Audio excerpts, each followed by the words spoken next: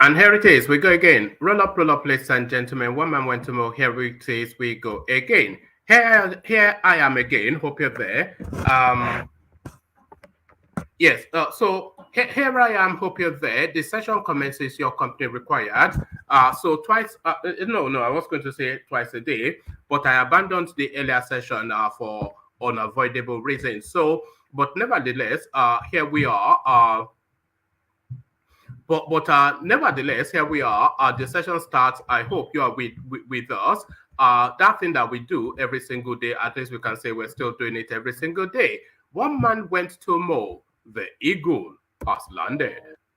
Another Savior. Holy, holy, holy, holy. Another Savior. Another Savior. Holy, holy, holy, holy. Well, this is Mobien. This is dedicated to the gallant heroes of the Nigerian Biafra War and IPO families all over the world. I remember the Nigerian Biafran War, in the thickness of the Biafra genocide. Hey, one man revived the vanishing hope to life. Let the great Biafran army to fight, and they were singing out, holy, holy, holy, holy, all the never do is another Savior. They were singing out, holy, holy, holy, holy, all the never do is another Savior. Holy, holy, holy, holy, all the never do is another Savior.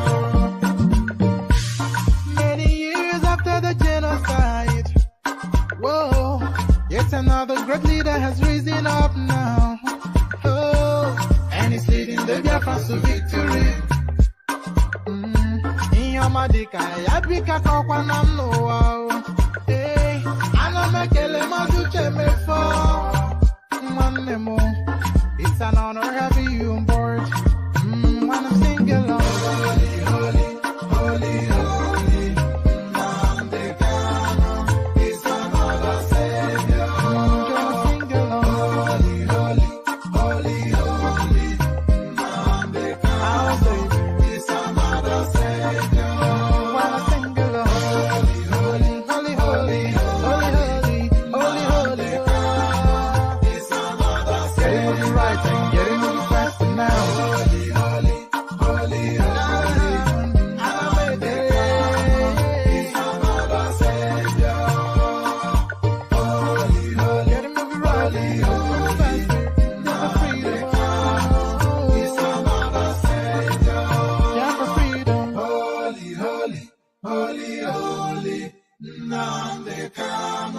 It's another Savior. Another Savior. Holy, holy, holy, holy. Another Savior. Another Savior. Holy, holy, holy, holy. Well, this is Mobien. This is dedicated to the gallant heroes of the Nigerian Biafra War and IPO families all over the world. I remember the Nigerian Biafran War, in the thickness of the Biafra genocide. Hey, one man revived the vanishing hope to life. Let the great Biafran army to fight, and they were singing out, holy, holy, holy, holy, all the never do is another Savior. They were singing out, holy, holy, holy, holy, all the never do is another Savior. Holy, holy, holy, holy, all the never do is another Savior. Many years after the genocide, whoa, yet another great leader has risen up now. Oh, and he's leading the Biafrans to victory. In your All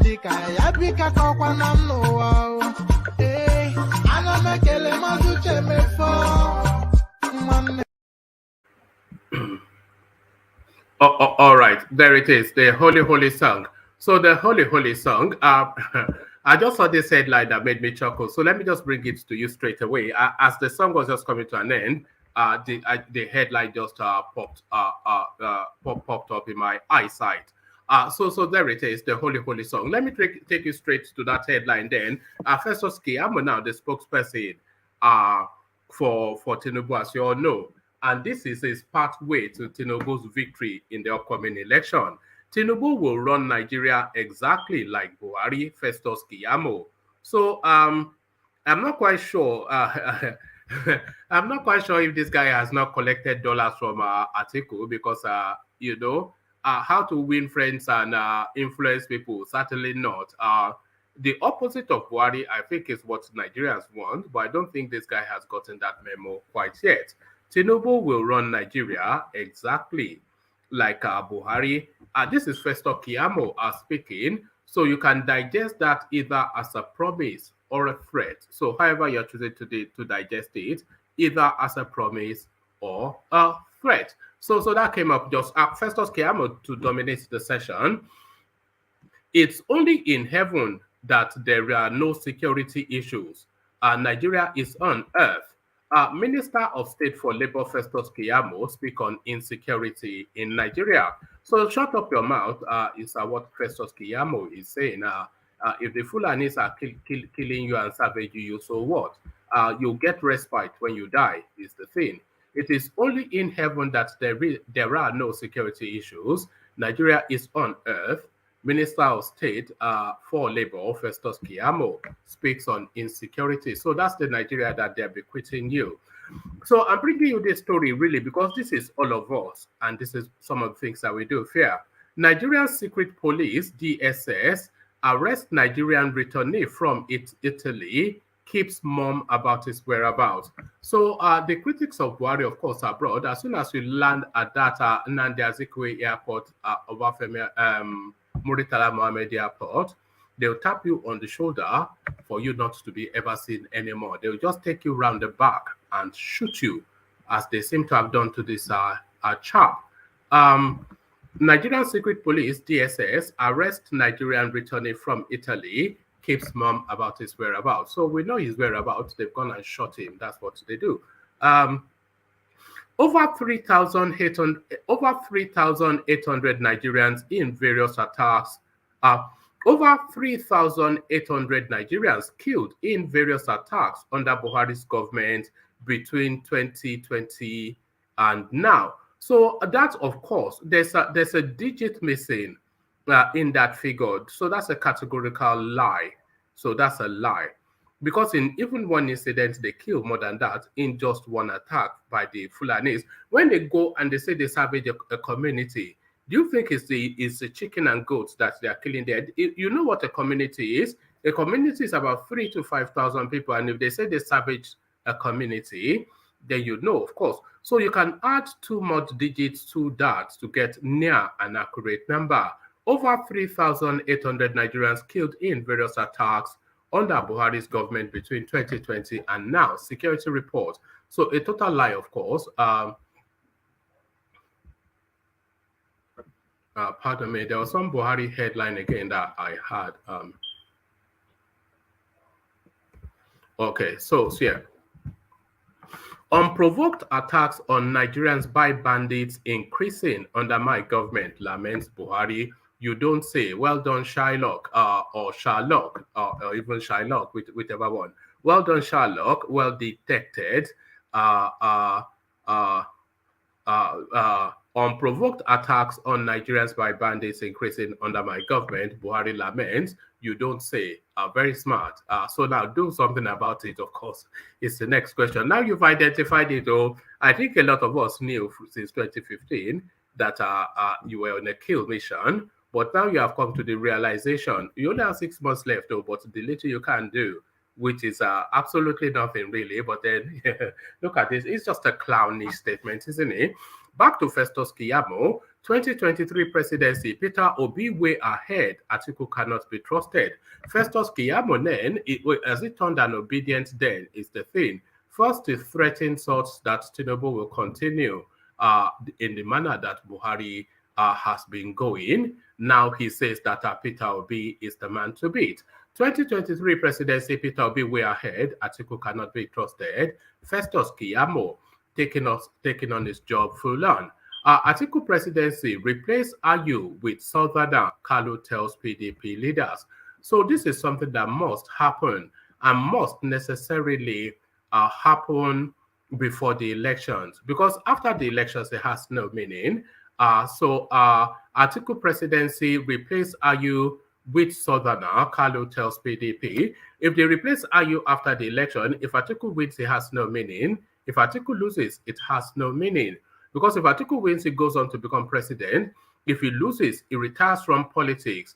Because Atiku, officially, his age is around about, 77? That's what they are admitting to now. So by the next round of elections, he'll be 81. And I think even he, I don't think the space will allow for that. So that's that. On to the next, 2023, why Peter Obi is way ahead of Atiku. So it looks as though this is repeating the previous headline that I just read. So I'll read one of them out. So now, I often invite you guys to submit stories you like me you like us to discuss, and if it makes the grade, then it gets presented. So this is a story presented by Kulata. So I invite you all to send whatever you think you'd like us to discuss to my Instagram, and then of course we'll present it. As I said, if it passes the bar or the threshold of quality.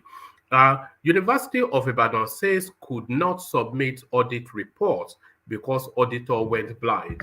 So now this is the narrative of the Nigerian space, of course. So we're back in the territory where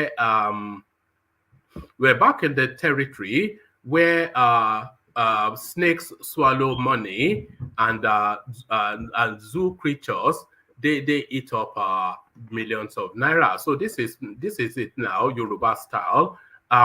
University of Ibadan says could not submit audit report because auditor went blind. So quite how an auditor going blind affects a report, I will find out shortly. So lean back, kick back, relax, take it easy. The usual protocol, click on the like button because that helps the YouTube algorithm. We say that all the time. If you have no reason, if it does not offend you to click on the right I was going to say on the right button. If it does not offend you to click on the like button, then you have every reason to click on it. So if you don't have a reason not to click on the like button, then you have every reason to click on it. Because the reason you click on the like button is to help propel the platform up the YouTube algorithm. So that is what the like button does. So if it doesn't jar you in any way, if you have no real reason not to click on it, then you have every reason to click on it. And as you're clicking on the like button, click on the subscribe button as well. That way you would have fulfilled all righteousness. Having fulfilled all righteousness, the third click is at your discretion. If you want to come join me on the screen and discuss any of these talking points that I've highlighted, if you click on that hyperlink that says StreamYard, the one highlighted on the screen and the first line in the comment section. So if you want to come join in the conversations, click on that hyperlink. It brings you into a studio space. And as soon as I've finished reading out the talking points, I'll let you onto the screen and have a conversation with you around the talking points. So that is how it works. It's an open microphone session, and the open microphone is the hyperlink that says StreamYard. So click on the hyperlink that says StreamYard to come talk on the screens. Click on the like button to help propel the platform up the YouTube algorithm, and click on the subscribe button for exactly the same purpose. So as you set about those clickings, let me provide you with a little bit of a musical backdrop. Get your calabash to the ready as we partake in some palm wine drinking. Only water, where they see my water. Oh yes, water, water, water, water, water, water, water, water, water, water, water, water.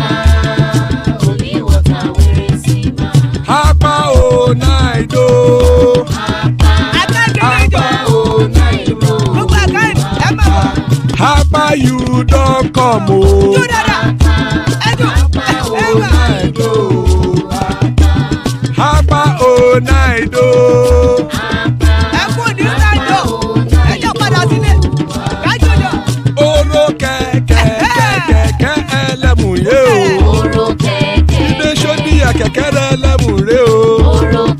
Bobby master kẹ̀kẹ́ rẹ ẹlẹ́mùrè o. Chifu Wáìlà tí kẹ̀kẹ́ rẹ ẹlẹ́mùrè o. Eruku lẹ̀lẹ̀ ẹlẹ́mùdé. Eruku lẹ̀lẹ̀ ẹgbẹ́ ẹlẹ́mùdóde ojàre o. Eruku lẹ̀lẹ̀ Ghana ti dé ẹgbẹ́ bọ́dì o. Ọmọ ẹlẹ́yẹ ẹ̀yẹ ẹ̀yẹ o ó dilé o. Odúyẹ̀lá ẹ̀yẹ o ó dilé o. Petrosonama ẹ̀yẹ o ó dilé o. Petrosodúnkẹ́ ẹ̀yẹ rẹ̀ ó dilé o. Ẹlẹ́kọ̀ ọ̀run mú ìní o.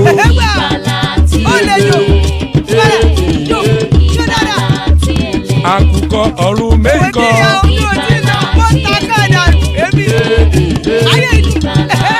Ikú kò ní ríwà gbéṣe o.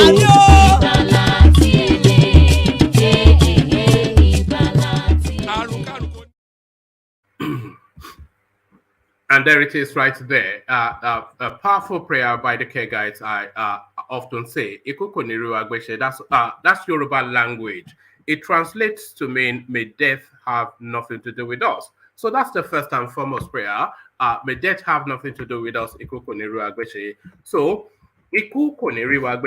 as guys, I bring you this. Tinubu will run a Nigeria exactly like Buhari. Festus Keyamo, either making that promise or that threat, however you're choosing to digest it. Bola Tinubu will run on the template of President Muhammad Buhari.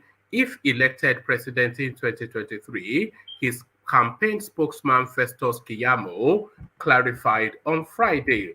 Presidential candidate Tinubu is seeking to succeed his party man in the next dispensation, but there have been concerns about the direction his government will run, given the woeful performance of the incumbent. Mr. Tinubu's associate and former party chairman, Adams Oshiomhole, had on Thursday sought to extricate Mr. Tinubu from the failure of the Buhari regime, claiming his man has not been part of the government. But Mr. Keyamo, a serving junior minister for labor and employment, said Mr. Oshiomhole was misinterpreted by the media. It is the same APC templates that both leaders, Buhari and Tinubu, that they will use, Mr. Keyamo said in an interview on Channels Television on Friday night. I saw one misleading headline from one of the newspapers. I saw one misleading headline from one of the newspapers yesterday, and I laughed. It was misleading, misinterpreting what one of our leaders. Let me take that again. I saw one misleading headline from one newspaper yesterday, and I laughed. It was misleading, misinterpreting what one of our leaders said, that we were distancing ourselves from the records of Buhari. That is utter nonsense. Like I said, we are proud of the record of the APC chieftain said. Mr. Keyamo emphasized that Mr. Tinubu is proud of the achievements of the Buhari regime. He said Mr. Tinubu may, however, choose to improve on certain aspects of governance on the same template of progressivism. Nigeria has regressed in almost all indexes of national development in over 7 years of the Buhari regime, with worsening insecurity and the economy in comatose. Public universities have been shut down for about 6 months as lecturers continue agitating over poor conditions of service. In 2018, Nigeria displaced India to become the world's poverty capital, according to a report by Brookings Institute, whilst Nigeria's total public debt hit 41.60 trillion under the watch of the Buhari-led regime, according to the Debt Management Office. So more of that to come under Tinubu. Is the promise or the threat? from Festus Keyamo. Festus Keyamo, of course, a gift that continues to give, a gift that carries on giving. It is only in heaven that there are no security issues. Nigeria is on earth. Minister of State for Labour Festus Keyamo speaks on insecurity in Nigeria. The Nigerian Minister of State for Labour and Employment, Mr. Festus Keyamo, said the rising insecurity in Nigeria is not enough grounds to say that President Muhammad Buhari's administration has failed. Keyamo, the spokesman for the presidential campaign organization of the ruling All Progressive Congress APC for the 2023 general elections, said this on Friday, August the 5th, whilst appearing on Channels Television. He said there are insecurities all over the world, including in the United States of America. So Nigeria's case is no different. He added that the APC did not promise Nigerians that there would never be security breaches, but that when such happens, there will be an adequate response. He said, last week, those who were gathering around bushes in Abuja, they were raided and flushed out and killed. That is what we promised. We promised response. We did not promise that it will not happen. We promised response and we responded last week. We killed them and Abuja is safe now. There will be no incident of such around the bushes in Abuja again. We promise response and we deliver response. People should not engage in scaremongering. Let me tell you about the psychology of bandits. They want to scare people. Their oxygen is fear, scaremongering. They want to create panic. That is the oxygen of the terrorists. When you don't give them that oxygen of fear, of panic, or publicity, they will filter away. And when you don't give them that oxygen of fear, of panic, or publicity, they will filter away. And so, when you heard there is one security breach around the areas of Abuja, and the press will blow it up the next day, it is only in heaven that there will be no security breach at all. And we have not arrived in heaven. We are on earth. So there must be security breaches. So I'm telling you that we have responded well. So there it is. No cause for concern. Nigeria is quite safe. This is what Festus Keyamo is telling you. Let me make sure I round off all Festus Keyamo narratives before I go on to the next one. So let me check for Festus.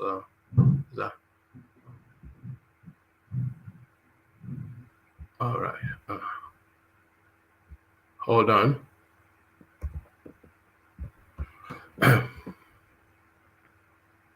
All right. Okay, so still staying with Festus Keyamo. Still, I think this called from his interview with Channels TV. 2023, why Peter Obi is way ahead of Atiku. Still Keyamo. Festus Keyamo, the Minister of State for Labour and Employment, has revealed why the presidential candidate of the Labour Party LP is way ahead of the People's Democratic Party PDP presidential flag bearer, Atiku Abubakar, in the forthcoming 2023 general elections. Keyamo, who spoke on Channels Television's Politics Today on Friday, revealed that the former governor of Anambra State is ahead of Atiku in terms of capacity and experience, adding that Atiku has never held an executive position where the buck stops with him.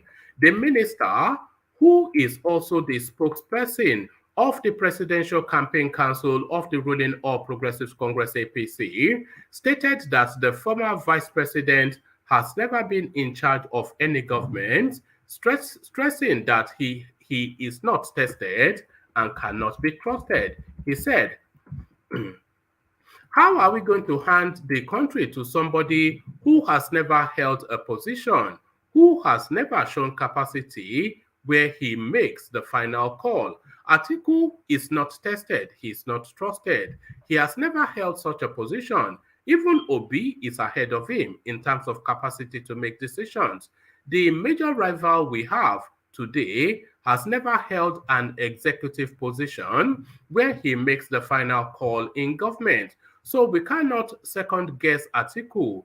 Atiku Abubakar has never held an executive position where he made the final call. He was the vice president. He was not the chief executive.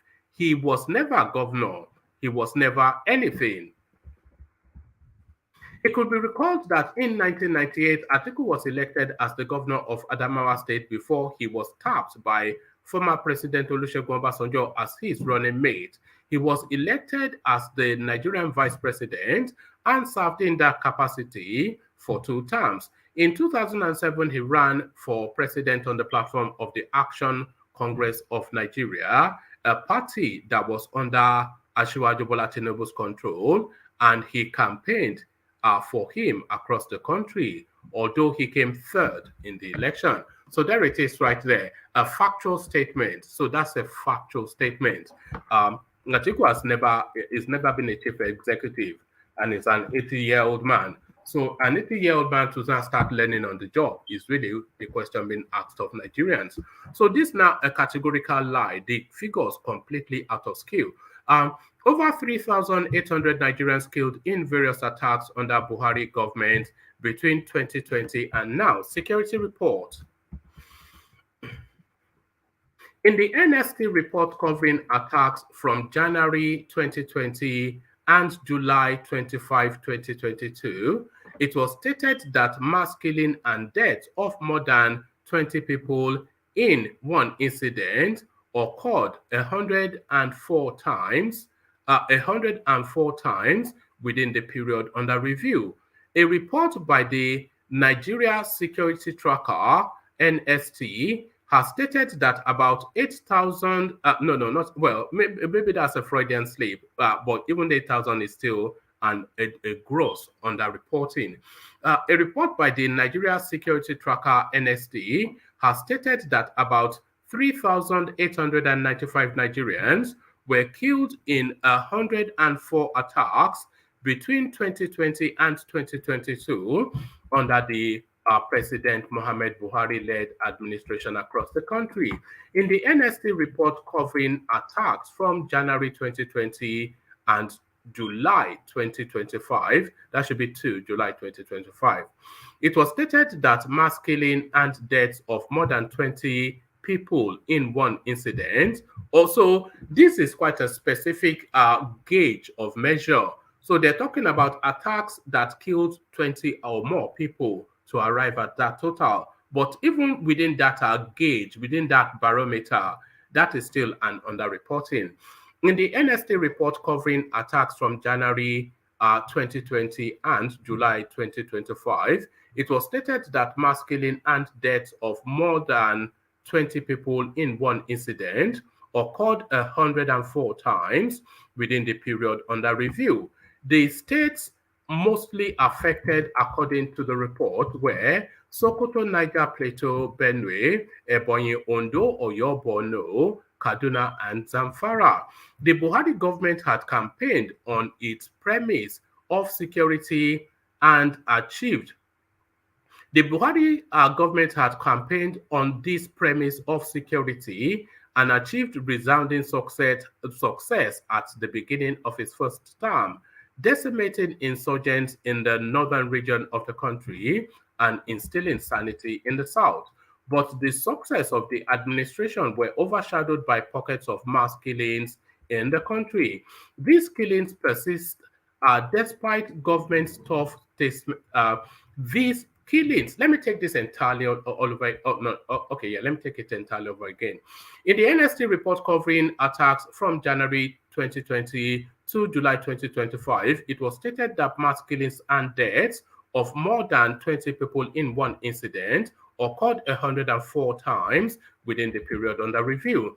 A report by the Nigeria Security Tracker NST has stated that about 3,895 Nigerians were killed in 104 attacks between 2020 and 2022 under the President Muhammad Buhari-led administration across the country. In the NST report covering attacks from January to July the 25th, 2022, it was stated that mass killing and deaths of more than 20 people in one incident, occurred 104 times within the period under review.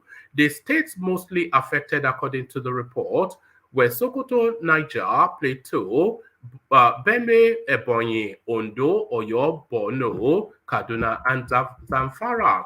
The Buhari government had campaigned on this premise of security and achieved resounding success at the beginning of his first term, decimating insurgents in the northern region of the country and instilling sanity in the south. But the successes of the administration were overshadowed by pockets of mass killings in the country. These killings persist despite government's tough statements and stance, as well as the successes of the Nigerian military's war against terror. These killings garner wide reactions within and outside the country, but tend to fizzle out after some time. In some cases, as the country is yet to come to terms with the killings, another attack occurs, shifting the beam light. The Nigeria Security Tracker, a project of the Council of Foreign Relations CRF Africa program, showed that cases of mass killings with at least 20 casualties occurred between January 2020 and July the 25th, 2022, according to the report published by correspondents on Saturday. Meanwhile, 3,895 people were killed in the 104 cases. In May 2020, the Sokoto State Governor Aminu Tambuwal had vowed to deal with bandits after 74 people were killed during an attack in Gaki, Dan, Aduwa, Kazari, and Katuma communities in the state. The attack came 2 days after the governor and top security chiefs in the state engaged traditional rulers and other stakeholders in the area. In March 2020, bandits killed 50 residents in Kaduna, while 48 persons were killed in Adamawa communal clash in May 2020. In January 2021, the death toll in the Efiam communal clash in Ohuakwa local government area in Ebonyi rose to 40. 25 people were killed. 25 people were later killed the next month in the same communities. 60 people were killed by bandits in Zamfara in April. 27 people were earlier killed in February 2021 in Niger communities, while over 100 people were killed in Benue as militia gangs sacked for council wards in Katsina Allah, local government area in May. An attack by gunmen in Odeke, Oba Kotara in Ebonyi left a death toll of 52.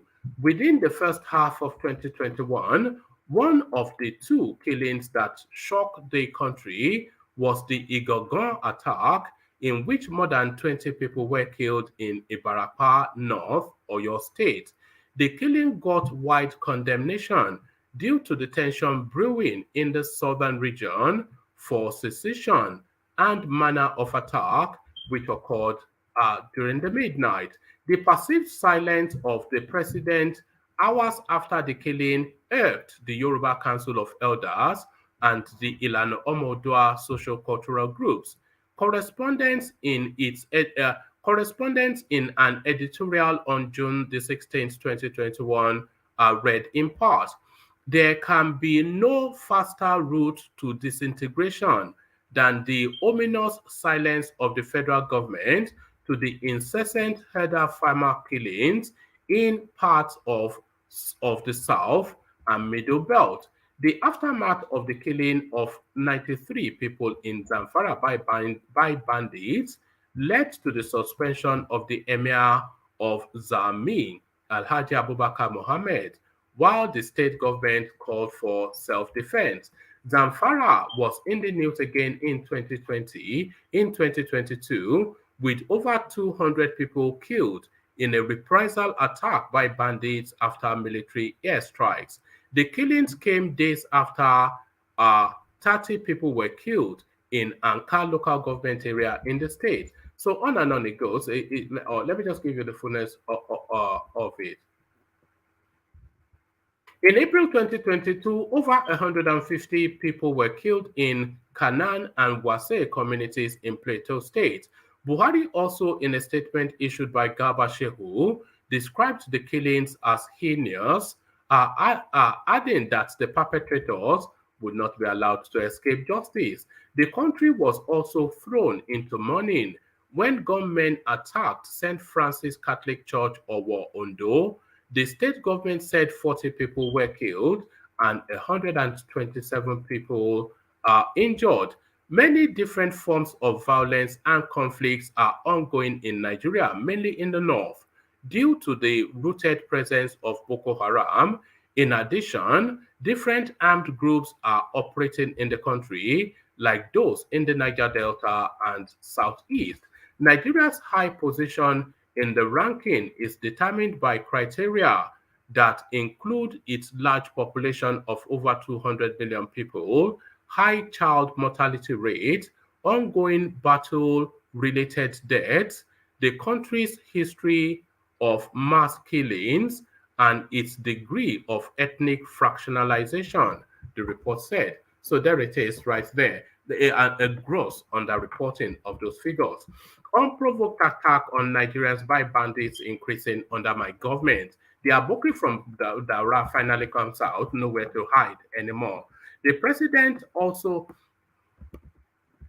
President Mohamed Buhari has admitted that the number of violent, unprovoked attacks on citizens has now increased in the government, lamenting that such is unacceptable. The president also claimed that some foreign elements are responsible for the security challenges ravaging Nigeria. Buhari added that some of the terrorists ravaging the country were imported by foreign elements, and his government had adopted bilateral and multilateral arrangements to tackle the problem. The president, who was represented by the Secretary to the Government of the Federation, Boss Mustafa, stated this on Friday at the graduation of the course 30 of the National Defense College NDC in Abuja. I want to assure all Nigerians that the government is doing all it can to eliminate or apprehend the criminals or bandits wherever they are, he said. Buhari said Nigeria and indeed the African region had been facing difficult times with terrorism, adding that the military and other security agencies had been given directives to decisively deal with them. According to him, the government is also deeply concerned about the activities of bandits and criminals who have reared their ugly heads in some parts of the country. This is because the number of violent, unprovoked attacks on citizens appear to be on the increase. This is unacceptable. Accordingly, we have given strong directives to the military and other security agencies to deal decisively with terrorist bandits and other enemies of the country. He commended the nation's apex defense institution for its continuous effort towards raising disciplined, professional, and strategic leaders for the armed forces, security agencies, as well as ministries, departments, and agencies.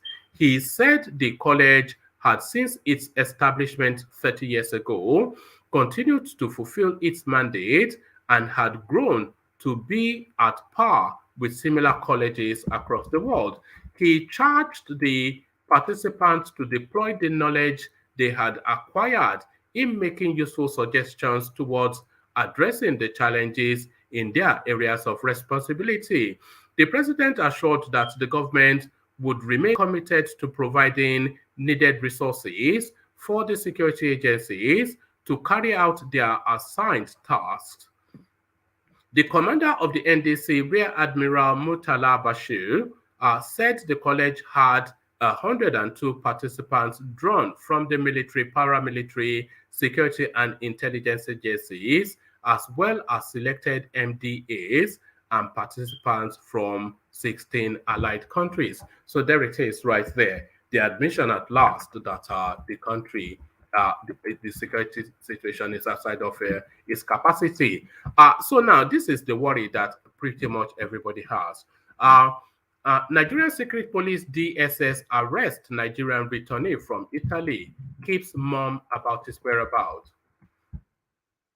Sahara reporters learned that Adebayo was whisked. Let me take it actually from here.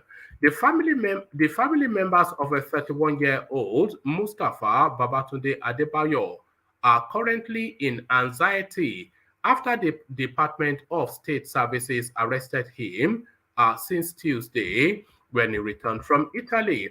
Correspondents learned that Adebayo was whisked away by the DSS operatives upon his arrival in Nigeria on Tuesday from Italy.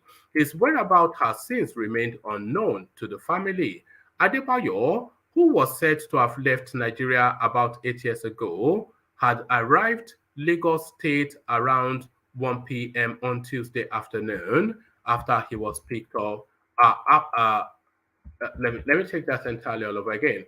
The family members of a 31-year-old Mustafa Babatunde Adebayo are currently in anxiety after the Department of State Services arrested him since Tuesday that he returned from Italy. Correspondents learned that Adebayo was whisked away by the DSS operatives upon his arrival in Nigeria to Nigeria on Tuesday from Italy. His whereabouts has since remained unknown to the family.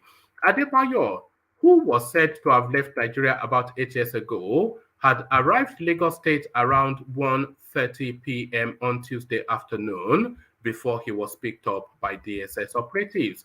He was said to have come in from Italy, but had to stop over in Egypt before his arrival in Nigeria. According to a family member who spoke with correspondents, they are afraid he might have been killed as his father had visited DSS offices, but they claimed he wasn't in their custody. He said, "We don't know if he is dead or alive since Tuesday afternoon. He arrived in Nigeria around 1:30 p.m. on Tuesday afternoon before DSS whisked him away. His whereabouts is unknown. The guy left Nigeria at age 8. He came home on Tuesday. He made it a surprise visit to his family. Only his dad knew he was coming to Nigeria. Other family members did not know, not even his mother. So as he arrived, he saw his father as he came out. Immediately, DSS picked him up. Maybe they flagged him or whatever.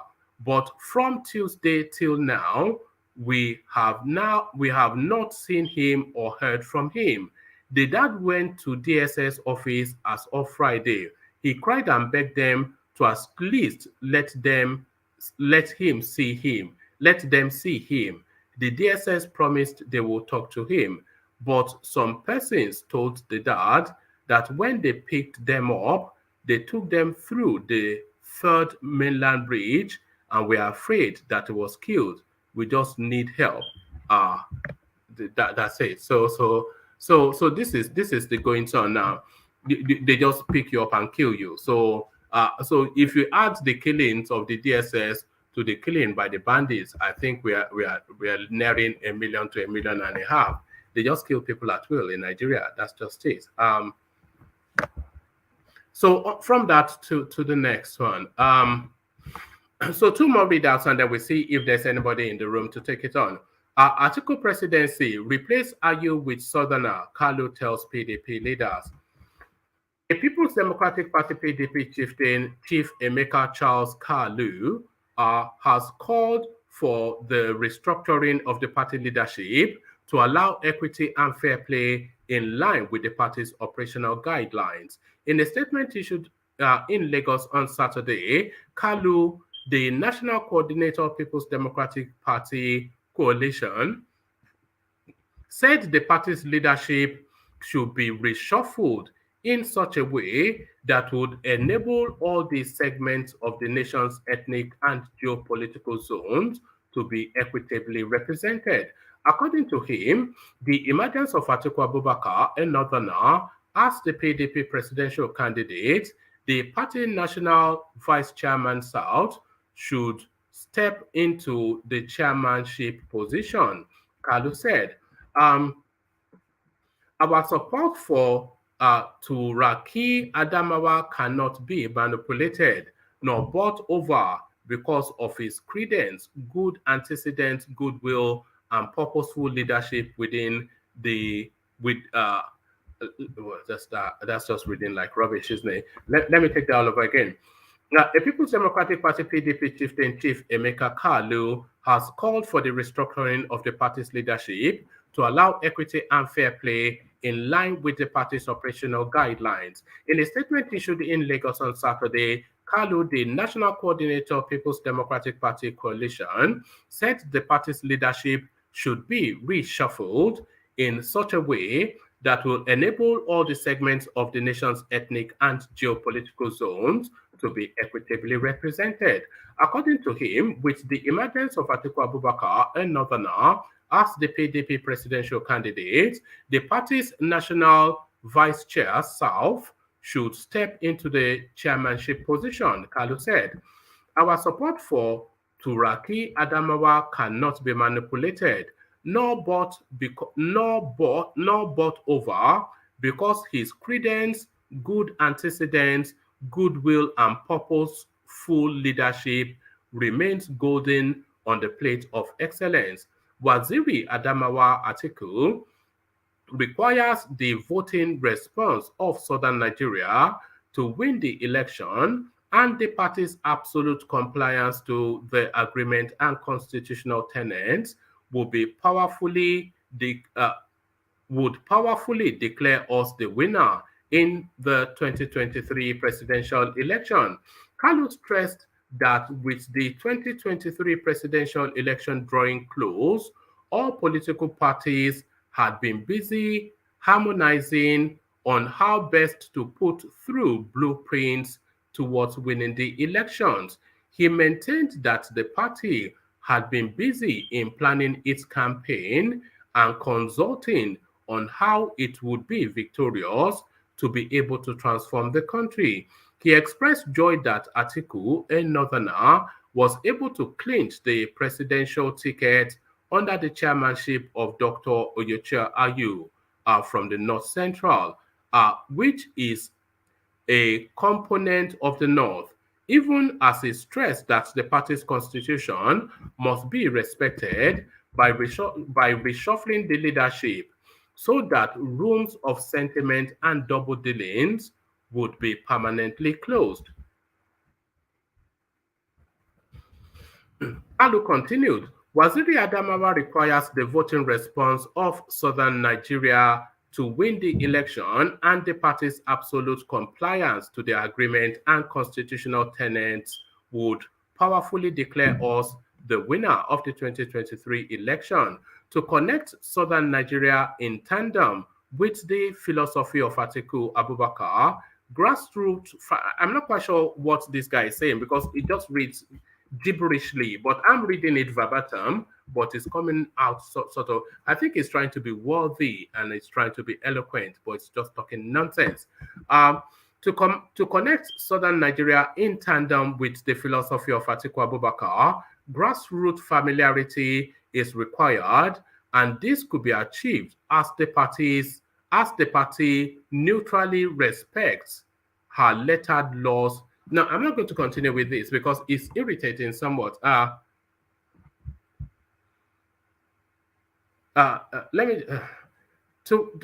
To connect Southern Nigeria in tandem with the philosophy of Atiku Abubakar, grassroots familiarity is required, and this could be achieved as the party neutrally respects her lettered laws by substituting Dr. Ayu with the appropriate person from the South, as recognized by the party's convention, even in the belly of reconciliation platform being fielded.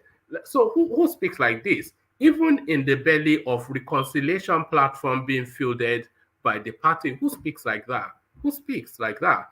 Even in the belly of reconciliation platform being fielded by the party to ensure all stakeholders bury the hatchets of grievances and work in one accord to attain victory, we recommend that the national administrative structures be balanced to accommodate all party faithful from the various ethnic nationalities in Nigeria. Party's decision is always fundamentally supreme and needs to be respected to attract trust, inclusiveness, and fairness in the handlings of the party's affairs. It will be highly undemocratic to allow the national leadership of the party to be controlled by a person from the same part, ethnic, and geopolitical affinity with the party's presidential flag bearer. PDP's constitution must be respected no matter how fragile the environs seem.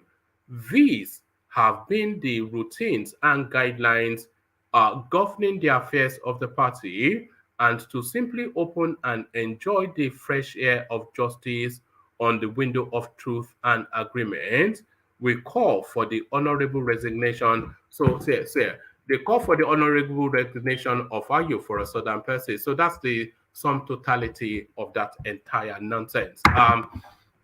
So this is now the final readout, and then we come into the room to see if there's anybody there. University of Ibadan says could not submit audit report because auditor went blind. So here it is. The snake swallowed the money, and zoo and ants and rats, they ate 50 million naira. The University of Ibadan has said it could not submit its audit report to the Auditor General of the Federation since 2014 because the external auditor engaged to prepare the report became blind whilst on the job. The bursar of the university, Michael Alatese, said this on Thursday in Abuja when he appeared before the House of Representatives Committee on Public Accounts. But after the committee also found that the university played, but let me take that entirely all over again. I do beg your pardon. The University of Ibadan has said that it could not submit its audit report to the Auditor General of the Federation since 2014 because the external auditor engaged to prepare the report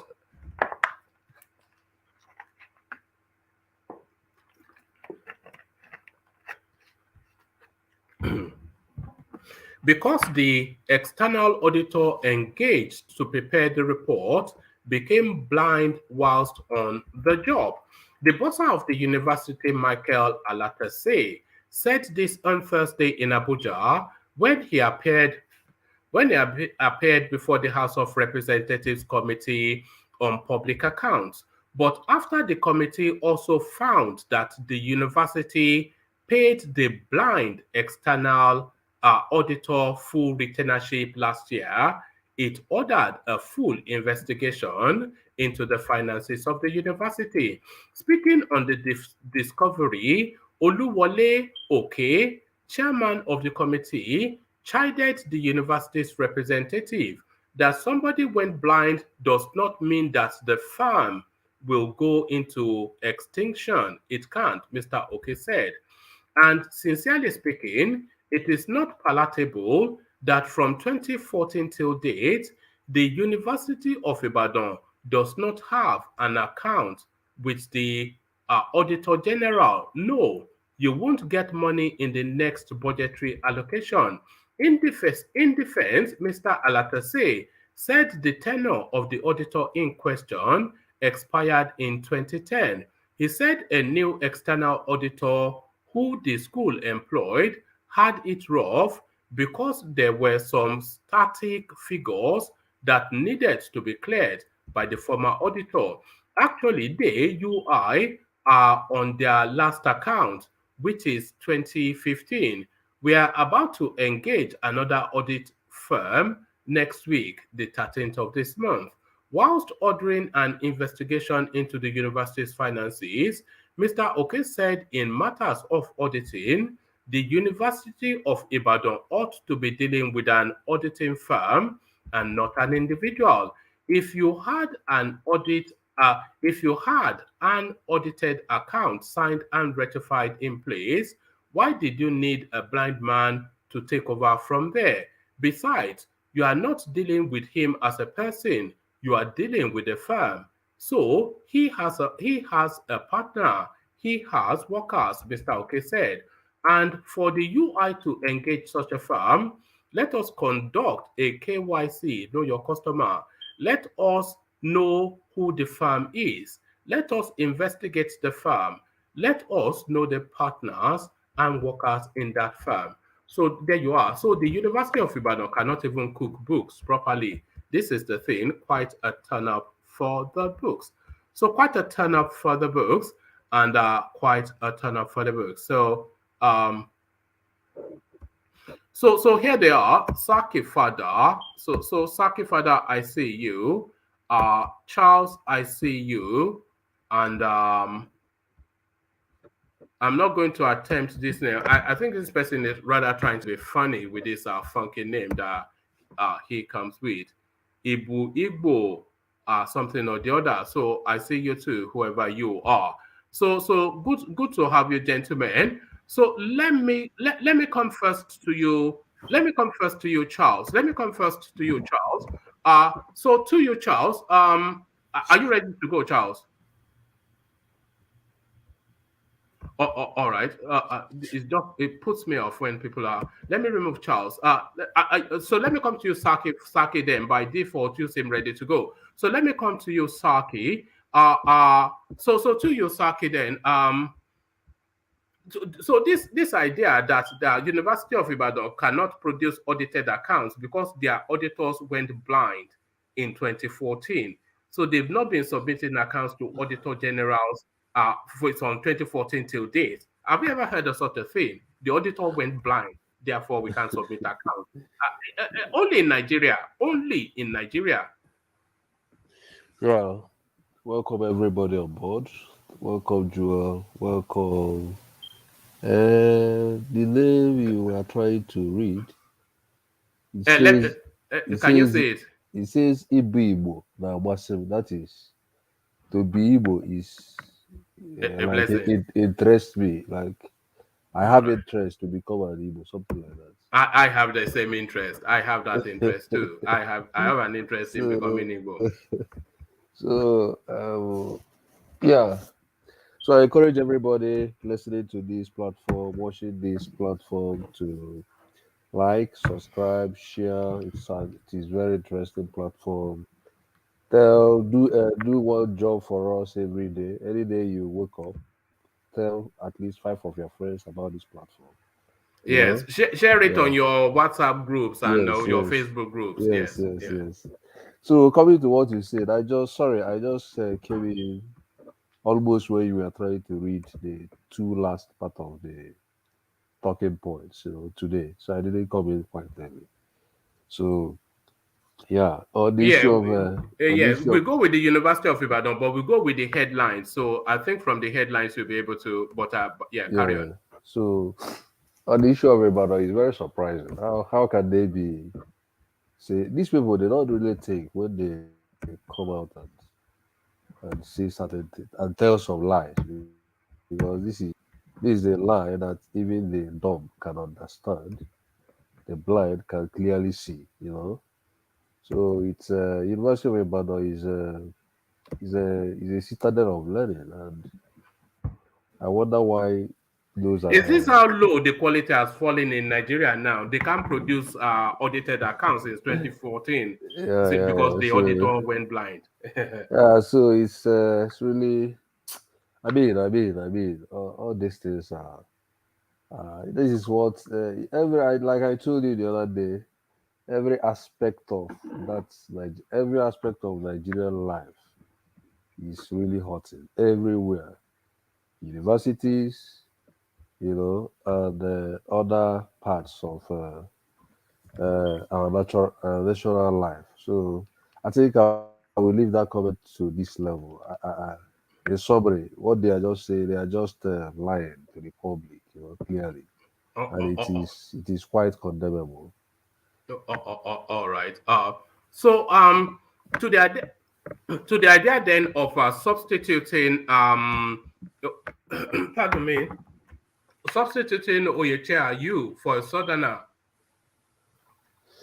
I think PDP should really stop. I think they have pushed all this things too far. You understand what I mean? It is high time they started talking about. Do you think PDP they run the risk of shooting the ball over the bar when they have an open goal? The keeper is not even there. Because if there's ever any opportunity to take Nigeria, it is now. Yeah. A government that has completely failed, people completely up in arms, Yes, ready for yes. change, but they are just imploding within from within. Yes, I think they are imploding. They are experiencing some massive implosion from people within. They should just organize themselves and put their hearts together. And then I think they should forget about these issues they are bringing, because they are just giving the public the notion that there is serious trouble within them, that they are not united.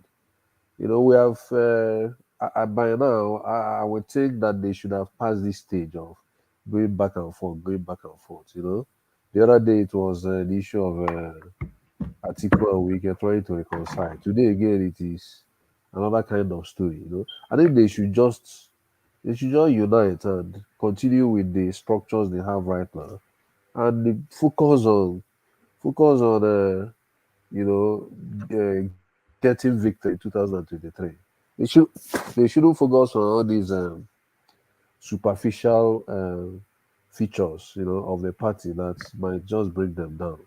So let them present a united front and show the public that they are now trying to unite. My friend Dovia has already entered here. He's Yeah. It's gonna already he's, entered. he's gonna be a very tough conversation Yeah, it's today. going to be a rowdy session. You know, fear now, about everything. But stay with us. I'm still with you, Saki. But let me go on to Gift, who joins us. So just to document, he's a new voice to the space. So just to document Yes, his, yes, yes, yes. and as soon as I'm going to him, he disappears. So he disappears only for you to reappear, Saki. So you said you didn't hear a lot of the readouts, but really the headlines will give you a good indication of what the body of it is. Tinubu will run Nigeria exactly like Buhari. Is this a promise or a threat? It is Festus Keyamo, the spokesperson now for Tinubu. Yeah, So, I mean, I think I've Gift is already here. Maybe you can let him oh, oh, oh, after him I can continue. Yeah. all right. So, how would you like to be referenced? Because you came in as gift, but it looks as though you've withdrawn that gift to give us something else. Yeah, good evening. Sorry, So G Brown, is it yeah, G Brown or gift? J Brown, J Brown. Okay. How much of the readouts did you hear? I think I was having some internet problem. That was why I logged out and I came in again. So I was hearing multiple voices, and I realized that the YouTube that redirected me to this path was still on. So Oh I yeah, oh so I yeah. didn't really follow what was saying, but I saw the caption that actually moved me into this conversation Okay. about Which caption? What was it? And yeah. Festus Keyamo talking about Nigeria was doing better. I mean, is doing well on the Buhari and in terms of all aspects of the government. I mean, that was what really I really want to So do you disagree? Are you not better off under Buhari? Is this not your dream come true? to start with. To be honest with you, I just finished listening to him. I was on YouTube watching videos, so that I saw Festus. Let me listen to him. Everything he said, I felt like jumping into the studio and grab his neck, because it's I mean, I saw a man lying. I mean, he was bluntly lying to Nigerians, because how can you tell me that security wise Nigeria is better off? You're talking about response, that the government responded. So we should wait for people to die before the government should respond. Even that government response is a lie, because where are the Kaduna Abuja trains? Exactly. Their family are having to build them because you've abandoned them. I mean, it's a slap on our faces, like Nigerians all over the world. You're talking about United States that they have mass shooting. Have you ever heard a shooting in the United States that after few days the people that are responsible are not apprehended? Haven't you heard many attempts that are stopped, that are intercepted in this? You're comparing what is happening in Nigeria with United States, Canada, and all other developed world. What an insane statement. You're talking about economy. You're saying that based on what you got, that Nigeria is better off in terms of inflation, in terms of unemployment. Are you mad or something? Like, I was just looking at him. I was patient, and I didn't even, at the time, I didn't even It's almost like he's mocking people. It's almost like he's mocking us, isn't it? I mean, it's more, if there's any adjective that is to express it further, I will agree with that, because you were just let me say this. Festus, growing up back in Nigeria, Festus Keyamo is one of the person I respect so much. With all due respect, what I heard tonight, I mean, it's disappointing. I mean, I've heard a lot of things that people are saying he has been derailing over for some years now, but hearing this from him tonight, I know that video was recorded yesterday, but I was opportune to watch it tonight because I'm in United States. So I just like, let me watch what is going on in Nigeria. I watch Arise channels and all of that. You know, it's so amazing. It's so, I don't know the best word to express how you almost want to cry, don't you? When you I mean, yes, you just got. If you look at my eyes now, I'm so unhappy. You don't know whether to be angry or you want to smash the telly, don't you? It's so, I mean, how will Festus Keyamo, a respected lawyer, saying that, lying to Nigerians, lying, and Hashem was asking him questions, and he kept on rigmaroling with the question, going back and say, okay, look at the issue of ASU. I mean, what you are saying that they should go and beg ASU. What have you done? What have you done? Education. You are saying education sector is just one sector. It can't be put in order. I mean, you don't even, education brought you to the level you are today. A responsible government should prioritize education. I mean, the way he talked about education was just like he was just blaming ASU all through. And when you see a government that wants it shows that they've not been dialoguing, because if they've been dialoguing, he will still show there are some comments he will make to also show that ASU is also trying. But everything everything he was saying was just, he was blaming ASU from A to Z. And you want them to shift the ground. You're painting them black before the people, and Nigerians are tired. They don't even want to hear anything anybody from that government is saying. And they are asking you came. You talk about this administration, they are going to change and all that. How are you going to market this? Because it is, and you open your mouth blankly and say that it's still the same templates that that APC had that changed Nigeria today. It's still the same thing Ashiwaji is going to use. I don't know how people think. Nigerians are not the Nigerians you saw that they were 8 years ago. We are super intelligent now. Our awareness level has increased. Social media has done a lot of things to Nigeria that they don't know.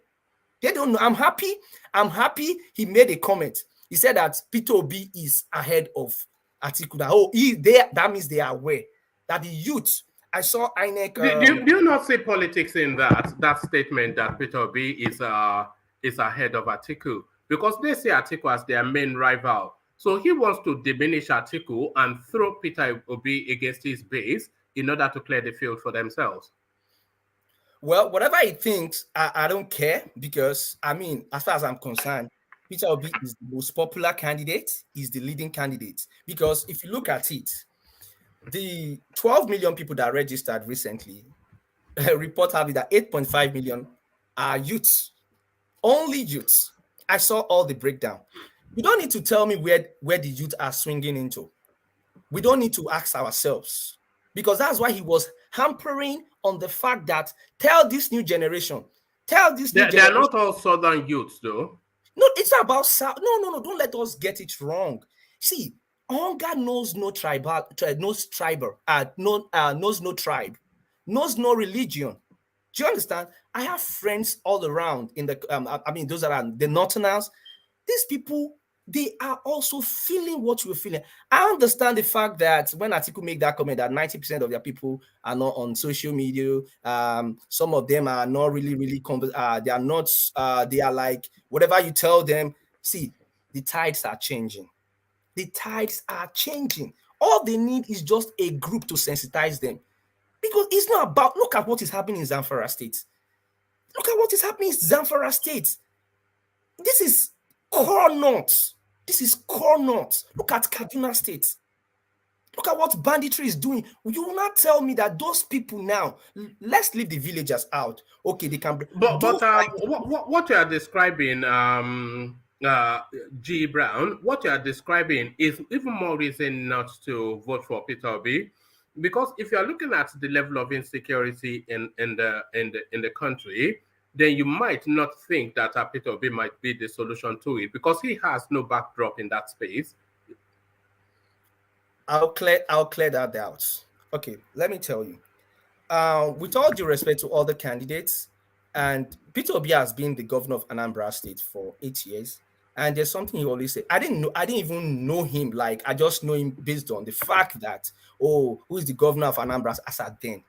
But because he has come to NAMLA, he now became a candidate. I now started digging deep about his candidature, about his person, and what he has done in Anambra State. Come on. The records are there. He will tell you, go and verify. The records are there. He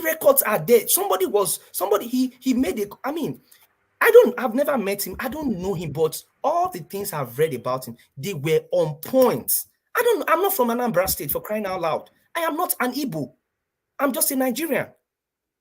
So the records are very, very clear. That is the reason. I'm not just trying to say my dad is a chieftain in APC. My dad is a chieftain in APC. So, but we just want a change in a new. But do you not think that the Nigerian problems, the multiplicity, the multi-pronged problems that the Nigerian state has, do you not think that they might well be too complex for Peter Obi's experience? It's going to be complex for anybody that is going to lead Nigeria. But more so somebody of Peter Obi with very limited experience. As well, even Festus Keyamo said something that Peter Obi is even more experienced than Atiku, and I quite agree with him, because Atiku is just a vice president. All the things if he ever did anything under ambassador was based on delegation. After that, we have never seen him led in any. But I'm not against anybody, whether Tinubu, Atiku, or Peter Obi. I'm just talking about this person that I so much believe in. I respect Atiku so much. He's somebody that I respect so much, and some of the things he has also talked about, which at a time, forgive me to say this, at the time I told my friend, for Peter Obi not to win, Atiku should win. That I said that out of proxy anyway, because of something. There are some things I listen to. I listen to all of them. Honestly, I listen to all of them. I'm with you there, by the way, because I've often said, I'm not sure how long you have been following this platform, but I often say that the person with the best plan on paper for Nigeria is Atiku. He has a great plan for the country. Well, I don't want to disapprove that, because I've listened to these people and we're still waiting to hear more, because campaign is going to start officially in September.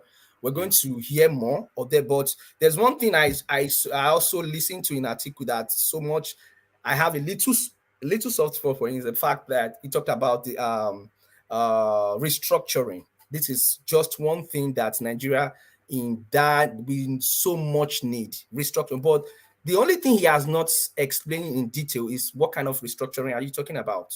Are you talking about decentralization of power?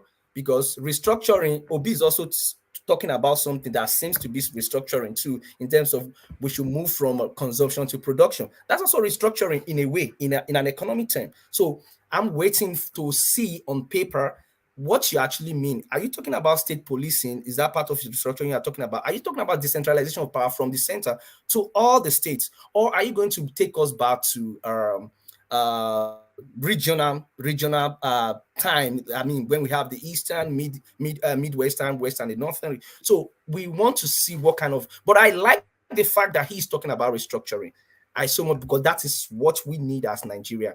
Power should be decentralized. There are too much power in the center. So I kind of like that part. But when it comes to talking about economy, I think Peter Obi has talked better than both of them, and I'm sure that's why. What has he said? What is Peter Obi's economic plan that impresses you? Yeah. The talks about, moving from consumption to production, in the fact that he gives you, when he said this thing, he gives you figures, right? He gives you figures and he make comparison and how to do. For example, I listened to what he was talking about Niger states, the size of land they have, that unutilized part of the land, and he was comparing with Vietnam as a country, like what they have, talking about population, size, and what they can do in the, especially his emphasis has been in the north, that we have too much land in the north. Nigeria alone, those land, if we just try to make it agricultural area alone, Nigeria is going to be enviable on the planet Earth. Then we've seen him travel around, and he has told us that this thing that he's doing, he's not just doing it today because he wants to win the presidency. He has been doing it, learning on how this country that are doing so well. He talked about the seaport in Morocco. How we do you not find Peter Obi's that sort of narrative? Do you not find it somewhat pedestrianized and jejune? Is it not pedestrianized and jejune? Just to say, oh, they have this landmass. That's just that's what is it? Yaman export economics. What does that mean? They have. You know, we need something a bit more nuanced, would you not say? Something a bit more inspired than just to say they have land in. This was Buhari's own policy, by the way. Go to the farms. That was his economic thrust for his administration. But it wasn't bad if Buhari said that, yes, that is going to have people going to farm, agriculture, and all of that. That's a good idea, but implementing those ideas, that's the point. I told somebody that Buhari would have done well, and that's why I don't want to support Tinubu. One of the reasons I don't want to support Tinubu is because I told somebody that Buhari would have done well if he was sound when it comes to health. I still feel so, because health, if you are not sound when it comes to health, you will just be wishful in your thinking. You will just be there. You cannot do anything. So saying that agriculture is that they're going to invest more in agriculture is a very good argument. It's what Nigeria needs now. It's a basis for our survival in Nigeria. It's a basis for our increasing our GDP and all of that. So agriculture, somebody telling me that we need to reinvest in agriculture, we need to encourage people to go to farm. I want to listen to that person. So how he's going to do it, that is what I'm waiting for. Because campaign has not really started. Engagements, town hall meetings, we're waiting to see that people are going to ask all these questions. So how you're going to do, but at least that alone is a catch that this person is thinking. But I'm waiting to hear him talk. What are the blueprints on ground? And I've also listened to his vice president. These two people, they are intelligent. They are talking smartly, and I feel that these people, with the way they are talking, I'm just waiting for their manifesto, honestly. Do you not find the Peter Obi campaign, do you not find it short on detail? Is it not short on detail? Because he speaks in broad strokes, consumption to production. So that's all very good. Who doesn't want that? But what's the pathway? What's the... is it not short on detail? And a lot of these figures, you say he backs it up with figures. You know, he asks people to go and verify.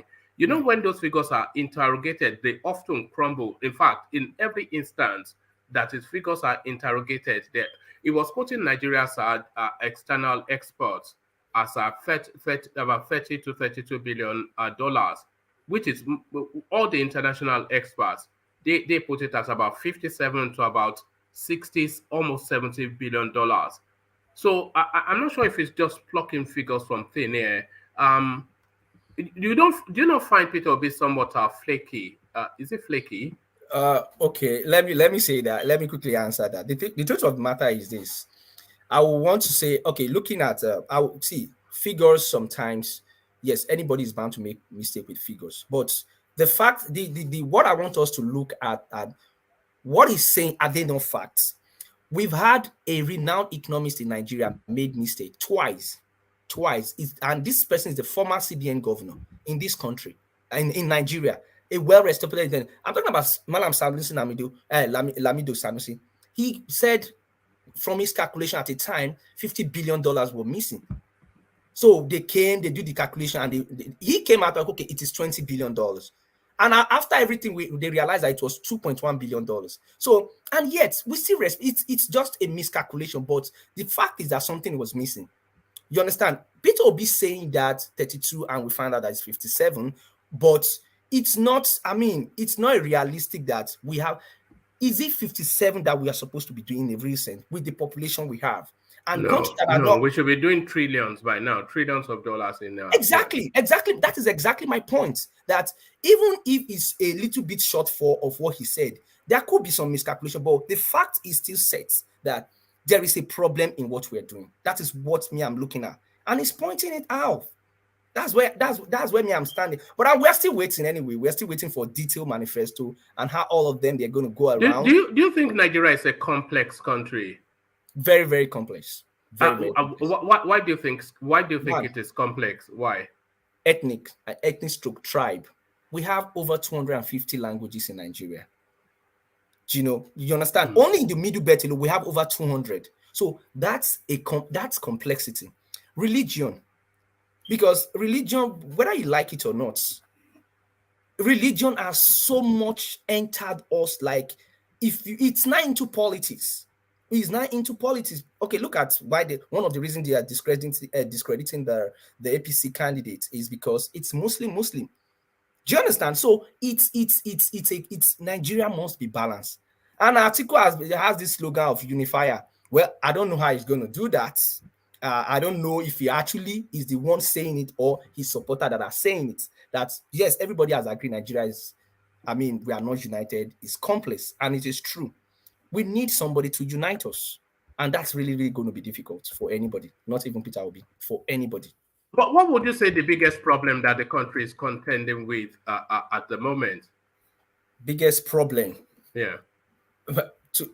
In my own perspective, right? I would say security. All right, good. Yeah. So yeah, you're saying Nigeria very and I agree as you've described so far. So a multiplicity of ethnicity, because when they say Nigeria, people lazily think Hausa, Yoruba, Igbo, and some, But like you said, in excess, going down to 200 or more ethnic nations, and I'm saying ethnic nations because these people constitute so much of a mass that they are bigger as a group than the average European country.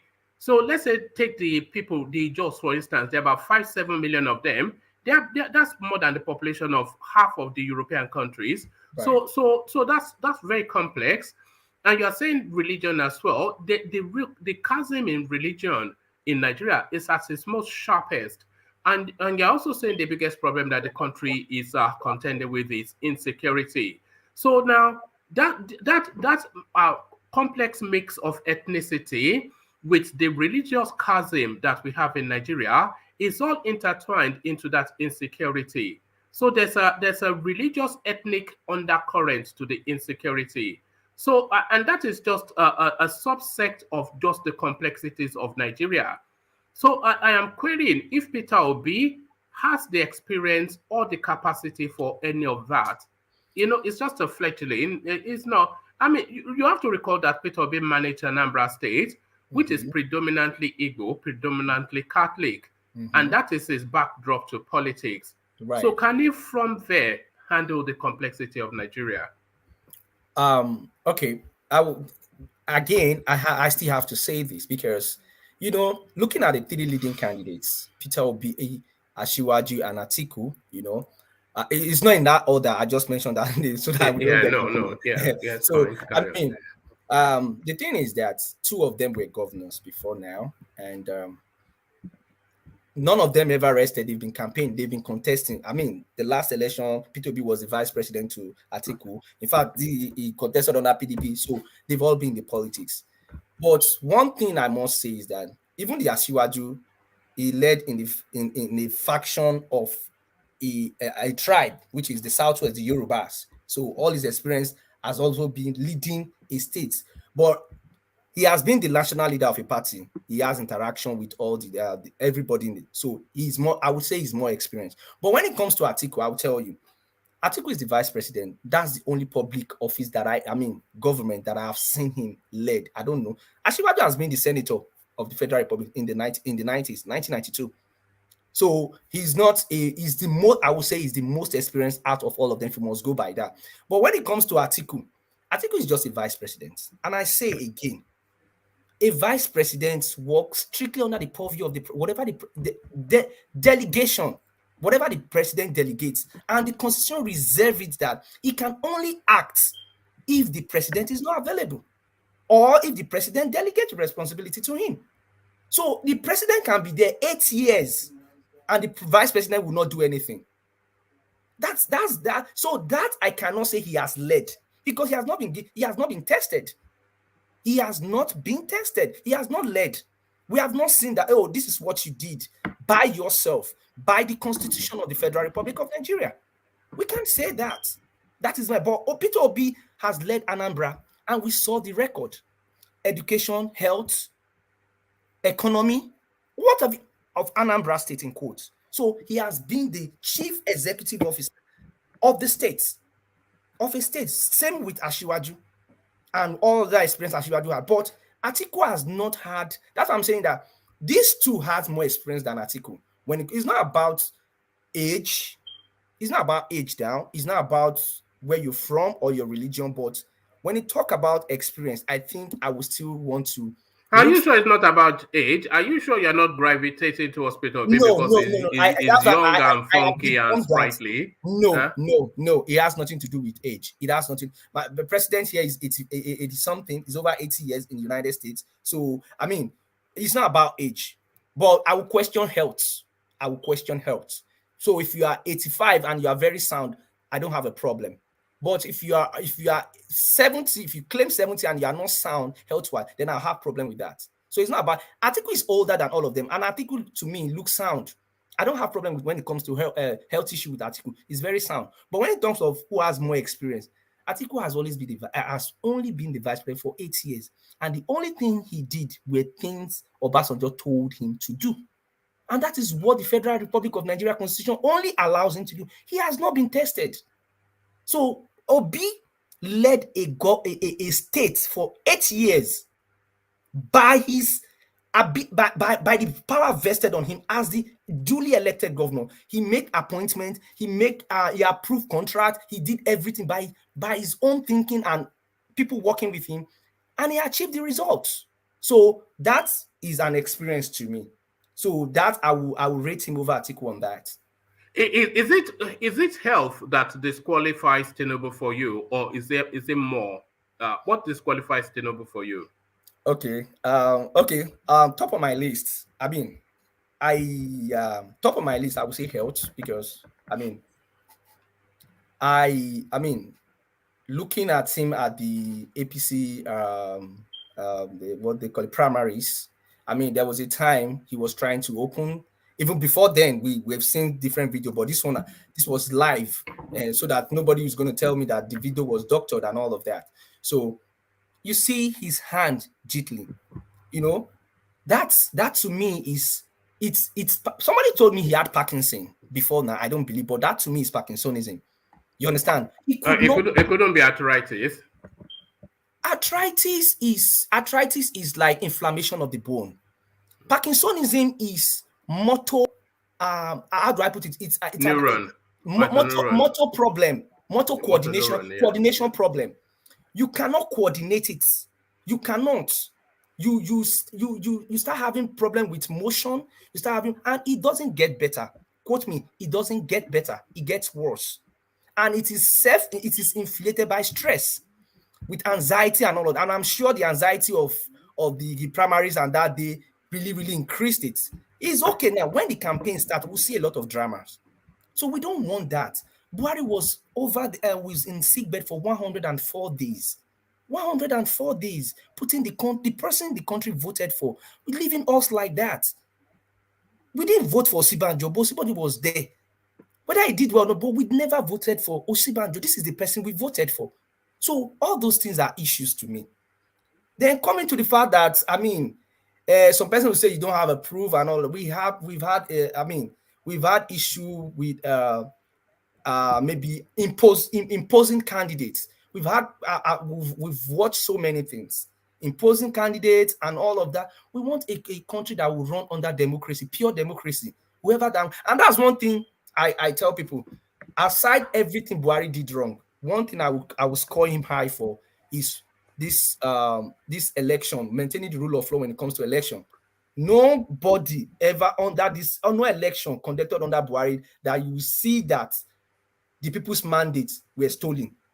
2019 was the people's mandate upheld in 2019? No, Buhari won that election. Let's don't argue that. Buhari won that election. No, All there might be some issues on that, but at the end, Buhari won that election. Yes, Buhari won that election. I can tell you that. I'm talking about state elections here and there and all of that. All those elections, that's one thing I will rate Buhari very high on that. So Asiwaju has never been seen to be a saint in that aspect, because if you are not in his book and if he doesn't write your name, you are not going to be. That's I mean, gives me fear, gives me worry. What will happen to our democracy? Aside every other thing. G. Brown, do you think Nigeria needs to depart from the old style of politics and the old guard politicians? So do you think Nigeria needs a paradigm shift from the old guard politicians and the old style of politics? It's a yes and no, but okay. more of me will say a no.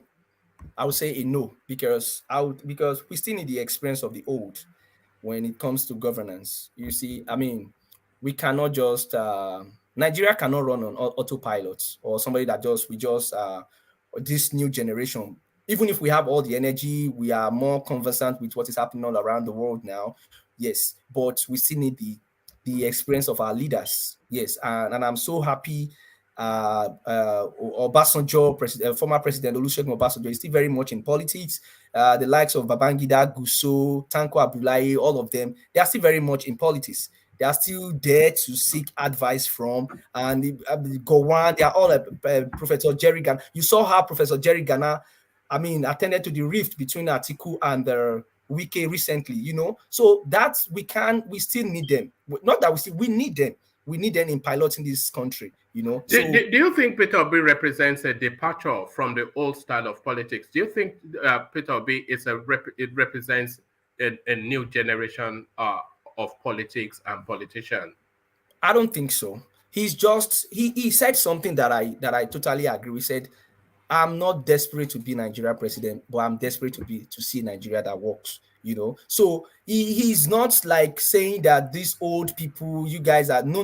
That's not what we are talking about here. So that's why I will not fault Atiku because of age. So I mean, he's talking about, yes, I'm young, I'm fit, you know, I have the experience, you know, all these things put together. So he still needs those experience from the older ones to be able to govern Nigeria. I mean, there are a lot of people that are much more experienced than him. Do you think Peter Obi is part of the corrupt, rotten political system that we need to necessarily break away from?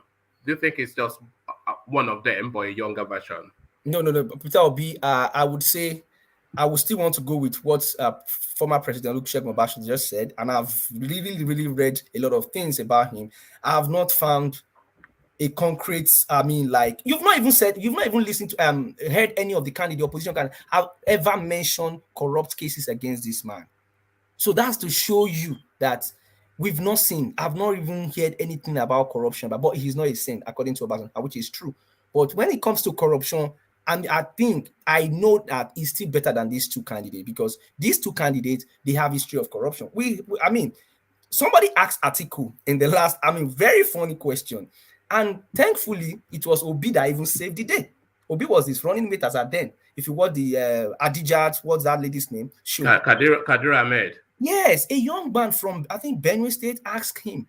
He said, if I apply for a job in your company and you asked me to bring reference from my former company, and my former company wrote a lot of things about me, those things Obasanjo said about me. He now said, would you employ me? I mean, we are the employer now. Now, your former boss, Obasanjo, told us this. It was Obi that said the day. Obi said, I don't know if you have seen the video. Obi said, I saw it, yeah. Yeah. You know, that question, that answer Obi gave was just what sealed the day. You know, the thing is that what I'm trying to say is that whether Atiku did it or not, we don't know. You understand? That's how Obi answered it. Or you understand? Do you think Obi is intelligent? Very intelligent. Very intelligent. Do you think he's more intelligent than Atiku or Tinubu? Well, I don't know how to answer that, but I know Obi is intelligent. I would not say he's more intelligent than, one human being more intelligent. No, don't worry. It's not a court of law. You are not going to be your words are not going to be held in evidence and used against you. You can just by your estimation. No, of course. Yeah.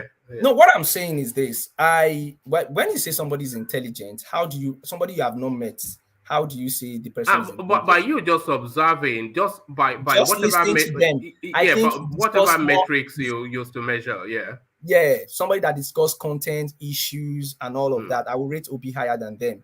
That's for me. But again, I will still say that we're still waiting for campaign because a lot of these issues are still going to come out. These are just like preamble, rehearsal before the main issue. So we're still waiting for the main issue to come out. So we're going to listen to their manifestos. A lot of people have not made their mind now. A lot of people are still chanting, but when the real issue starts, you will see a lot of change. If somebody made you a lord and gave you the pick, just to pick anybody at all to be the president of Nigeria, who would you pick? As at now? Not limited to the people in play, the totality of the country. If you were a lord that had the deciding and they say, okay, pick a president for Nigeria, who would you pick? Honestly, to be honest with you, you're saying not just these people that are contesting. Yes, the totality of the country. Yes, anybody within the. Yeah. I will pick Professor Yemi Osinbajo. I will pick Really? Yes, I'll pick Yemi Osinbajo. Yeah. Above Madam Ngozi, you pick him above Madam Ngozi. Well, we have so many people. You're just asking me like this is personal, but I'll pick Professor Yemi Osinbajo for now.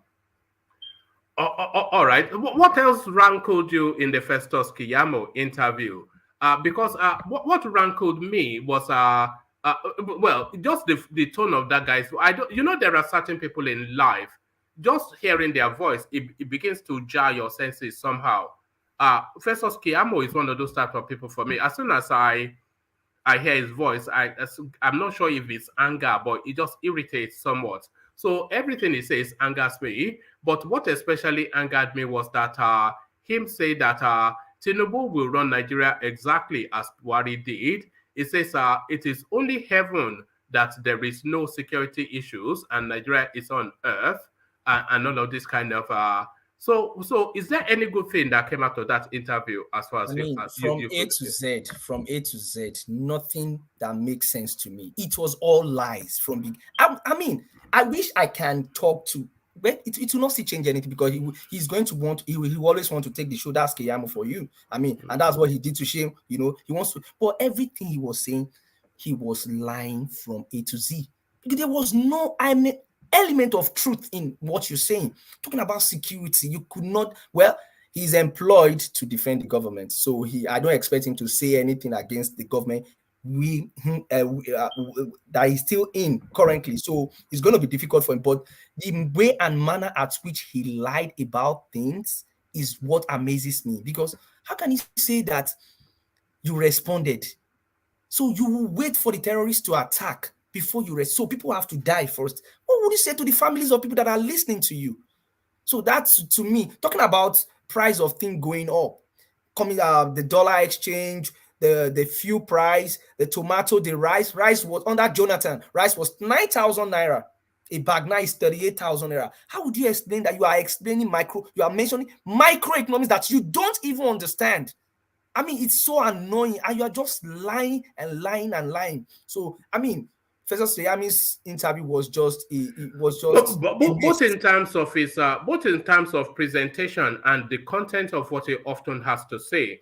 Festus Keyamo has been appointed as the spokesperson for Tinubu's campaign. What sort of a job are you anticipating that he would be doing for the Jagaban? No, I won't be surprised. I know Festus Keyamo. Festus Keyamo is a smooth talker. He's a very intelligent man. He's really going to do a very good job. Yes, he's really going to sell their candidate very well. When I saw him, I knew that he's really going to be a very huge challenge for Bawa. But Daniel is really, and Daniel on the other part is also a very, very strong and intelligent guy. Who is Bawa? The spokesperson for Atiku. Oh, is it Daniel Bawa? Is it Daniel? Yeah, it's Daniel Bawa. Oh, no, he's a lightweight. God almighty. That is just rubbish, isn't he? Well, both of them are intelligent. Daniel Bawa is not intelligent. Is he intelligent? He is. Really? I've listened to him and I see the way he has been talking, and even made a statement that, see, this thing, election is now about your candidate that you want to win alone. You also want to listen to the other candidates and their spokesperson, what they're saying. Bawa, when they just appointed, but I watched a lot of clips about him. I might not know him very well. All the clips I've watched, he sounds very intelligent, but he's no match to Keyamo. That's the truth. But who's the spokesperson for Peter Obi? No, they have not unfolded that yet. The only thing they unfolded is just their woman leader, the lady from Gombe State. Right. So they unfolded. So we are still waiting. So we're waiting for a lot of things from Peter Obi, Yeah. It's just giving us an aperitif, production, consumption. We are still feeding on production. Yeah, we need a different diet from our consumption. Definitely, that's why I'm saying that the campaign and the manifesto is very critical. Has Peter Obi not told you about his Is what? Has Peter Obi not given you a picture of how his manifesto is going to look like? No. He has not really spelled it out. He has not spelled it out. Even he said he hasn't spelled it out. He said it. He said it on Arise. Yeah, he said that his manifesto is going to be anchored on the SDGs. He just told you that the blueprint is going to work with in his administration. It's not going to be any a United Nations template. Is it a United Nations template? Yes. That was what he did in Anambra State. Santi, are you eating Agbado? Speak up. I can't hear you. No. I said, speak up. Are you eating Agbado? Speak up. Can't hear you. No. Can you hear me? No, he's digging at Tinubu. He's digging at Tinubu, but yeah. Okay. So that's what I'm trying to say. So it's gonna be like a building block to how he's going to run his government. So we might not see, when we look at his manifesto, it's not going to be too different from the what do we call it? From those presentations in SDG, sort of. So there'll be no inspired thought, no originality. I don't know what you mean by inspired thought. Is it by writing English that inspires you? I don't understand. No. By coming up with a plan that people will go, yes, very, very good. I see. No, that. but listen, the issue is that there was one book I read one time. It says that most often human beings tend to be fascinated by things that are far than the current problem that they need to grapple with daily, something like that. So what I'm trying to say in effect is that most often we want to see something that is, if any government, we want to see something that would inspire confidence, that would inspire confidence. What I'm trying to say is that suppose we have someone like Tinubu who is going to be president of Nigeria, and he doesn't have any manifesto, and he decides Tinubu is a dumbass. Tinubu is a dumbass. I say suppose he decides to follow SDGs one by. Suppose he follows that guideline, to administer his presidency. It's unlikely to. Tinubu will follow a plan of his own making, as will Atiku. So that's the thing. We want to see somebody that is inspired, a thinker, somebody that knows how to think. Does Peter Obi know how to think? Okay, you say so. He doesn't. So there it is. Of course. But one more. Do you know why I'm happy? Do you know why I'm happy this time? Yes. This guy is coming here for the first time. G Brown.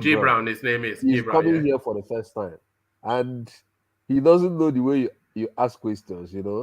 But I've seen him. Every question you've asked here, the way he answered you those questions, it actually made me very happy this time.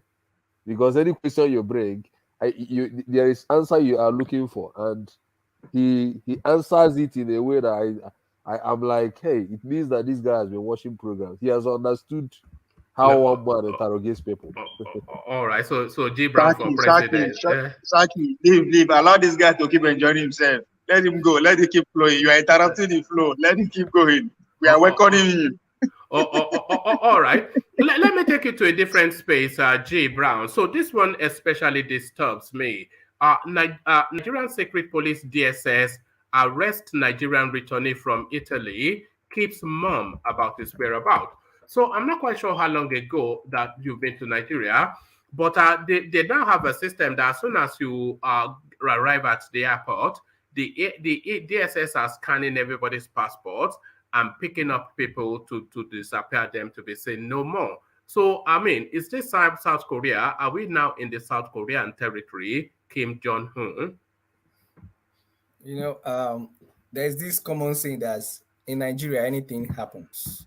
So I won't be surprised. I'm hearing that for the first time, to be honest with you. It's about the third or fourth incident that has come to our attention. No, I'm not saying I'm not saying that's a lie, because you understand, anything can happen in Nigeria. Anything I hear that comes out that in Nigeria, I don't doubt it, because when you have a lot where you are in the state of lawlessness, so what do you expect? You expect anything. You expect. So I'm not surprised. I honestly am not surprised to what is happening, to what you just said now. So I have not heard it, and I'm not also doubting it. So what I would do is just to look into it, because this is away from politics anyway, but I would definitely look into it and see what really happens.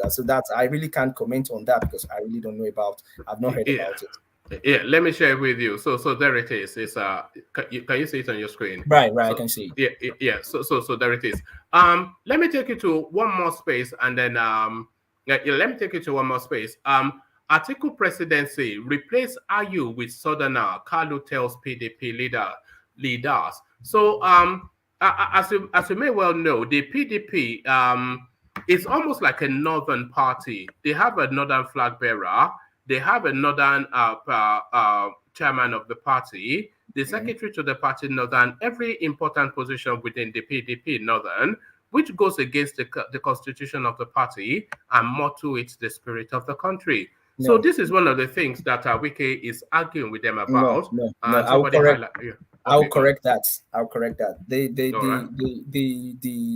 constitution of the PDP, not constitution of the Federal Republic of Nigeria.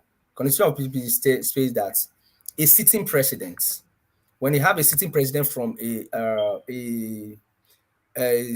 region, a certain region of Nigeria, you cannot have the same party chairman from that region. You can look at it when this guy, what's it called? Balab from Bauchi. That's what I said, though, but carry on. Yeah, Bauchi, the guy Bala, this guy from Bauchi was the chairman, and Jonathan was from the south.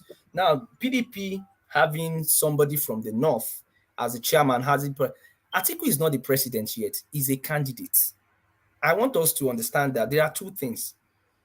Atiku is not the president yet. He's not a duly elected. What if, now because of the constitution of the party, now because of Nigeria and all of that, Atiku now loses, then somebody that is not supposed to lose his seat, loses his seat. So the what can be done, the only time Nigerians should be asking questions and raising eyebrow on that issue or that matter is when Atiku emerges as the president. And I think Atiku have answered this in one of the interviews, that definitely when he emerged as the president, then the other guy is going to step down and the power rotate to the south. I think that's not an issue we should be deliberating on, because it's the constitution of the party of duly elected, an elected president, not a candidate. So I think the constitution is very clear on that matter. All right, brilliant. Is there anything else on the Atiku, on the rather Keyamo interview that you would like to share with us before I go on to VA? He discussed mainly two things: security and education. And basically, I think we've talked about it because that interview was just a mess to me. He lied from A to Z. There was nothing to write home about in that interview. I was disappointed from the beginning to the end. In fact, to even spoil everything, he said if he wants them to kneel down, the TV will kneel down. And Shehu asked him at the end of the interview, would you kneel down for the parent not to beg? Are you willing to kneel down? He said they are not watching. When he see them, they said they are watching you. Do you want to kneel down? As a public servant, I don't know, but he didn't kneel down. He said no when he see them. You want him to kneel down? He's a big man. No, a big man. You said if he had not said that, if it was Shehu asking him. So you were expecting a politician to keep his promise. Was that what you were expecting? That's an example. It's an example. You just said something, people are watching you, and at the end they said, would you want to do what you actually said? You're saying when you see them, and they are telling you they are watching. They are watching you. He said no, they are not watching. That when he see them, it's just to show us that these people are just they are just lying to us. I beg. All right. Thank you, G Brown. So thank you, G Brown. Stay with us just as often as long as you can. Sure. And you can interject in the conversations if you want to chip in whenever somebody else is. So good to meet you. Let's go on from G Brown then to OVA. So now you see how calm and serene G Brown was. Now watch this. So OVA to you. So good to have you, OVA. No, I'm only joking. You know that. This is it. And by the way, to people new on the platform, please click on the like button. We are looking to hit 100 likes on this stream. They're well in excess of 200. At least still resting at about 200. So give us 100 likes. If you have no reason not to click on the like button, then you have every reason to click on the like button. So VA Tinubu will run Nigeria exactly as Buhari did. Festus Keyamo, is this guy, is he a sabotage to the Tinubu campaign? Because he talks unfiltered, your man. Is he from your region even, VA? Yeah, thank you, one man. Ibo Kwenu. I greet everyone. Yeah, is it Kwe? Why do they answer that Kwe? Igbo Kwenu, Kwe. Igbo Kwenu is the question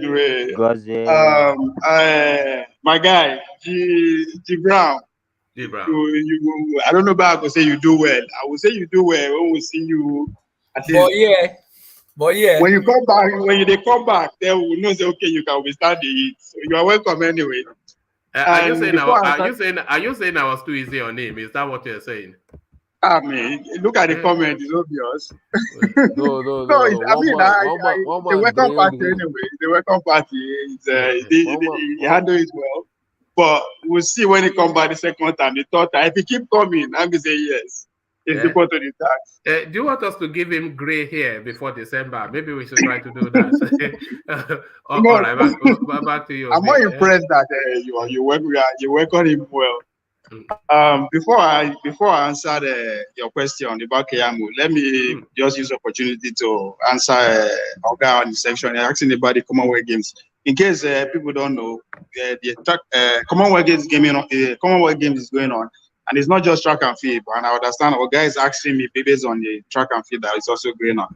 So far, I think track and field we have not done well so far compared to our subsequent. Amos is there now to try and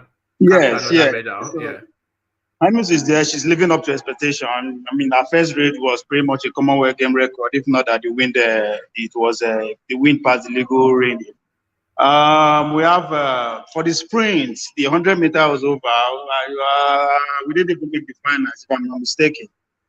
The women also, we didn't do anything, but hopefully live up to our expectation. She won her first senior medal for Nigeria. She won the silver medal. She was beaten by the Jamaican girl, which is expected. So I'm impressed with that. We have our jumpers, the weak female jumpers, the essay and rules, they are in the finals. The high jumpers too, the females are in the finals. Our relays, there should be they should be at the podium. The relays, both men and women, they are doing well so far. Our throwers, the field events, the throwers, I think we get a gold medal there. But in general, because Commonwealth game is all sports, we have weightlifting, paralifters, and other. Those ones, in fact, they are shattering records. Yeah. World records coming everywhere from our women weightlifters, body men, powerlifting. So yeah, we are doing well. Nigeria is doing well in other games, but track and field, we could have done better at this point. And they also World Junior games. Nobody cares about all that. The Premiership has started. My team won. That's the main thing. The Premiership has started. World Under-20 Athletic Championship is also going on in Cali, Colombia, and we didn't live up to expectation. We did better 2 years ago where we won the 200-meter women and other events. Yeah, they are tired, and for the fact that the management is not living up to their expectations, so I didn't really expect much from them. So, yes, it's going on, but we can do better. On do you know that engineer from this platform, he's one of the coordinators of that event in Birmingham? Yes, we actually exchanged a message with him 2 days ago. Yeah, and tell me he's very busy, and so yes, he's very much involved, which is and he's looking after the Nigerian team, especially. In fact, the leader of the team, they are maybe they will even give him an award. Yes, that's what he said. But back to the politics, yeah. Yeah, Keyamo, remember what man? When his name started cropping up about that position, which is I think we talked about it 3 days ago, and I said among all the appointees so far, is the guy that actually matching well with the position that it deserves. And I said in the nearest future we are going to see Keyamo maybe as our Chief Justice of the country or incoming governor of Delta State in the nearest future. And so far, I think he understands the assignment. I give him that. He has done well with that interview. Many people don't understand. His job is to defend the government of the state to which he's serving as a minister. And secondly, is to sell Bola Ahmed Tinubu. He has done well. I'm looking forward to Daniel Buhala and our Dino to face one-on-one with him and see how it goes, and see what the Obi camp and the Kongoso camp will bring in that position of the spokesperson, how they will go. But so far, I was watching him yesterday. I was like, that's my guy. What he's there to do is to defend the administration. He is not there to analyze whether he's there to defend the administration. I won't be surprised if Kwakwanso presents Bobby as his spokesperson. Bobby, the comedian. Because he has now presented some Holy Ghost fire as a Holy Ghost fire pastor as his running mate. So Bobby as a you're very funny. Have you seen his vice presidential candidates, Pastor Idahosa? One touch. One man, I told you what inspired the appointee, Benson Idahosa as his choice of running mate. The Christian religion has been annihilated by the both two big parties. Youth has been annihilated by the two big parties. So, and the South has not been that era. So that's what inspired that. Forget his day-to-day job and how he's carrying out his job. He's carrying out the job based on the kind of the society that we are living today. In America, they happen, and now we they go for Christianity they follow. So, but no, I think. Sorry, Ovie, can we remind ourselves how he's carrying out his job? The vice president, this is the incoming vice president of Nigeria, Kano style. Kwakwanso, presented to you by the artist formerly known as Kwakwanso. One touch. Oh my God.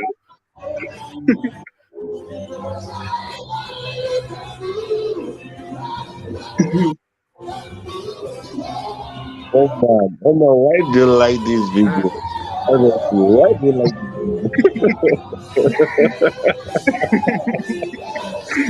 Oh man. Oh man, It's going to be your victory. Holy Ghost fire. Mama, you see my background? You see my background? You see the suit is wearing? And my background. Ovie gets upset when we laugh at Kwakwan. So why do you get upset when me upset? Come on, man. You know me better than that. Now I laugh. I go to laugh. Only go fire. Only go fire. That is how we are going to destroy our opponent. By the time we begin to spark fire. Now, so we don't throw the likes of Tinubu and the rest off the stage. I'm asking you a question. Is Kwankwaso still running or something else is happening behind this? Let me answer you. Let me also lay hands on him. Let me answer you in a very simple way. Politics is local. Don't be by online or internet or TV that they make noise. Politics is local. We are doing our job on the ground. In every locality, we are present. All right. Okay. All right. Now, back to Keyamo. Back to Keyamo. For real, I am impressed with what he has started with. Yes, there's some, one or two places that we kind of, knock him on the head why he decided to do that part. But overall, he's doing exactly better than what is expected of him. His mandate is to defend the current regime and also to promote the Bola Ahmed Tinubu, which is a president under the same platform. And he did a very good job as far as I'm concerned. Even though I kind of seen when the economy question came to him about the APC proud itself as a party, as pretty much it shows the socialist party. They care, according to him, they care about the middle class and the downtrodden and the rest of them out there. And they show they quite make effort in that regard via the traders' money and every other social policies that they've enacted so far. But again, when you start comparing Nigeria economy with the other economy of the world, he has, he decided to, leave that place that they pride themselves of, which is the normal average Nigerian on the street. He started giving us statistics that has to do with the elites. Bringing out the GDP of other countries. I was like, I think you are missing the point. If Atiku man is going that high, I understand because yes, it's a capitalist, he won an open economy and all that. But aside that, I think Keyamo did a good job. He did a good job. He defended the administration well, even though Shehu is just there to interview, to ask questions. I'm waiting for when he is going to face Daniel Bwala of PDP, who is the new appointee of a spokesperson, who is also very well grounded in that, in that space. I want to see how they will now exchange, fire by fire and all that. But aside that, he handled himself very well. He defended the administration very well. He played down so many hot questions like that of security, the invasion of the jail, another play very there's a lot of static in your where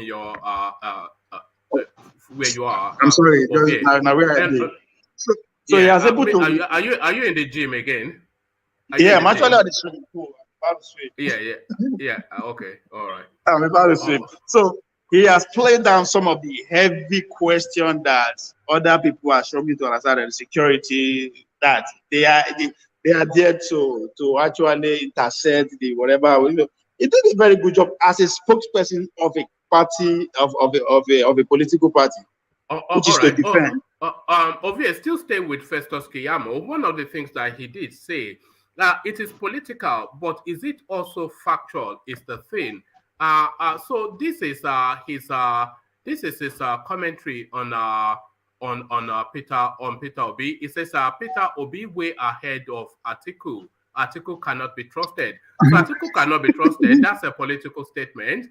But that is but Peter Obi being way ahead of Atiku, he's saying it off the basis of the fact that Atiku, in all of his working life in government, has never held an executive position, which is quite striking when you think about it. This is a man going on 80. He has never held an executive position and is now wanting as his first executive position, the ultimate executive position in the country. Is it going to be work experience? Is going to be a work experience presidency for Atiku? No, well, I will get to that, but let me statement that even Obi is more qualified than him in that regard. That's a very, very chiefly political statement, which is very, very well targeted anyway. Yeah, but it's also a factual statement, is it not? It's not a factual statement. One man, as an executive, as a president, you are not going to. You are not supposed to be. Your hand are not supposed to be dirty doing.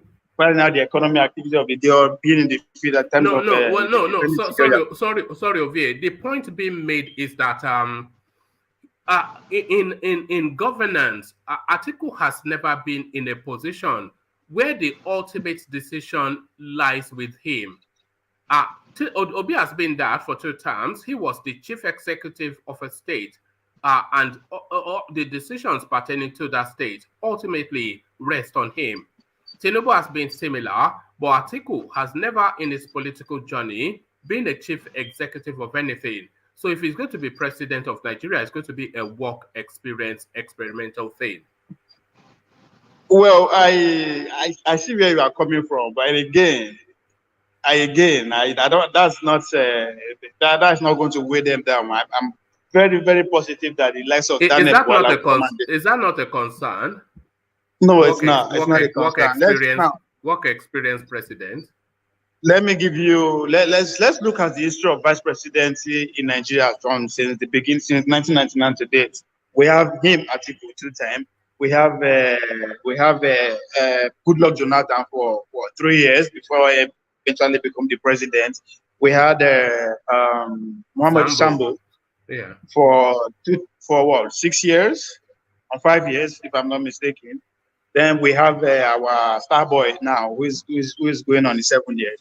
Among of them who actually had the opportunity to actually take decision in the absence of their principal is Atiku. Because if you remember very well, at the inception of their presidency, our ambassador was busy pretty much trying the war, trying to make sure the debts are forgiven and all that. So he had ample of time that he actually was in charge of Nigeria as a whole to make some certain decision. And credit has been given to him that he's in charge of economy. Being in charge of economy as at that time, even it's not in charge of the economy, it's in charge of the Economic Council, which differs to the president. To which every other governor was under him, even the OP, the Konkoso, the Tinubu. No, they were not under him. How are they under him? They were. Sorry, the governors are not under anybody. No, see, one man. Okay, now as a president, and the other, I mean, all the governors under the president. No, they are not. How are they? Okay, one man, the president is the chief executive, number 1 man of the nation, and is the chief. Yes, of the federal space. Space, yes. Yes. But let's just stay with that economy that he shared. Of course, that is what a leader should, executive power should be. You just be in chair, make sure the right people but somebody has supervision over him. It's the thing. Somebody has supervision over him. Yes, but from time to time, he has the opportunity to be the number 1. What do you mean number 1? I mean, the little credit we are giving to Starboy today was when Buhari was in London for under medical care. Yeah, and he actually made some. Buhari divested power to him. Obasanjo never divested power to whenever he traveled. You might make that point, but the truth is that my president, I want to see a president who can delegate power, not somebody that will be hands-on. Obi today, again, one thing we need to understand, being for the 3 of them who are served at that capacity in the at the state level, I'm talking about Tinubu, Obi, and Konkoso. At the top of the pyramid, Atiku is the least experienced of the 3 front runners. Tinubu and Obi, they are vastly more experienced in terms of executive experience than Atiku. One man, even not for any reason. I'm a veteran in this platform. Allow me to talk. You just keep asking me the same question. You're hammering on the same question, No, but I want you to understand. Okay, carry on. You want to jump in the pool. I know you want to jump in the pool. Carry on. No. Give me that. Let me finish. Okay, go on. Question you asked. You are just hammering on the same question. I get the question you are trying to ask, but carry on. There's advantage to that. Yes, I'll give you that. But there's also disadvantage to those who are actually in that position as a governor. One of the major criticism of Obi today is that he never delegates power as a governor. He wants to do everything by himself, even up to the local government level. That's not a good thing on his own side, because by the time, I have to interject you. I'm very sorry. Why should he delegate power when he is fit to lead? Why should he delegate power when nothing is wrong with him to lead? Why should he delegate power? What do you mean? As a governor, as a president, you don't know it all. You are not supposed to know it all. Nobody's expecting you to know everything. That is your idea of having a cabinet. That is your idea of having a local government chairman. That is why you have commission. Why would you appoint commissioner? Not sharing power. You said delegate. When you are capable, you don't delegate power. You have to. At the local government, you want the local government chairman as a governor. Ovie. You want the local government chairman job? You want to commission a job? Ovie, can I come in here, please? If you will allow me. Missing everything together. We're missing everything together. Go ahead. I know that This is here in Ghana. If you will permit me, let me just come in here. Okay, Keyamo destroy Ghana. Did you listen to that interview? He destroyed Ghana. He lied. He lied about Ghana. You see, let me tell you. Okay, listen, Ovie. You know, Keyamo, I don't deal with people that talks anyhow, people that are very, very flippant. Okay. He cannot control Nigeria. He cannot give Nigerians electricity. When I turn my light is here 3 years running, no blinking. You will tell me now that Ghana is a small country. But as small as we are able not to kill our own people. We are able to give our people life. You are busy killing Nigerians instead. Oh no! Listen, listen now, one man. Listen, you see, Keyamo is proud to preside over a government that cannot give her people electricity 24 hours. He is presiding over a country that cannot give his people water, ordinary water. He is presiding over a country that cannot even revitalize the federal-owned roads in all the federation. So he has no right to speak about Ghana that has over 89% electricity coverage, including the rural areas. He cannot criticize Ghana as small as we are. Listen, as small as we are, that can provide water. There is no. If you see people digging borehole in this country in Ghana here, it is an aberration. It's like it's happening it is like alien to us. My guy, don't overrate it. We have people from that live in Ghana. Don't overrate Ghana. My brother, look, listen now. Let me finish. Go ahead, continue. Let me finish. No. This is our platform. You see, one thing with some of you is that you underrate other African countries. Don't worry, we will colonize that Ghana. Don't let's us tell that we will colonize that country. Woman, let me tell you something that is going to shock you today. The terrorism that is going on in Nigeria cannot happen in Ghana, irrespective of how small we are. So listen, you see, let me tell you, you cannot colonize a country that is sovereign. A country, you don't need to berate us. You see, we are looking to Nigeria to become a country that other African countries will look up to. I know But you have you are failed. mocking us. You are mocking us because Oh, we are no, going no, to. no, no, But I'm not don't mocking worry. because you said, when you said, we when you sort say, ourselves out, we will come no, for no, no, you, no, see and then we now, will colonize see, you. this is some of the things you allow me to now to, let me come in. I begged to interject. I begged to interject. You see, if you cannot give what you don't have, you can't give what you don't have. You see, when you talk about our people here, you see, even you look at delegation of power, that is where I want to go to.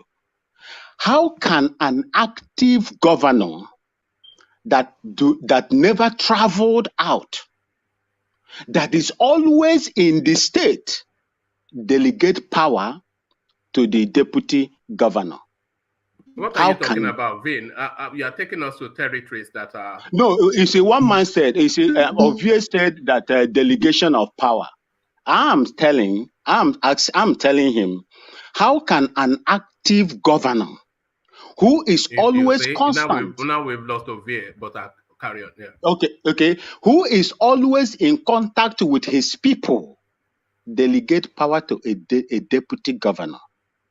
You know the system that is practiced in Nigeria, that a governor will send money when allocations come and send that's supposed to go to the local governments. Middlemen will take it before it will get to the grassroots. They have made a lot of interest there's from the money that is meant to go. We know there's corruption. Let's get back to Vin. You're only telling us what we already know, but let's get back to hold on, Vin. What did Keyamo say that seems to rankle the Ghana space so much? Vin, if you understand that, because the statistics that Keyamo gives were facts. You understand that the recession is hitting them hard. Keyamo cannot give voice. No. Sorry, carry on, Ovie. Can Vin explain to us what happened last week where the people of Ghana were in the street protesting about the economy? Don't let us shift this argument. Don't let us shift this argument, please. Yeah. You understand? Carry on with the Festus Keyamo narrative. Because as our last week, but don't worry, we will colonize that Ghana. I've made up my mind. As our last week, I'll send you the link. The people of Ghana were on the streets protesting about the economy of Ghana last week. If you don't know, make I tell you, Vin. But I know you cannot explain that because you don't even know what's happening. Leave Vin alone and go on. Yeah, go but back to Keyamo. For the job that Keyamo is appointed to do, is doing a great job. His job, as I said, is to defend the current administration, however bad it is. We know it's bad, but can you defend that? And he has done that well. But again, I won't give me too much credit until he actually faced somebody who is debating in one-on-one. When he faced Daniel Buhala of today, when he faced Dino, and when he faced the other candidate, the spokesperson, like anybody that will be is going to present, or Congress is going to present. When they face themselves, I will see how it's going to do. But based on what he did yesterday, I will give him at least a pass that yes, he defended the administration very well because he talked down on many points that were raised in terms of security, economy, and other. He was able to talk. He wasn't stammering at that point. He talked them down. He played them off, and that is what he's supposed to do. If you say, this person die, go tell you, say, waiting kill him. How he did that? Okay, another person no go die. That's his job. And he has gone good. He has done well in that regard. All right. Okay, let me take you to another talking point for reasons of time. Atiku presidency replaced Ayu with Southerner, Carlo tells PDP leaders. So it's just the overabundance of Northerners in the PDP top echelon. It doesn't at all wear the coloration of the country. PDP essentially a northern party now, with bag carriers from the south. So what are you then making then? But Atiku is insisting that he's going to hold on to this guy until March. So I mean, and this is one of the requests of Wike, by the way. This is one of the settlements that Wike wants Ayu gone. So what are you then making then of this north heavy top end of the PDP? I would be shocked. I would be surprised if it happened, if they take him out, because among the 9 founding fathers of the PDP, there are only 3. There are only 3 left, which is him is one of them. Ayum is one of the 3 people that are left. Jerry Ghana is another one. Then Sule Lamido. Those are the only 3 people that are still alive today among the founding fathers of the PDP, like on the surface, not on the background. So for that reason, I don't see him. I don't see that happen taking them out. I will be surprised. I don't think Wiki has. I don't think it's that a factor that whatever he wants is going to be given. Ayum is a cardinal part of PDP. Them taking her just because Wiki is requesting for him, I will be shocked if that happens. I don't see that happening. Do you think the PDP's hierarchy, do you think they reflect the face of the country? Do you think they reflect Nigeria? Oh, yes. Remember, I'm always disagreeing with people that say that our party doesn't have an ideology. PDP do have ideology, even though that they interpret it very loudly. How they put power to the people. They say share the money, Abi. Most of the stuff that actually hold our economy are in the hands of these people. They've shared it. They shared our oil well. They shared pretty much when Atiku was still there as a vice president. Some of the words fail me now, but some of the things that actually move our economy then during the military era before they come to civilian road like the Netel and all that, they saw them to show them among themselves. So yes, that is the reflection of what Nigeria is today. Well, let's say before our Baba come in, they share the wealth of the country proportionally, and that's the ideology. Share the even they will come and say when the ordinary citizen will say PDP share the money.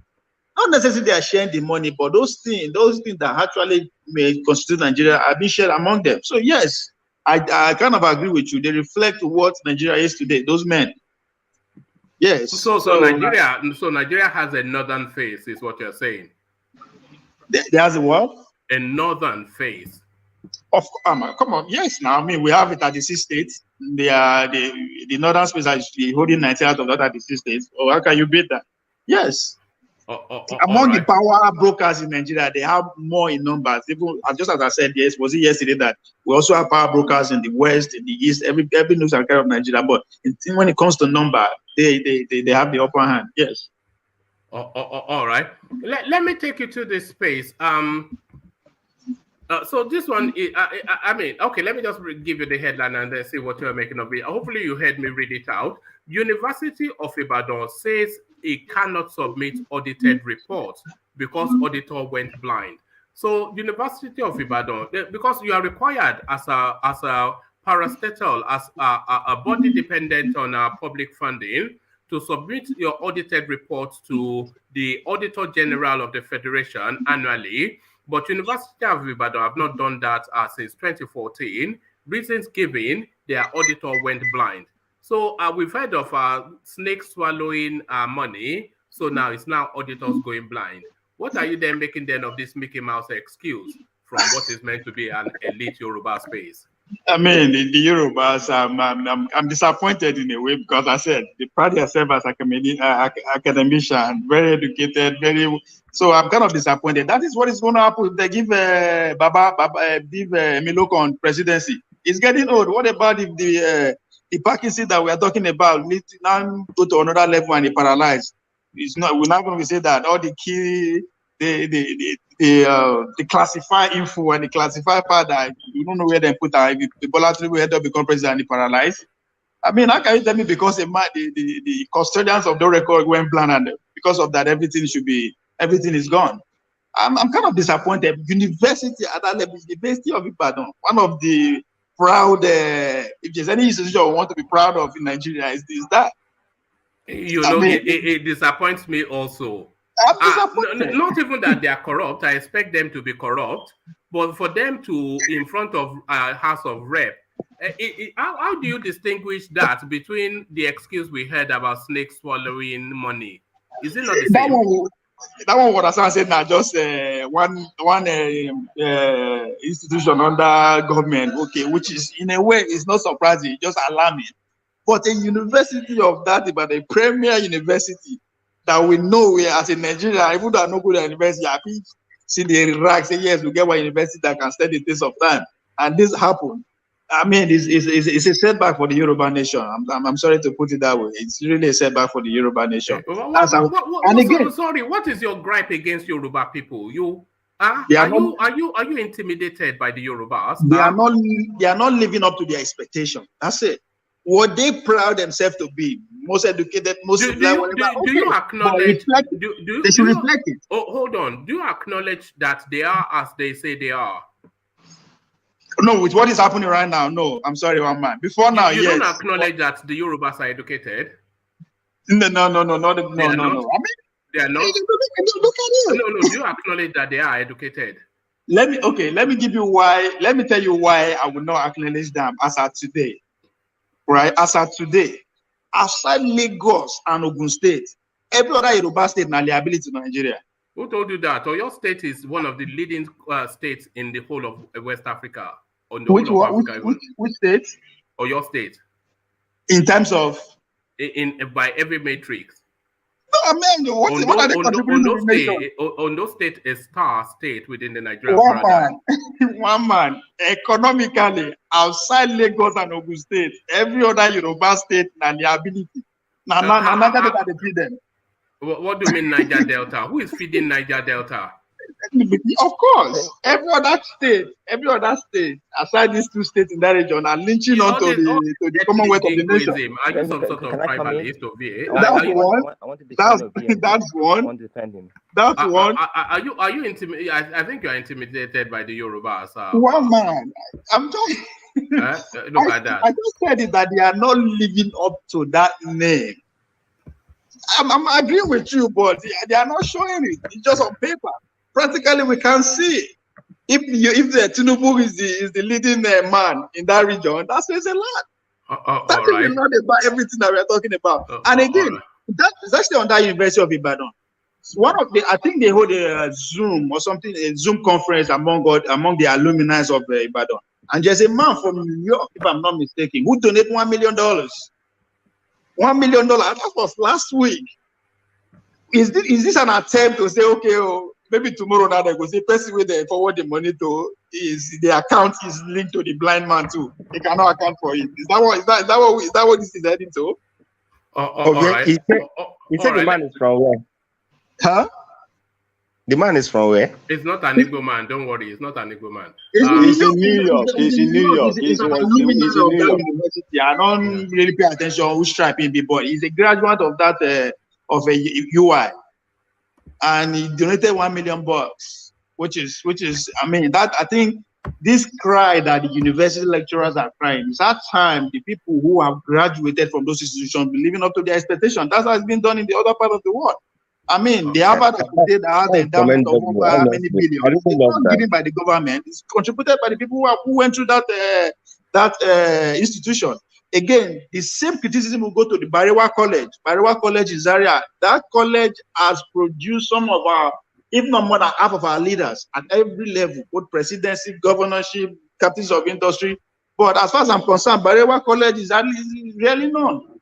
So yes, all the institutions are living. You're very correct, because looking at looking at this our elites now, this our governors that went to school at that time. They're supposed to know the dividends that Go School, pays. They're supposed to pay back. They're supposed to give back to what they have given them as of then. You understand, boss? People like Tinubu, Atiku, that went to Go School in Nigeria, they are not even paying attention to what is happening in the academic of Nigeria. So it's not really somebody outside Nigeria. One at a time. Yeah. Oh, are you still okay? You're still talking. Go ahead.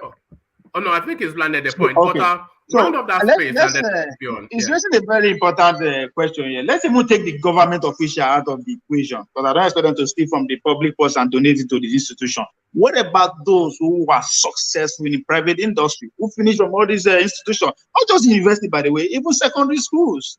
Some of our federal college, like some of our premier high schools, like the Queen's College, the King's College, we have people at this time who are very, very successful in every aspect of life. They are scattered around the world.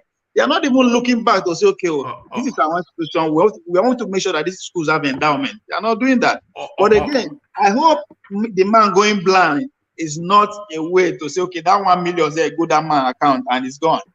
So anything is possible at this point. All right, thank you, Ovie. So, Ovie, let me acknowledge Alexander Gomez's super chat. Then I'll move you on to another talking point, a brief commentary on this one, and then I'll go on from you to Joel of Nashville. But let me acknowledge Alexander Gomez's super chat first, and it is to the Keyamo conversation. It says Keyamo versus Melaye debate prior to 2019 election is a classic Channels television presentation. There I discovered Keyamo is half Yoruba when Dido cursed him out in Yoruba. So thank you for the super chat, Alexander. I'm never really sure what Dino is. I know he speaks Yoruba, and it speaks Yoruba to the quality of being nuanced in Yoruba. But is he Yoruba? I don't really know if it's Yoruba or not, you know. But before we move into another topic, Mr. Alexander Gomez, don't come and claim our son. That man was educated in Ekpoma. Let's not forget that. Ekpoma Law School is one of the best, if not in Africa, in West African region. They have schools in Ekpoma. That's their product right there. Product. Wait, excuse me. Why did you say they have school in Ekpoma? Who said that? One man, you said they have school in Ekpoma. I'm asking if they have, you know. Ekpoma Law School is one of the best. Law school is the best in Nigeria at the time. It is, yes, it was. I don't know if it's better than UNILAG and yeah, the law school, Ekpoma Law School stand out among all of them. Is it not those porter cabin sort of schools?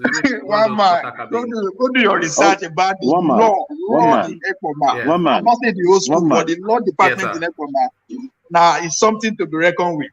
I don't know now, but Keyamo is the product, one of the products of Ekpoma. So right. Yes, I see where Gomez is coming from, but no, we not go agree. We not go agree. This is our son. No, if he himself says he's half Yoruba, I'm not quite sure if you're in a position. But let's hear from One man, please get the next person. I'm about to get off work, so I will talk after the next person, please. Thank you. All right. Where's the next where you want to take me to before I go? Joel, all right. Let me take you to this space, and then a brief commentary on this one, Ovie. Over 3,800 Nigerians killed in various attacks under Buhari's government between 2020 and now. So it's a security report identifying this, and I'm querying those figures because the rate at which we hear the numbers, 70, 150, 30, 40, 50 every single day, I don't think that in 2 years, you say that the sum total of that is just 3,800. But 3,800, nevertheless, equally alarming. But they are doing that measurement based on incidents that 20 or more people were killed. So that the rate that Buhari and his clansmen are killing people in Nigeria, that country will self-depopulate. There might not even be anybody left in Nigeria by February 2023. So a brief commentary on that, Ovie. Oh, sorry.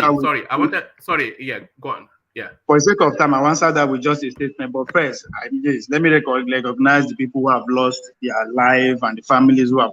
Yes, it's hard one to take in, but we are practicing a system that, again, I said this in this platform before, on other platform. One of the cardinal rule of politicians is for you to look for what the people need or want and sell it to them. And unfortunately, as we know today, fear is one of the highest commodity anywhere in the world. And that is what is happening. That is what you are saying. I'm not saying they are doing it deliberately. That's left for anybody to interpret. But I don't just believe that the bandit and whatever will just overrun our military like that without with what is they are doing. Politicians have to find a way to find what the people need and sell it to them. And if there is nothing, they have to manufacture, and that's what is happening. They are just manufacturing fear all across the nation. The first time in the history of Nigeria, this thing is happening pretty much every nooks and cranny of Nigeria.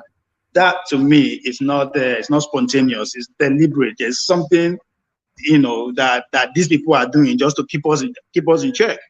And again, if I want to use an example of the country that I live in today, there are three things in this country that regardless of what happened, they will never work to fix it. Healthcare, immigration, and gun laws.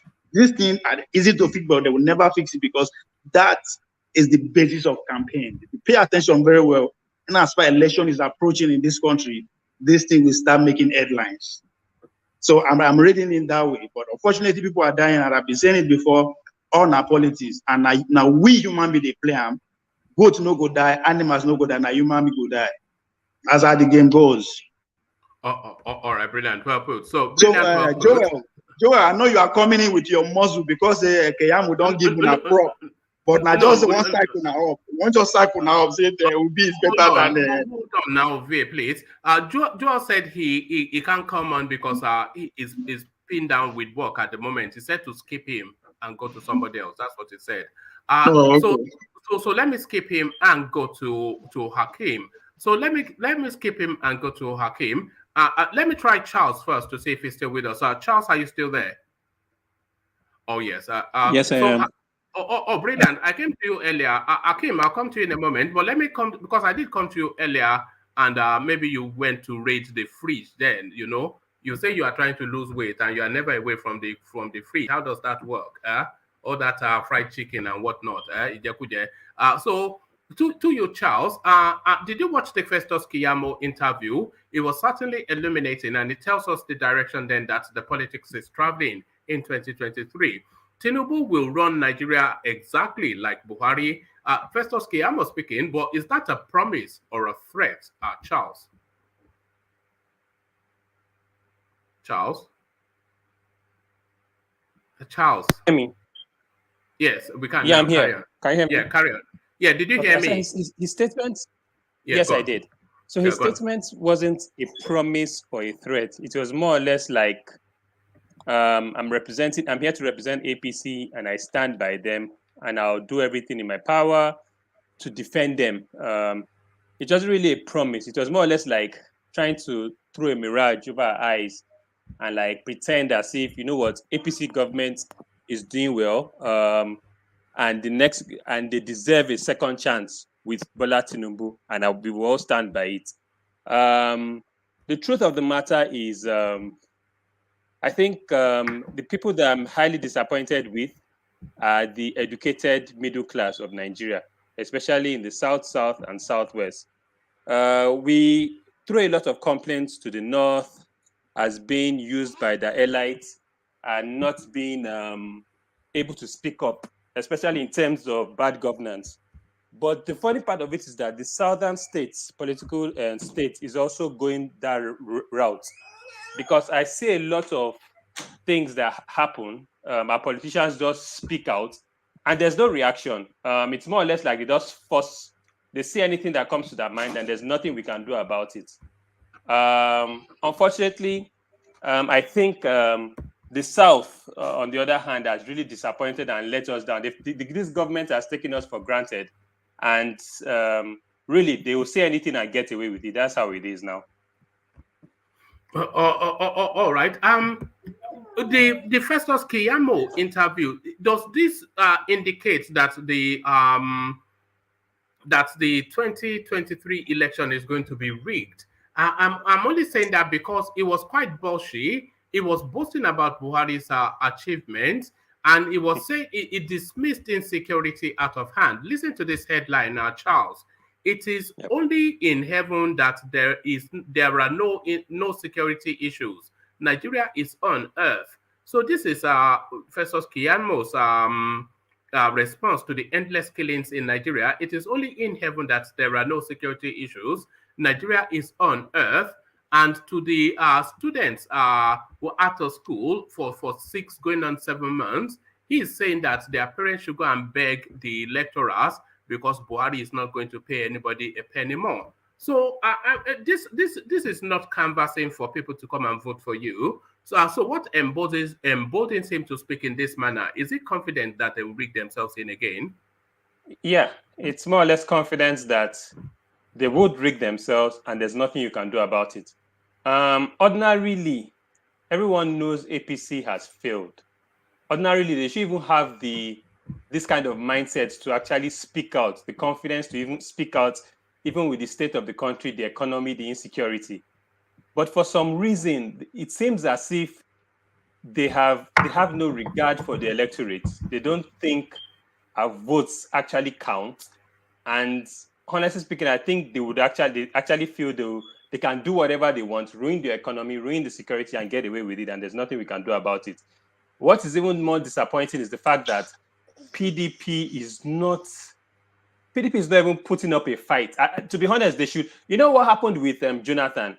You know, it was more or less with the whole Boko Haram and everything. It was so easy for APC to make a stand, and everybody just backed them and said, you know what, to hell with PDP. They have failed. Everybody went with Buhari. They didn't even care. And that is what is meant to play out in 2023.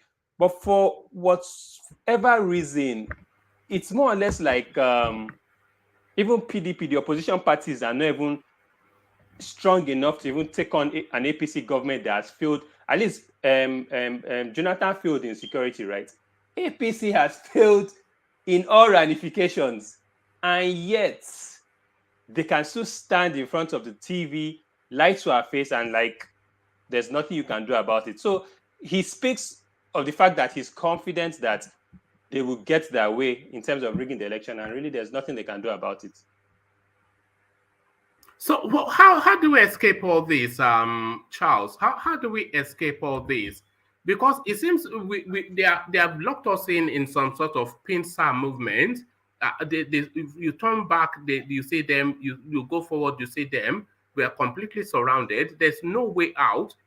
The options we have are Atiku and Tinubu. I mean, we are doomed. We are doomed. So, we are doomed. So that is where. Yeah, so you see, when you said, how can we get away from this? The options we have are Atiku and Tinubu, and that's where Peter Obi comes in. And that's where this movement, that is really what this movement is all about. It's not really about, okay, Peter Obi has the skill, he has presented a fantastic manifesto, he's the chosen one, he has, in fact, he has a structure. It's not really about that. It's more or less about, you know what, we all know that these two parties, PDP and APC, are just take us for fools. And the only way we can actually get away from this loop of a governance in Nigeria is by actually just a divergence from the normal APC PDP cycle. Honestly speaking, even if the way things are going, even if Labour Party presented a north ticket, to be honest, the way things are going, people will even vote for them. I think people are the whole Obi movement is more or less like, you know what, we don't enter them. The only way we can get out of this is by just breaking this cycle. So, and honestly speaking, that is what this Obi movement is about. It's not really about Obi being the best or anything. Yeah, but do you anticipate that the Obi movement can lead to Aso Rock? Can it lead to Aso Rock? Well, to be honest, I can't tell. I cannot. I have no idea. If they don't rig the election, to be honest, Nigerian electoral system is so flawed that even if the best candidate never wins, you could see that in Osibanjo and Tinubu primaries. So I honestly don't. I don't know. It's not. We're just praying that maybe one way or the other, our votes this time around and our voice will actually be heard to count in the election. But I'm not too confident with Obi. He will put up a fight, but even if our votes count, there's no indication that Obi will win. And there's you see, the trajectory of Obi is very much southern. That's just the thing we have to continue to remind ourselves. And the vast bulk of the country is northern. Yes, you say Obi has some traction in the north, but not nearly sufficiently for it to impact anything. The Peter Obi narrative is a southern narrative, yeah. To be honest, I don't still agree with that vibe that the vast majority of the votes is northern. This is what they've been selling to us for years. And but this is what the figures have been showing now. The figures of when was the last census we had was what, 2006? No, I'm talking about the election results. I'm talking about the election results. Okay, the voters, people that voted registered, right? No, the election results. Oh, the election results. Oh, okay, yes, okay. That predominantly the sizable amount of votes comes from the north. Honestly speaking, I'm lost here. It would be a miracle if Obi wins, but we're just praying to God that honestly that things change, because this is the only way we can break this cycle. Both APC, Tinubu, or PDP, I know for sure in another 8 years, whoever comes in, it will still be the same old story we'll be saying all over again. So, because it's what happened with Jonathan. We voted him out of insecurity. We voted APC thinking that, okay, let's change the cycle. It became worse. So what are we even doing, to be honest? The only way out is by taking these parties out. And unfortunately, the way things are going, these people, these elites, political elites, have control of the entire system. There really isn't much we can do about it. But new electoral will not allow them to do what they want to do. So how would they do that? How would they ring the election? Don't worry about the new like you said, it's law. fairly a new. It's fairly a new election law. So until 2023, we will know whether the law is. So is a new electoral law. Let me tell you one thing about the new electoral law. Now, in 2019, when they were having the elections, they were meant to be transmitting the elections electronically via the card reader, and then in some spaces they said the readers could not work, and they did not want to disenfranchise people, so they had to do it manually, and then they collated some figures and presented it. So you'll be surprised that the narrative we'll be hearing in February will be about signals not working, network dropping, not wanting to disenfranchise people, and at the end of that narrative, they will announce you a president. So forget the new electoral law. It might well have effect in Lagos and maybe your own home state in the southeast, but ultimately the same system will still obtain. Yeah, I agree with that. To be honest, there's little or no impact that thing will do. If they want to have that way, they know how to manipulate, or they designed the system, so they obviously have put they've put certain measures to ensure that system works for them. So we're not the ones that designed it. And just to note as well, in 2019, Buhari was warning the diplomatic corps not to interfere with the Nigerian election. So in the last few weeks, he's been warning them again that this February 2023 coming, do not interfere in Nigerian elections. So that don't. We're in for it. We are in for it. Or so they say we don't enter one chance. We don't enter one chance in the Nigerian space. So Charles, that one chance is all over the place. University of Ibadan says it cannot submit audited reports because auditor went blind. So this rather it alarms me, one, and two, it disappoints me. So the institutions that are funded by the government are required statutorily to present audited accounts to the Auditor General of the Federation annually. So since 2014, University of Ibadan have not been able to produce audited reports for reasons that they said their auditor went blind. So what are you then making then of this much revered institution and that sort of excuse? Like I said before, the way things have been going, the illiteracy, well, not the illiteracy, but in terms of the docile nature of people in the South, especially elites and the educated, it seems as if we've reached a point where even the South, I think we've been defeated mentally in this country. So is that even in the South, where those kind of statements should be frowned out, educated elites is just being taken lightly. I just feel it's highly disappointing that coming from such a renowned institution, such excuse, it would have even been better if they didn't even say anything. But for them to think about that and say, you know what, we can say this and get away with it. It's not going to raise an eyebrow. It just shows that I think generally speaking, the Nigerian populace is, there's no challenge anywhere. I think everyone is just defeated. Everyone is just tired. anything goes in the country. So it's highly negative, because coming from that kind of renowned institution just shows that we are on a decline in terms of mentally, in terms of challenging the system, both academically or politically. It's highly unfortunate, and I think it's just getting from bad to worse. It's also the same thing, even the so-called ASU, the whole strike and everything, the way people are just laid back about it, it just shows that education in itself is taking a back seat in the South. So it's highly unfortunate. All right. So the figures are coming in, Charles. The figures are coming in. Over 3,800 Nigerians killed in various attacks under Buhari. So that all these are incident after incident after incident after incident. We've often wondered how many people are actually losing their lives. What are the figures? So they're saying between 2020 and now, 3,800 Nigerians are killed in various attacks under the Malam Buhari regime. And this is a security report. But the measure that they used is that they've counted incidents where 20 or more people lost their lives. So what are you then making of that figure? Are 3,800 alarming enough? But do you even give any credence to that figure, Charles? Charles? Can you hear me?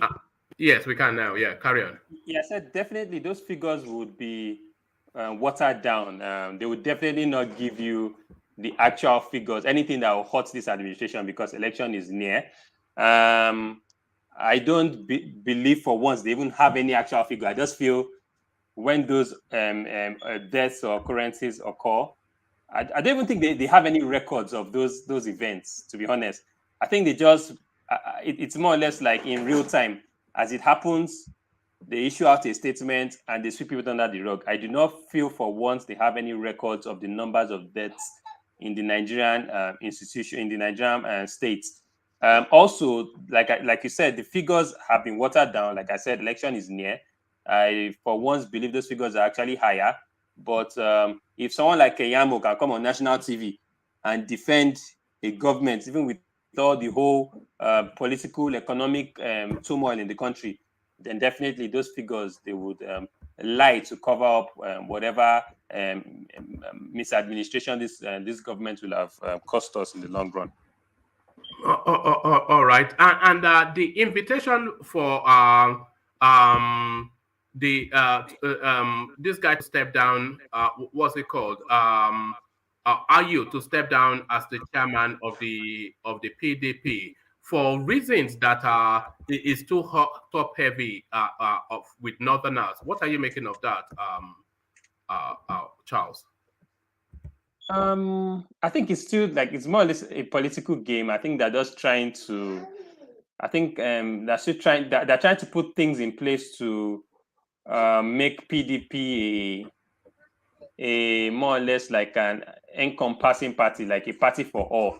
Because right now, what is happening in the South is that people feel marginalized with Tinubu's Muslim ticket. So PDP is just trying to restructure itself to paint a picture of we are all-encompassing. We're not like APC. We are trying to reposition the party as an all-Nigerian party, someone that takes in all sectors, both the North and I think they're just trying to reposition themselves, PDP, as a party that is takes the South, that takes a lot of preference to the South and is not Northern Central like APC. I think that's what they're just trying to do. All right, brilliant. So thank you, Charles. So let's go from you, Charles, to let's go to Hakeem as we start to sweep through. So Hakeem, are you there? Yeah, I'm here, one man. Can you hear me? I can perfectly. So thank you, Hakeem. So to the conversation, the Festus Keyamo interview, your response. Hopefully you watched the interview. A lot of people not especially impressed, especially G. Brown and Charles. Nobody seems to be impressed, but what are you making of Keyamo's performance on our channel's television? Oh, thank you very much. I just want to say good evening to everyone on the panel. One man, I saw the interview. When I saw it, I saw the interview, but I didn't watch the interview. But then, from listening to everybody conversation, I understand what the interview was all about. For me, I don't really have problem with guests when they go to the studio to defend whatever position they belong to. So that is naturally expected, right? But my problem is the Nigerian, what you call the mainstream media journalists. So when someone comes to you and then they are putting out information or out there, when you are interviewing them, you are supposed to fact check them. You are supposed to counter their narrative, because whatever you have given them platform to send information to the public, right? So by you not countering that positions that they are putting out there, it means that you're just allowing them to give false information to the people. So what am I trying to say is this: when Keyamo was churning out the achievement of the government, it would have been easy for Shehu to say, listen, before you guys came into office, the minimum wage could have bought you 2 or 3 bags of rice. Today, a minimum wage cannot even get you a bag of rice. So it's something like that. You could have just easily said something like that. And then, you know what I'm trying to say, one man. So yes, they don't probe them hard enough. No, at all. They just. It's like the thing. It bothers me a lot when that's why most of the time when I see people go to the studio and then they say they are doing interview, most of the time I just bother not to watch, because there was a day I stopped doing it. The day I was listening to Malami interview on Channels television with those 3 guys, Nemo in the morning, and this guy said there were some kidnappers. They kidnapped some people, and then the security agencies followed them to one compound, right? So they follow them to the compound, and then they negotiate the release of those people that were kidnapped. So as a journalist, you then ask, so what happened to the kidnappers after those people have been released? They didn't ask him. So did they just say, okay, give us the kidnapped victims, then you can walk away? What happened after? Common journalism, you just ask him simple questions. They never ask him. So ever since then, I just say, you know what, these people, they are all full of nonsense, man. So that is why when you guys are talking about Keyamo, it didn't, for me, Keyamo will go there. What do you expect him to say? To tell you Buhari has failed? He's not going to do that. There's no way he's ever going to say their government has failed or they didn't perform. No, he's not going to say that. He's always going to tell you, we've done well, we've did this, we've done this, we've done that. And him saying that it is only in heaven that you don't find crime. Oh, sorry, it is only in heaven that you don't. Is that not just insensitive, that sort of a comment? That's just crude and crass? I mean, we are talking about human lives, and it's just so dismissive in the tone. Yeah, but has he been to heaven?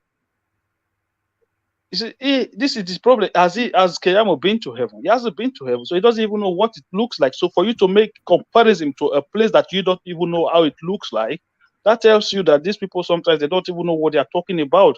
So this is one of the reasons why. Do you think Keyamo will make it to heaven? Do you think Keyamo can make it to heaven? That is heaven is not for all comers. So if the heaven exists in the first place, so that one is you can debate it because nobody has ever been there. All right. Okay, let's open that debate. Do you believe in heaven?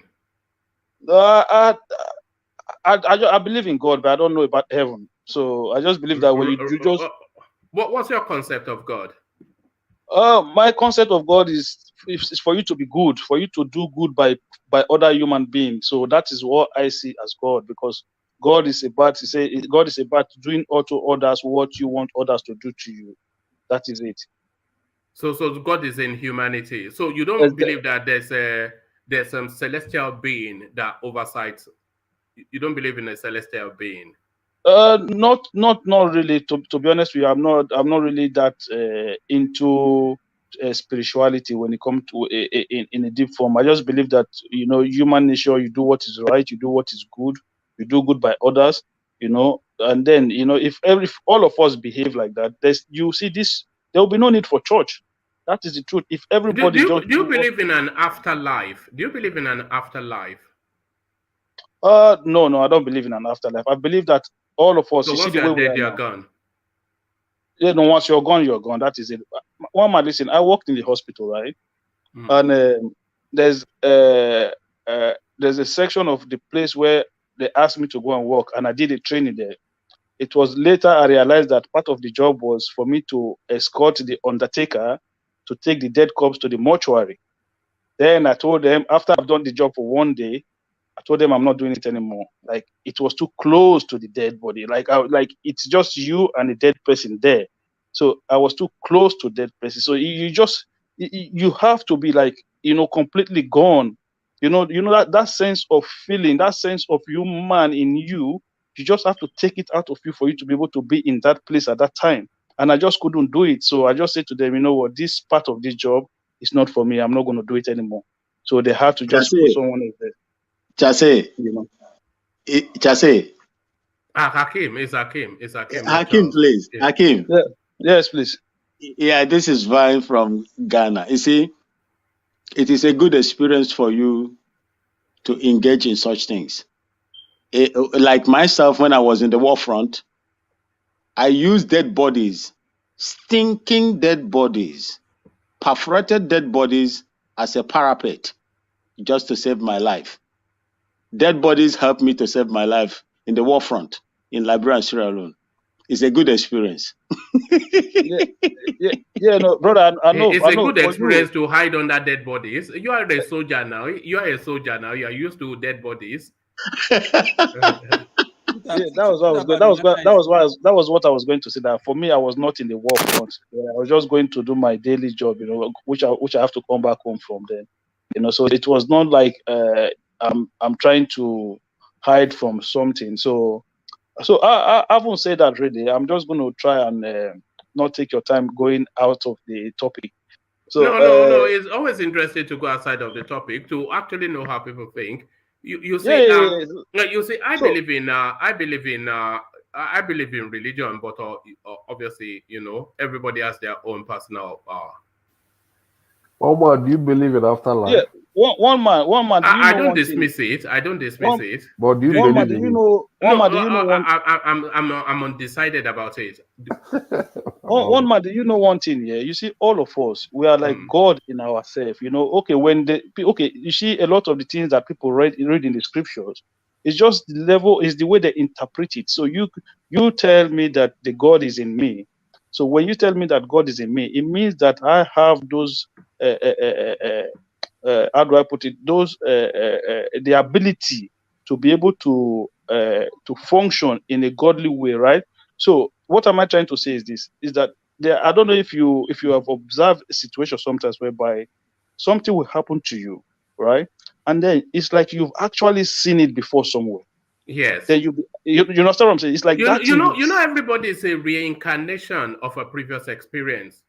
Exactly. So it's just sometimes when something is about to happen to me, I'll just say to myself, I've seen this thing somewhere before, and then I'll make a different move. I've done it several times. I remember are you from the Delta space? Are you from Edo, Benin, Delta, that sort of place? I was born and raised in Benin City. And you are saying you don't believe in spirituality. Are you not? Is it not Voodoo Central, that space? Everybody no. Over time people change. They change. So for me, I believe that my time out of the country, out of Nigeria, I've kind of changed my ways of thinking, my ways of seeing things, my ways of seeing life. So a lot of things about me have changed from when I was back home. So that is the truth. Well, so every family in Benin Edo, they have a deity. They have a room that they always go and pour palm oil in the morning. Nah, that was then. Now they don't want to say anything like that. Everybody, they are all Christians, and everybody go to church. And which is one of the biggest problems we have. And when they want to appoint an Omonoba, they have to sacrifice 7 virgins. 7 virgins? No. One man, please. Can I come in? One man, please. I don't want to go into such. No, we know now. G-Man knows. G Brown. I'm from Edo State. Yes. I will answer that question correctly. Yes. What Hakim said is true, partly true. in terms of like when he said everybody is now Christian. No, not everybody. You know, Benin still hold their traditional beliefs strong.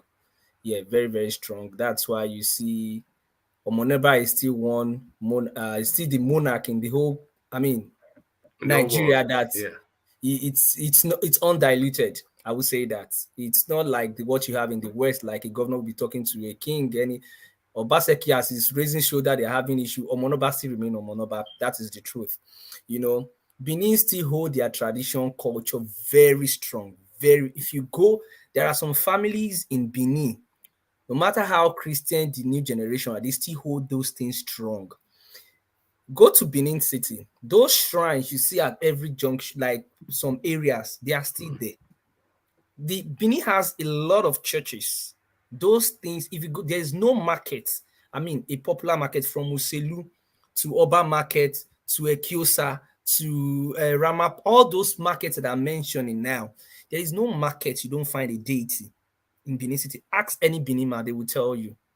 And so they must and they must pour oil on it every well, I know the tradition now. They have a day that they close the market.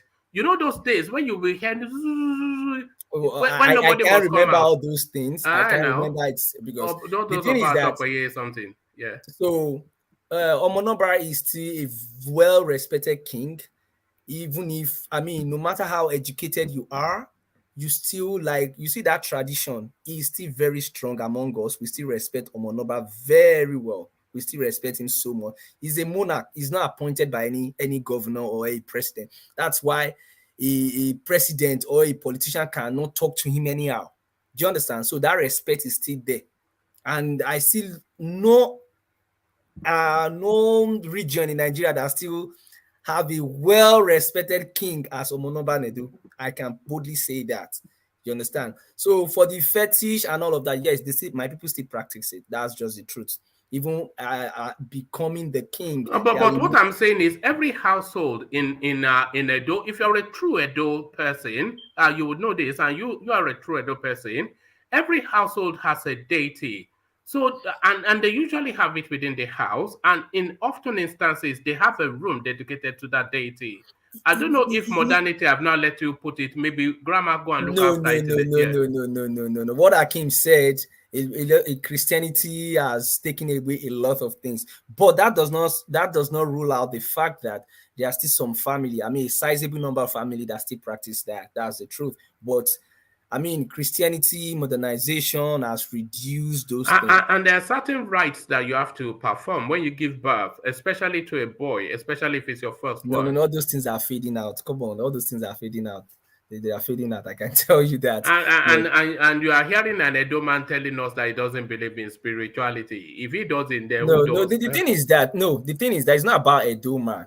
I mean, you said you believe in religion. Do you understand? So religion, if you believe in religion, you should believe in spiritual. God is a spirit being. Do you understand? Human, if you read the Bible very well, you will know that human is a spirit being. He lives in a body and it has a soul. Do you understand? So because when a man dies, it is not the spirit that dies. It is the body. Spirit returns to the creator. According to the scripture, the spirit is what is going to be judged. This body is a casing. That's why I said, from dust you come and you shall return to the. This body is a dust. It's going to degenerate and all of that.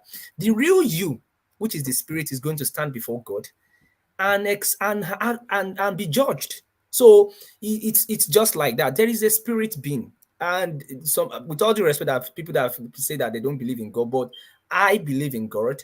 And I know God exists. I have seen God in action. I have seen God in action. What does it look like? God, describe him. When I see God in action, I mean like what he has done. That's what I mean. I've seen God in action. I have. Okay, brother. I'm going to come in. I'm going to quickly come in if you don't mind. You see, when people say they've seen God in action, okay, right, and what God has done. So the question I always put to people is this: like, what about these white people? You see, these white people that you live around them, they don't go to church, they don't believe in God, and then a lot of the things that they do, they don't have problem. Do you know the problem we have? is that we don't do things the right way. When you do things the right way, you wouldn't need to believe in anything. You know, you do things the right way, everything will come the way they should come. But when you start to cut corners, then that is when you start to need help from one way or the other. When you don't cut corners, when you don't have to do things that you're not supposed to do, you wouldn't have to need anything or any spirituality to make things work for you. Just to add on to that before you come back in, G. Brown. You see, the concept of God is quite a very complex concept. It's a very complex concept because it's religion-driven, you understand? And there can only be one God. Otherwise, we're talking about deity. So there can only be one God. So if we go with the agreement that there can only be one God, then what is the pathway to that God? So you have different multiplicity of religion, but then even in some instances, you don't have religion, you have belief system.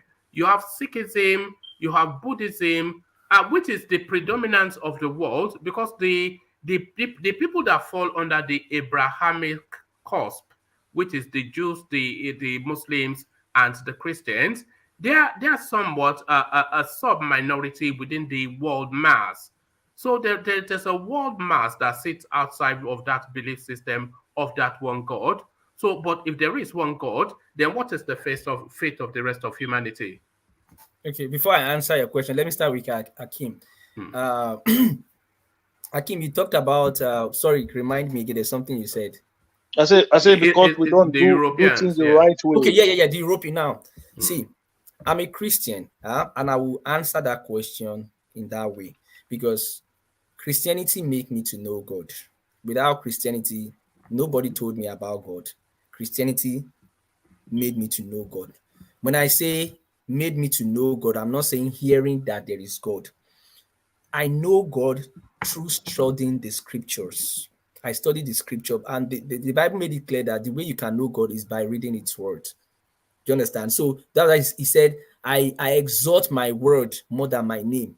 He said, heaven and earth will not, as in my word, will not return back to me void. So God respects, value his words more than him. And the only way to know God is by studying his word. And what is this word? And he said, his word became flesh and dwelt among us. I don't want to go into those gimmicks, those details. But what I'm saying is that when you said that there are some people, they are doing well and all of that, yes, it is very, very true. You see, the principle of, a lot of teachings from religious leader, Christians leader, let me leave it like that way. There are a lot of teachings that are wrong in the sense that the principle of financial blessing is all answered in the Bible. The Bible made it clear that he that doesn't work should not eat. Do you understand what I'm saying? That the Bible talked about principle of giving. But hold on. What about when Johnson Suleiman told us that we could put our phone in the air and we will get a lot? No, see, I am talking as a Christian. I'm not trying to tie it to any particular man of God. That's what I'm saying. I'm generalizing that there are some teachings that are very wrong. I am not saying that to cover up for Christian. I'm a Christian. A Christian. I am able to say that. And I'm saying that there are some teachings that are wrong. That's what I just said now. So I'm not mentioning... My brother. Hold on. Let him land. Yeah, go on. Okay. So what I'm saying is that there are some financial principles which Jesus Christ actually... Not Jesus Christ, for example. The Bible actually talked about them. He that should not work, and should not eat. The proverb says that a little sleep, a little slumber, poverty comes creeping in. Do you understand? And even Jesus Christ told us that give and it shall be given unto you, good measure, pressed down, taken together. Looking at all of these things, it makes me to understand that for you to earn, you have to work. Even the same Bible, Paul also wrote that faith without work is dead. So it makes me to understand that you have to, as a human, you have to first of all work. So how does this tie into the point that Akim is making? That's what I'm trying to come. In this industrialized world, they are not lazy. Do you understand what I'm saying? They practice the principle, they pay their taxes, they do their job, their government is responsible. So it has nothing to do with religion at all. It just has a lot to do with life principle. So what you just said now, brother, it's almost you just kind of go against what you said about you knowing God or seeing God, because all you have to do is just do what is right, and then you wouldn't have to be going through all of this. No. You know. Let me answer that question. Your well-being on earth is different from, because I told you something. You have to answer to the Creator. Your well-being, because there are a lot of things in the Bible we have to follow as a Christian. First and foremost, Jesus Christ said it himself. He said, no one, he told Nicodemus, he said, except a man be born again, except, it is written in red in the Bible, meaning that Jesus Christ himself said it. He said, except a man be born again, he cannot see God. So that alone is an aspect. He's not talking about how you're going to live so well on earth. No. Nicodemus was a rich man. He was doing well, was a successful businessman. Okay. If a Chinese person that believes in Buddhism, if he lives by all of the virtues that Akim described, so you do the right thing, you by your fellow mankind, and you live a life of honesty and probity. But he has no concept of your Christian God. He believes in Buddhism. Is he going to meet God if there's a God in the life after? Okay, the truth of the matter is that question is very big, and that question cannot be answered with all due respect to different people's faith, because I'm just talking as a Christian. So if you are not a Christian, you won't make heaven, is what you No, that's not what see, that question, I can't answer it that way, the way you want me to answer it. But the truth of the matter is that I'm quoting what the master says, that except you all know all the scripture that I'm talking about in the Bible. This is what Jesus Christ said, and I cannot dilute it. It is a G-Man, what happens to the Africans, to the Yoruba person, to the Edo person that lived, and there are plentiful of them that lived before the encounter with any of the Abrahamic faiths? So most of them are heaven. Yeah, what will happen to them? Let me explain this thing. See, this thing is very simple. See, there is God. God sent his son. If you look at Quran very well, I mean, we have a lot of Muslims here, they will agree with what I'm saying. If you look at Quran recognizes a lot of things that were in the Bible are in the Quran. Even more than 50%. A lot of things, the life of Abraham till Jesus Christ, they were all documented in Quran. So that is to tell you that there is God, one, and God sent Jesus Christ to come to earth, and everything he says, they are true. Gibran, my brother. Listen, sorry, you see, did you know that about 4,000 years ago, thereabout, when Christianity first started, you know that the religion in Palestine, sorry, if you can mute yourself, please, Vin. You know the religion in Palestine where Christianity actually birthed out of. The religion then was Roman worship. So they were worshiping gods like Zeus, etc. And when Christianity first came through, it was considered pagan worship. It was one of the thousands of pagan worship that was birthed at that time. Because of course they were worshiping things like Zeus, etc., as I said, and that place. Sorry, another thing is that what is really Christianity? It's a follower of Christ. It's a follower of Christ. Exactly. 4,000 years ago, there was no Christ hasn't come. Do you understand what I'm saying now? So there is before Christ and after Christ.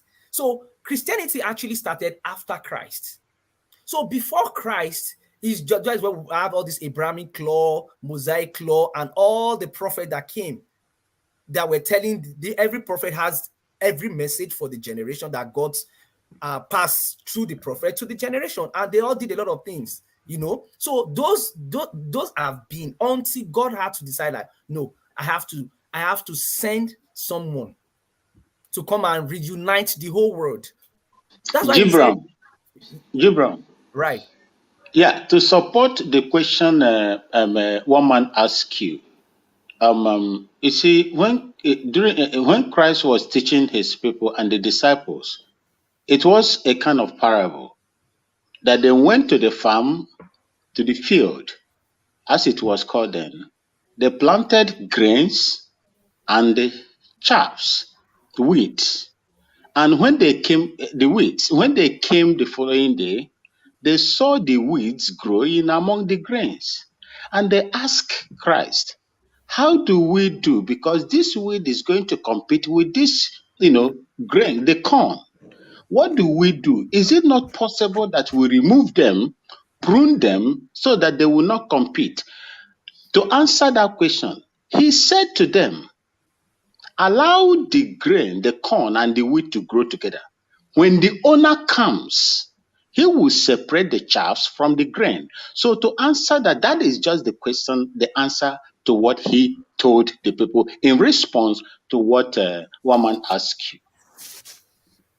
Is that to the question of what happens to the Chinese people that don't believe in God or what? All right, but it's more complex, because, it's very, very complex. Because if you look at it in a detached clinical manner, Jesus Christ essentially was just a Palestinian chap that grew up under that was born under Roman rule, who came up with the concept of a religion, which at that time was considered to be pagan worship.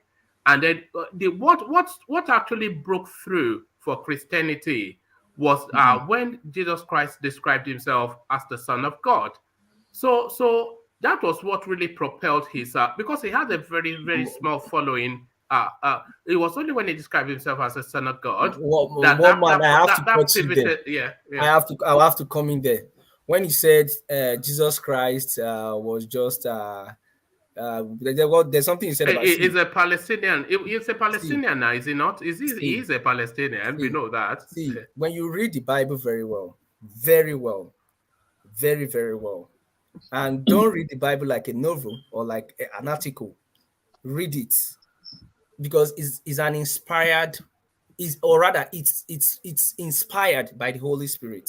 So there are a lot of, like what Vinny said, there are some parables that anybody can twist in any direction, but you require God, Holy Spirit, to explain, because in the first place it was Holy Spirit that inspired those things. So you need Holy Spirit to explain what the master is actually talking there. Now, talking about Jesus Christ, there are a lot of arguments about who Jesus Christ is. The Islam refer him as prophets, some call him son of Joseph and all of that. For crying out loud, we know how this guy came. Till today, science has not proven it. How will a virgin conceive? There is no book. There is no journal. You know a lot of the Bible is written in parables, so it's not no. This is not This is not parable. This is what happened. I'm telling you. My brother, one more, please. I'm going to quickly come into here, please. I need to quickly address some things. Yeah, go on. You know, in the Bible, there are a lot of things that are not written out, that are hidden. I don't know if you understand what I'm saying. There are a lot of things in the Bible that are hidden. Okay, I'll give you an example. They say in the beginning, God created Adam and Eve. That was it. One man, one woman. So, but then they told us that was how the world started. So, were they sleeping with the children sleeping with their mom, or did they have a sister that they started sleeping with? So, you see, Akim, the Darwinian theory, which is the evolution from primate to man, it predates thousands of years, the Christianity, and is documented in science.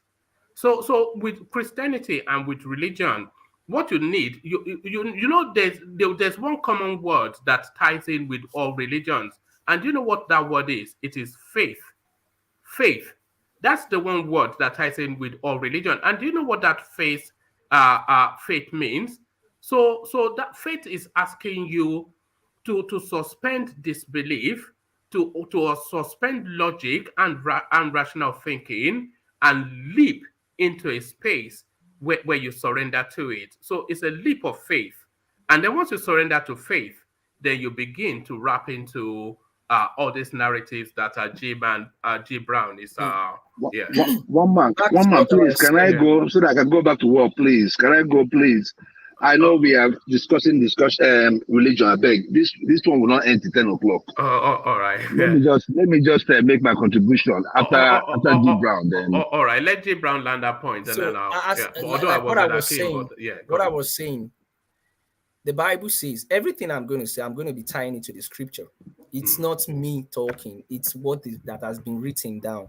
In the beginning, God created the heavens and the earth was without form. And God said, "Let there be light," and there was light.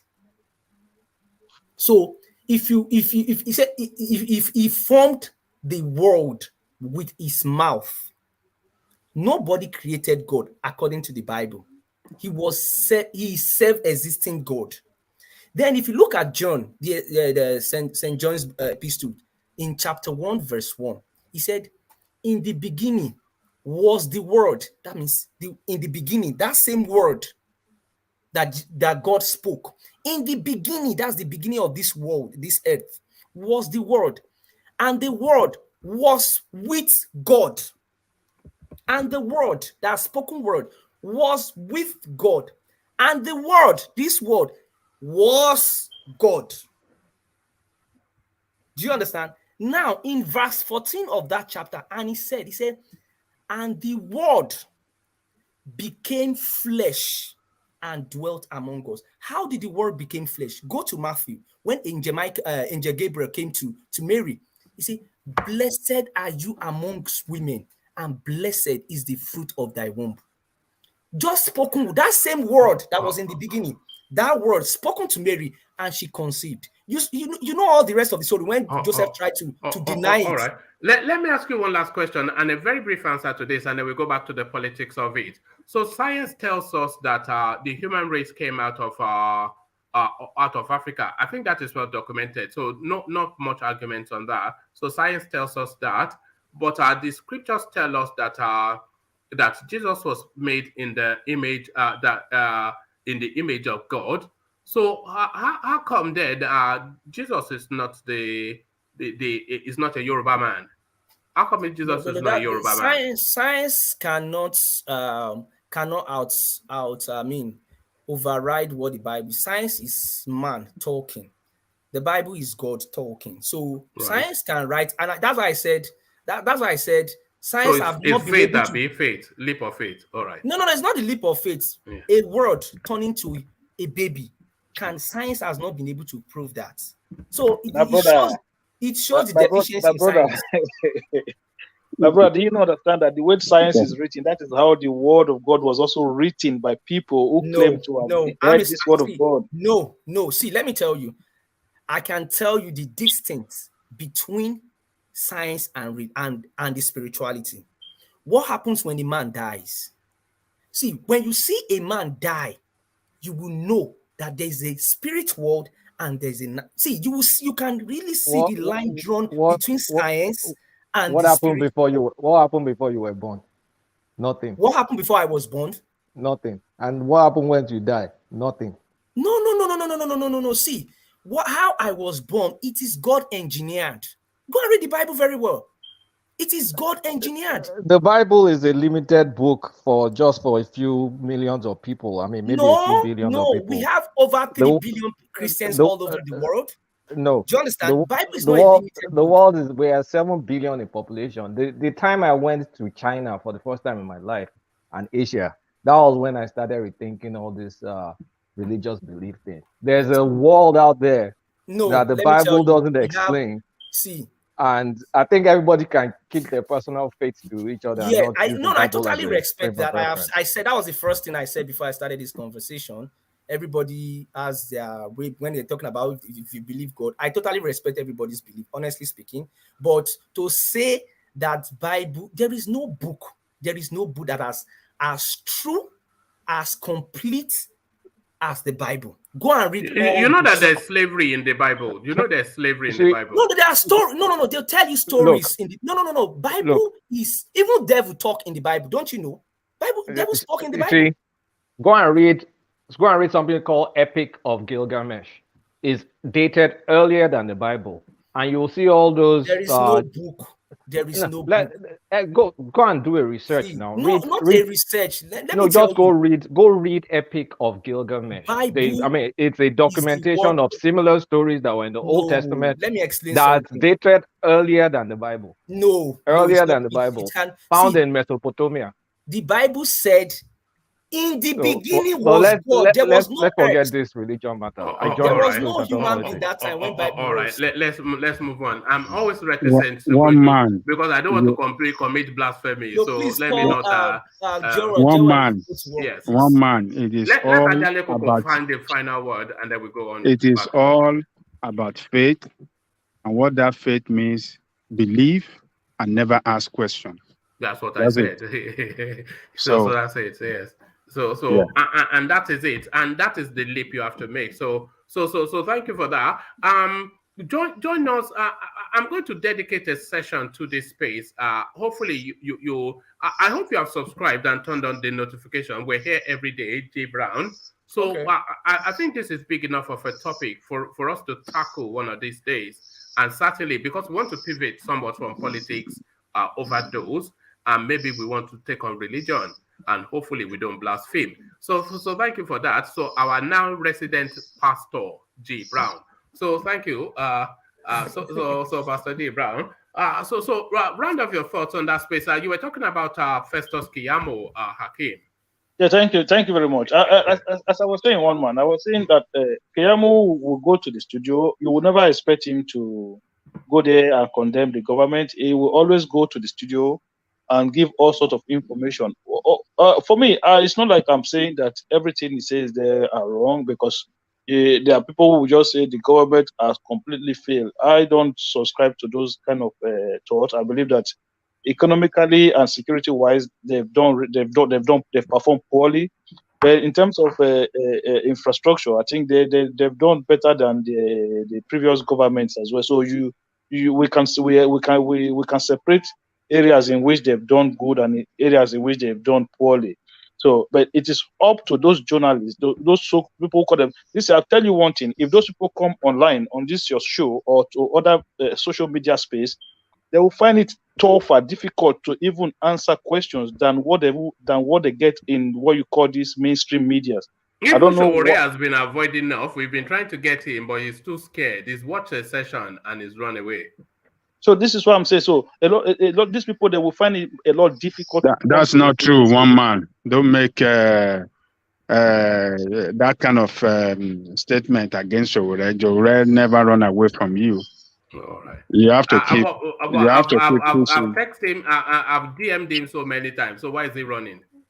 Yeah. You have to keep. You have to push. You have to push her to get him. Yeah, but he was. Angelico, help him to come into this program. Yes, we do. All right. Carry on, Hakim. So round off your thoughts, Hakim, and then I'll go on to the next. So basically, what would anybody expect from Keyamo? I'm not going to come and condemn him as a person. My own problem is with the journalism, the so-called journalism. These people, it's like they don't even understand what they do. Sometimes they're supposed to do their job, but it's like they are trying to kind of call it favor from this politician to say, they want them to come back to the studio for more interview. But then you are supposed to do your job. I just want to quickly say something. You see, when I'm not a fan of Asiwaju Bola Ahmed Tinubu, but when people want to campaign about issues, even if I don't know if he's got Parkinson's or not, even if he's got Parkinson's, right? Nobody is immune to sickness. Nobody is immune to fall sick. So someone can look healthy today, and tomorrow they can get sick from anything. So I'm not one who want to use this as against anybody. If you watch BBC, you know Andrew Marr. Andrew Marr was okay. He was presenting the show on BBC, And then he had Pakistan, but he's come back from that Pakistan and he's still doing the show. You can see when he's doing that show, he's got one hand eating out somewhere. But we have to be sensitive to this issue sometimes when we're trying to talk about some certain things. The way they criticize Tinubu sometimes, it almost out of sympathy, you almost want to support him. I mean, the guy has every entitlement to want to aspire to be president, and you have every right not to vote for him. But some of the things that they say about that guy, it just goes beyond the pale. Yeah, that's what I say. When you want to, in a democratic space, if you look at it, this is why when you want to campaign them, just make it issue based. Talk about the issues, okay? Like someone was saying that Obi doesn't need to have a manifesto; he just need to look at his record. There's a reason why you have to provide a manifesto, so that when you are governing, people can hold you account to your manifesto to say these are the things you promised you were going to do. And now you're not doing them. So for you to not turn around, the reason why people are saying Buhari promised one naira to $1 was because they had it in a manifesto. If he never wrote it down, if he never promised you in the first place, you won't be able to hold him account to those promises. So that is why people present manifesto. People will vet their manifesto to see if the manifestos, if they are. Do you think Peter Obi is capable of putting together a manifesto? Do you? I mean, because he's saying he is going with the Millennium Development Goals or something. What does that even mean? It's just copy and paste from United Nations document. Copy and paste. Yeah, but Nigeria is not United Nations. Nigeria is a country. You can't just say you want to implement it. So how does that work when it comes to restructuring? How does that work when it comes to decentralization of powers and other things? Yeah, listen, 1 second. I just want to. So what I'm trying to say here is that I'm not going to say Obi does not have it in him to present a manifesto. No. I wouldn't go as far as that. I'm sure him. So and why has he not presented one? Why Atiku is presenting one? Why has he not presented one? I can't speak for them, but I'm sure they will come up with something. But to say that they don't need to, I've heard a lot of people say they don't have to, they don't need to. I think that is very wrong. Just because you support somebody doesn't mean that you have to support every position that is of not promotive to the country. Everybody, all the people that are contesting must, as a case of they must provide manifesto to the people, so that we can look at what they are offering you. Last time I was listening to Oshomole said Tinubu is promising free education to the university level. Okay, fine. Let's see it in the manifesto. So that is how it works in a democratic society. All right, brilliant. Well put. Yeah. Just before you go, Hakeem. Sorry, Jewel. Sorry, just give me 3 seconds. Yeah, on the issue of manifesto, Obi never said he's not going to present manifesto. He said that in a few weeks to come, that he's going to present his working document. But he now said that everybody should also know that his manifesto will be anchored, on the what do we call it, on the sustainable development goals mainly. So it's a policy document. Like he's saying that using SDGs doesn't mean anything.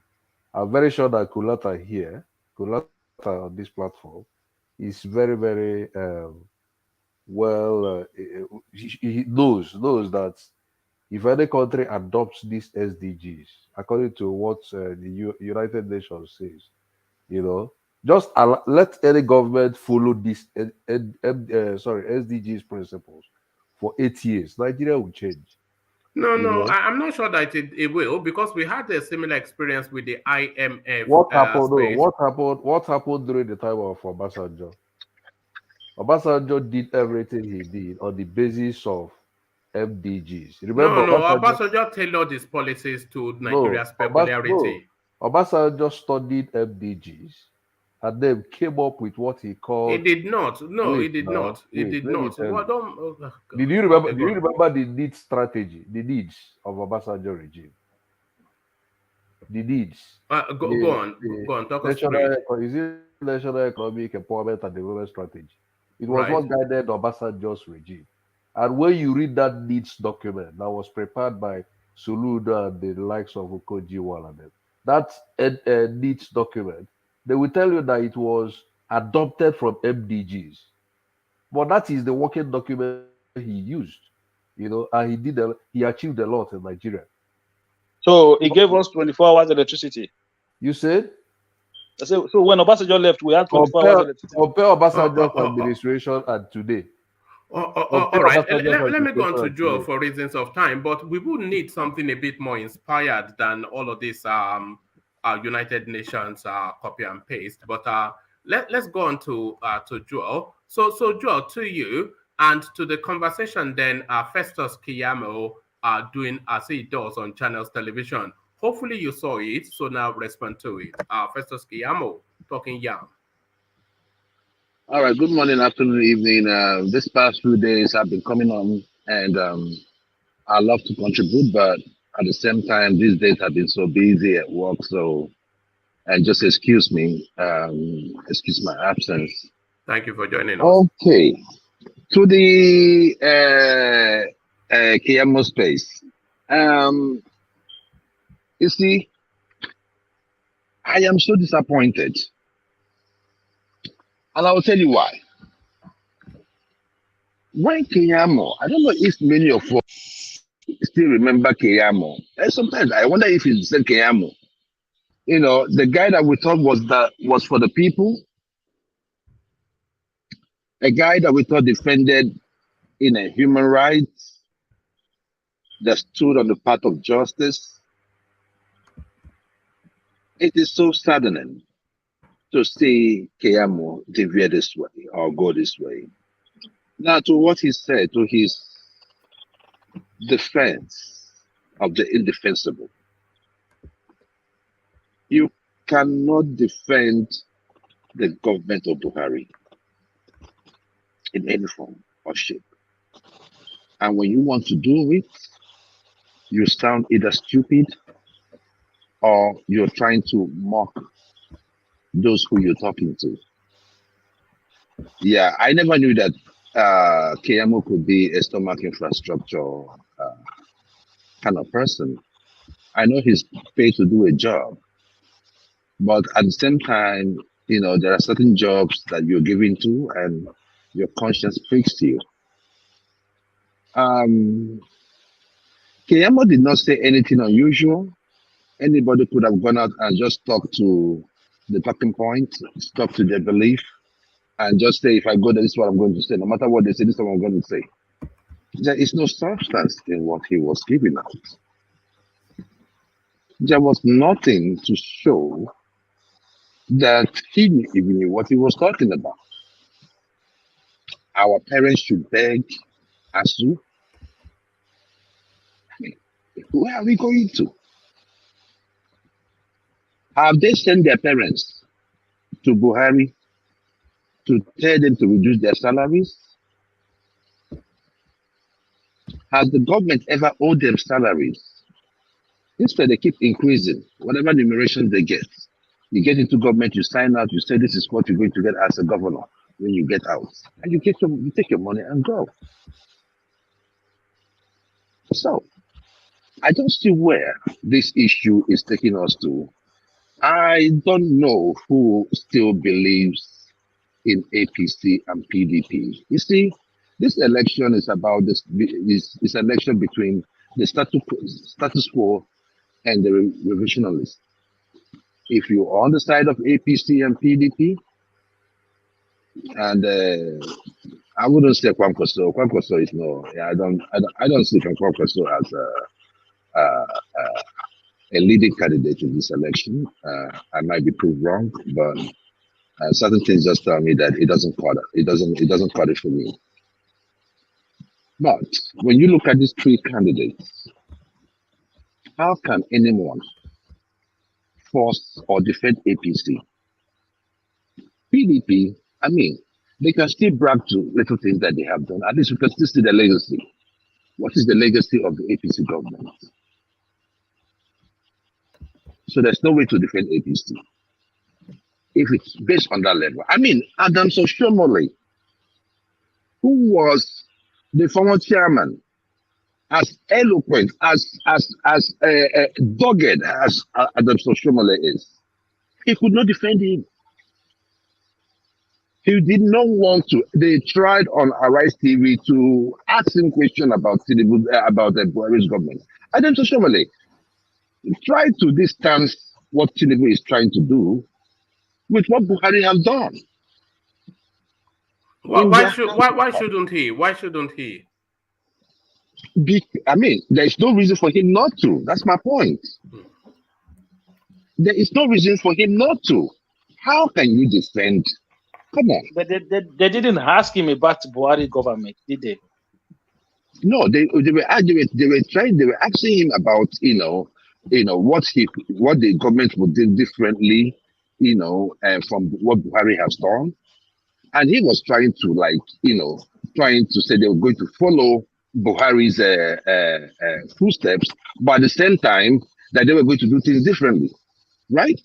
I get that part, but at the time when they kept pressing him, he tried to separate and say Tinubu's government is doing different, Buhari's government is what it is.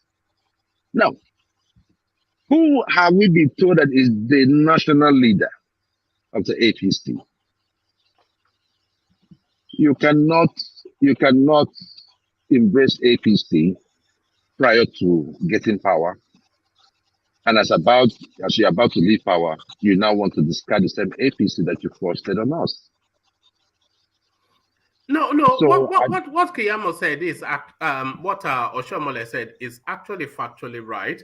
You cannot hold Tinubu accountable for Buhari's administration, not in any way, because yes, you may well say he's a party member. Yes, he is a party member, a senior party member as well. He's never held any single position within Buhari's administration. He is not the president. He's a private citizen, but an influential one. So how can he be culpable for Buhari's mismanagement of the country? As long as he's in the same party, you see, we have been talking about the people Tinubu put in government, and that is part of the strength, or one of the reasons why people wanted to vote him in spite of the fact that he looks physically frail. The other, the things that people say about him is about the people he can, appoint. That's part of Tinubu's government, and that's the reason why people still give him credit for the governance in Lagos State to date, right? So, if, for instance, an Ambado came in and did very wrong, you cannot separate Tinubu from it. So, Tinubu played a huge role in bringing Buhari into power. And I believe during that period, and see, look, let's not deceive ourselves. There was one thing that happened during this Buhari's tenure. If any of us could remember in the news, you see, when this insecurity thing started creeping into the Southwest, I remember when they started saying that the people that, I think it was a kidnap or something, somewhere in Ondo State, and they started talking about the people. Tinubu started questioning the interviewer. And the way he was questioning the interviewer, he's questioning the interviewer like, what do you mean? That did you see any person? Do you see the Aboki? No, it was the fashion artist's daughter. Exactly. Go and listen to that interview. So he was busy defending this government. He never came out to speak against the ills going on in the South, not even in his backyard. That is one thing I heard against Tinubu, and I know from my house of heart that he could speak up. He could say something about it. Yeah, but do you realize that it was after that Fashoranti daughter's death that gave birth to Amotekun? And if people like Tinubu and the elders were not in favor of it, do you think that Amotekun would have been would it be possible for them to carry it out like that? Please, let's talk. Look, it's just like the same thing, the same gorilla, or would I say King Kong physicality we've given to the North. Let's not also give that to Tinubu. Do you mean that the governors in the Southwest or the leaders of the Southwest cannot take a decision based on their life without Tinubu? So if Tinubu says there will be Amoteku, there will be Amoteku, is that what you're trying to say? Exactly. No. What I'm saying is, what I'm trying to say is that it's a common agreement between the leaders from the region. No. I don't think you're right. I think it's the prerogative of the governor, because if the like what Jore said, if the governor didn't agree to that, if Tinubu and the leader suggested, it will not work. So it is largely what it is the largely wants. And they are the one funding it, right? So I am not talking about the Amoteku. The Amoteku is a laudable idea, but what I'm just saying is that with Tinubu's defense for the center, he doesn't want to, whenever anything happens in the South, Tinubu won't talk about it. The reason why is that he was trying to build his appeal towards the North. That is not how you build a leader. And it also showed, it was shown in his selection of the VP. It was still that same, Rankadede, please, I want this power. That was the same reason. That's the same reason why he went to the man from Kanuri. If he wanted to take his chance and call the bluff of everybody and say this is Nigeria, what would they not do? Vote Atiku? Can I quickly ask you a question? No, but listen to what you are saying now. The guy has ambitions to be president, and you are saying he should call the bluff of somebody. To what end? Can I ask you a question? As Peter Obi called the bluff of anybody, if Peter Obi wanted to call the bluff, why didn't he take somebody that he feels is competent? Why did they have to go shop in the North? No. That's it. No. In Nigeria, we have always balanced power. Yes. Either their tribe or religion. Yeah, but everybody telling you. Yeah, no, but is that not the same thing that Tinubu did? He balanced. No, he didn't. He did not balance it. No. He only balanced the region, which is from the north. But he did not balance. Is Peter Obi speak?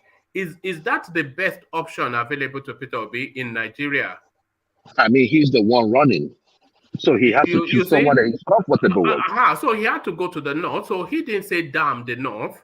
So why are you then asking Tinubu to say damn? I am not saying no. He cannot damn the north. Lalong that he chose for his DG is a northerner. So there you are. Dogara. Okay, can I ask you a question? I just want to quickly ask you a question. Go ahead. Can I quickly ask you a question, please? Okay, in the last general election, 2019, outside of the Southwest, take out the Southwest, how many Christian-dominated states did APC win? I wouldn't know. You tell me. Okay.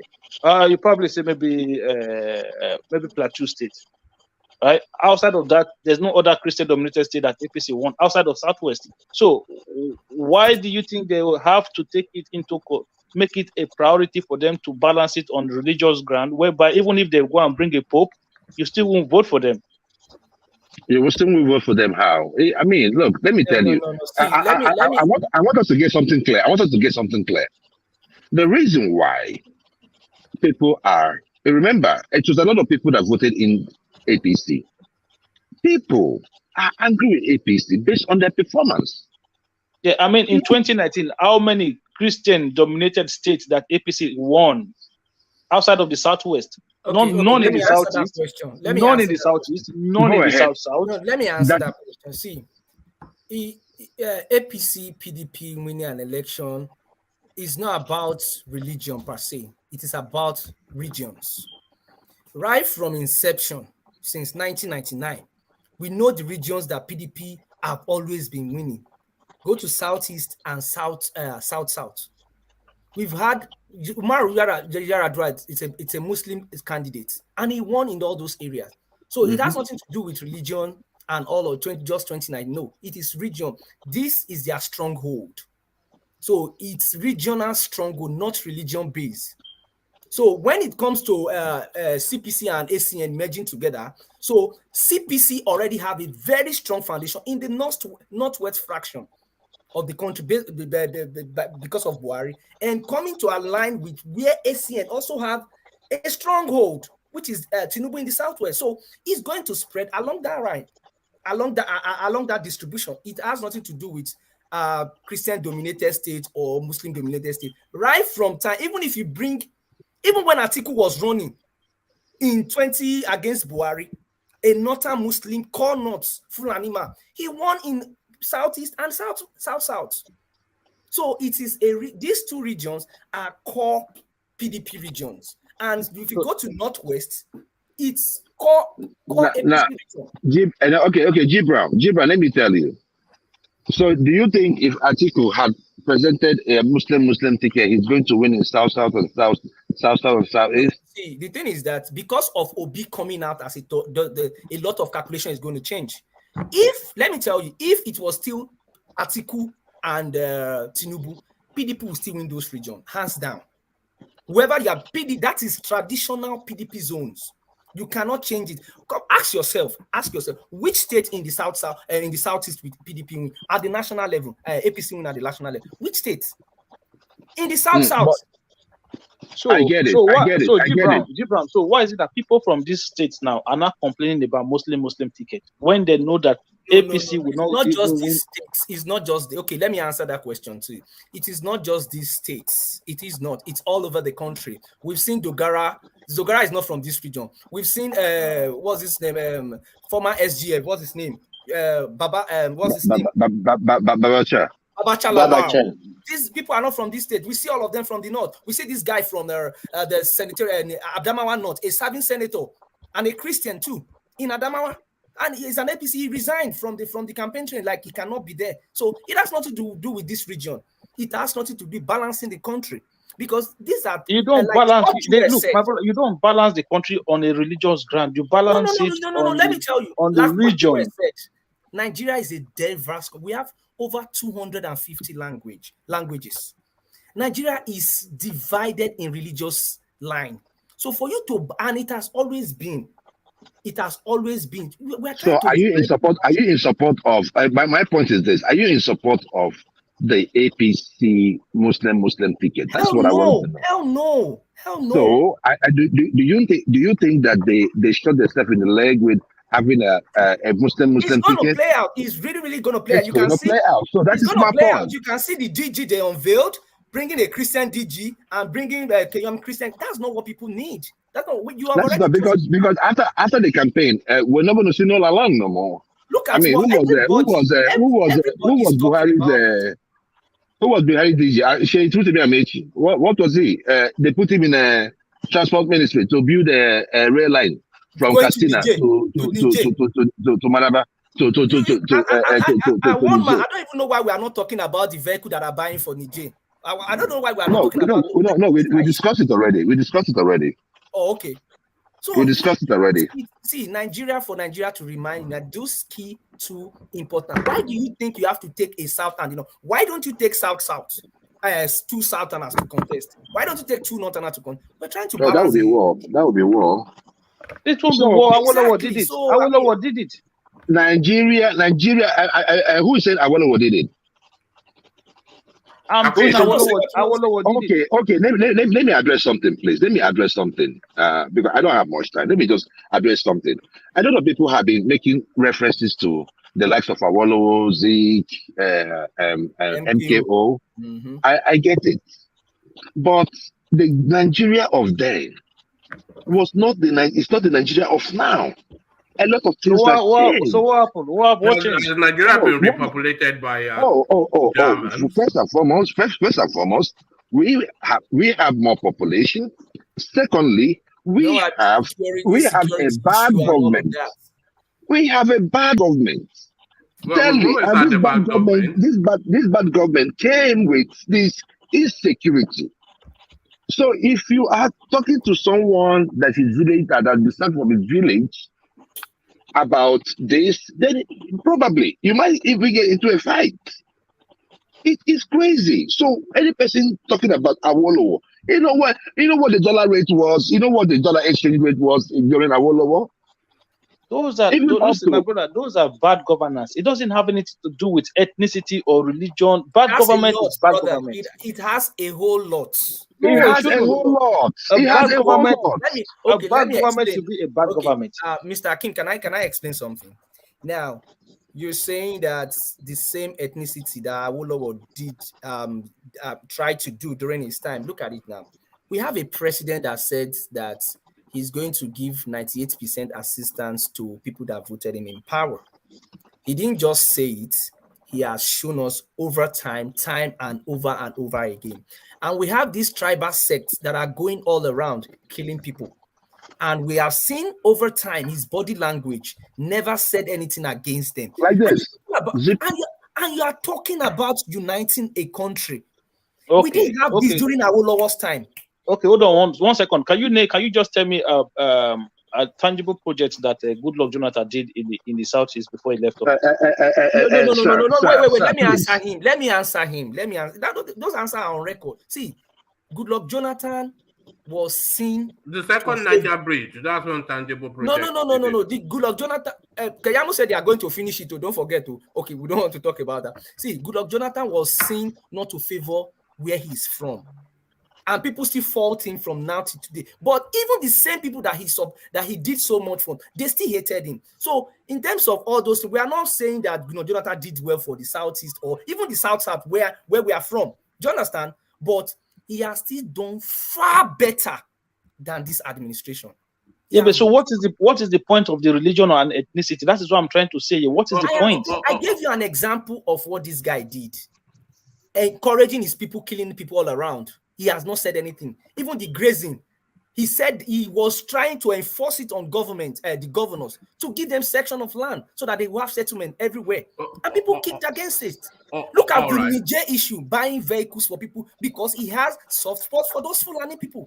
We've seen, and people have been saying the soft spot we have for these Fulani people. My brother, we have the land. All right.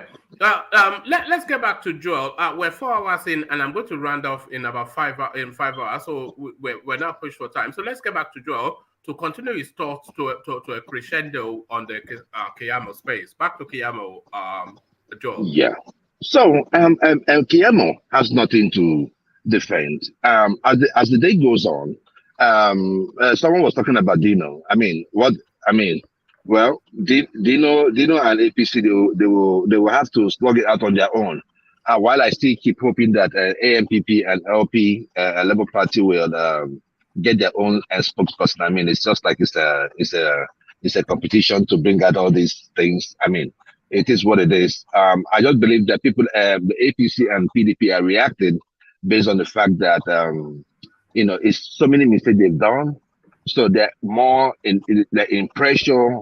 They're on pressure to, do most of this thing they're doing. I just think that they should just take their time, vet themselves, make a decision on, who to appoint and all that. But APC and PDP are making theirs because, for instance, you have a Muslim ticket, and, you have to answer the Christian community very, very, so quickly. So you have to appoint them along without really vetting, So, and that's the issue. So for Festus Keyamo, I will not speak much on him. As far as I'm concerned, he's a wasted space. All right. Keyamo cannot speak for anybody. Keyamo is gone. All right, well put, Joel. So brief commentary on this, Joel. Atiku presidency replaced Ayu with Southerner. Carlo tells PDP leaders. So a lot of people, they are just recoiling from the fact that PDP is so top heavy with Northerners, flag bearer, chairman of the party, and every member of the board of trustees. All the people fighting Wike, I'm sure you notice they are all Northerners. So is it a northern party? Is there the real question now around PDP? Should Ayu be replaced, Joel?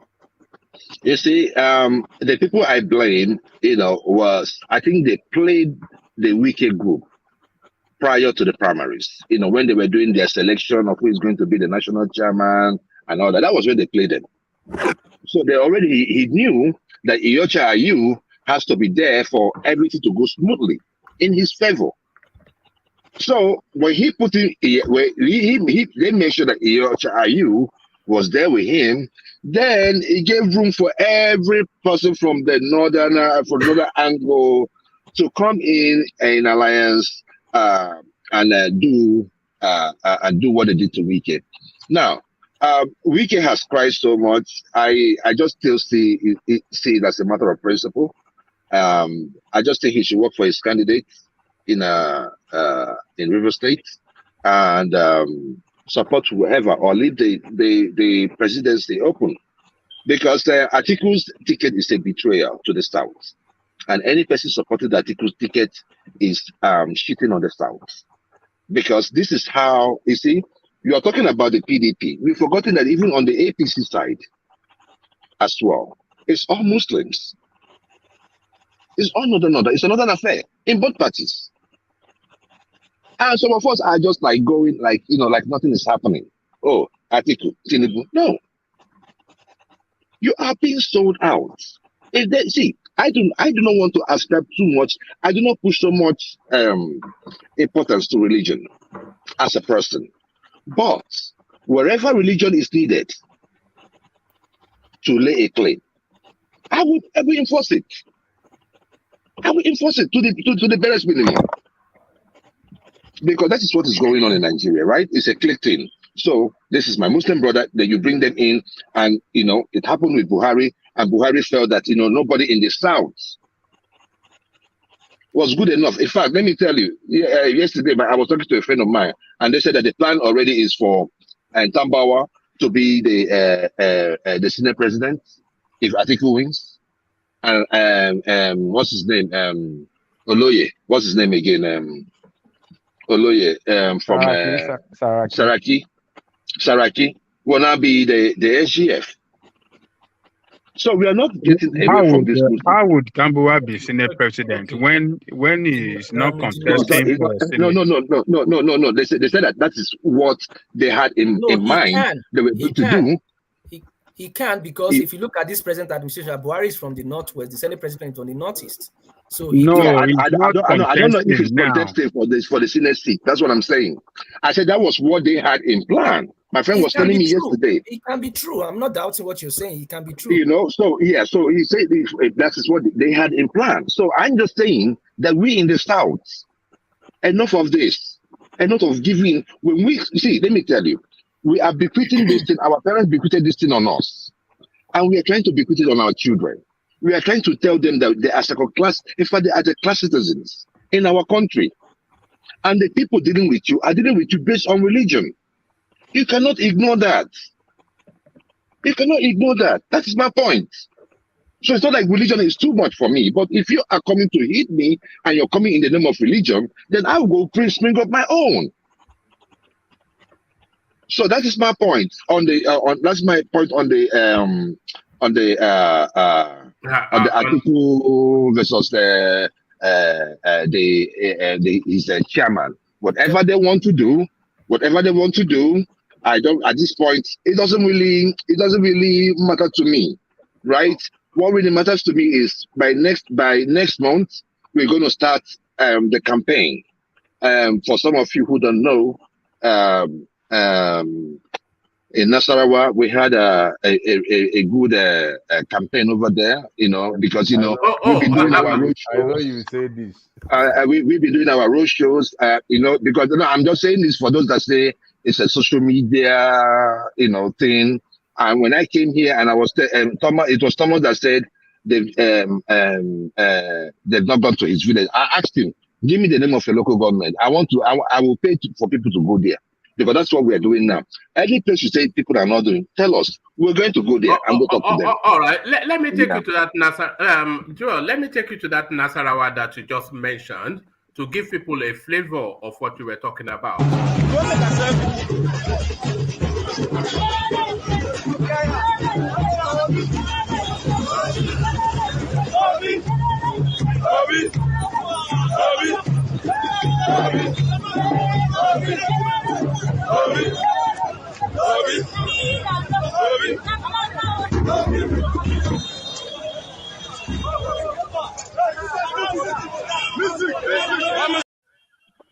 Yeah, so that was a mass rally in Nasarawa State. No, and it's been going. I mean, Edo has been erratic. One man is not this one. This one is the one of.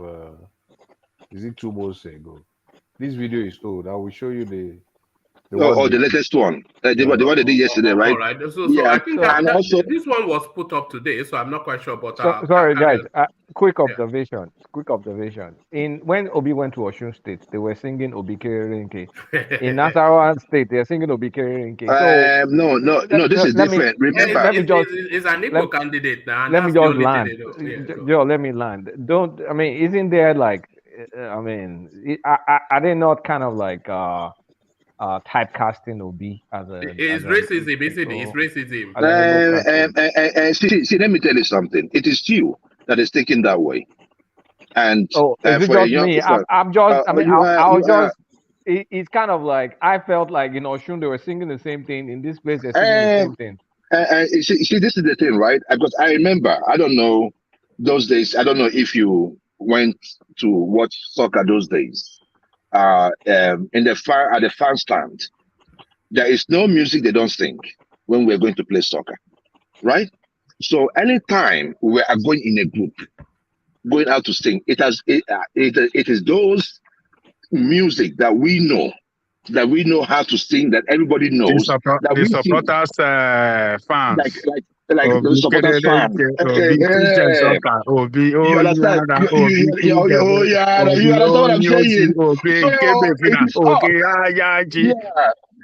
understand me? So you remember now, they sing it a lot in Lagos. So there are certain music that it's a national music. Okay, so this is national. Okay. It's a national. There are also some Yoruba.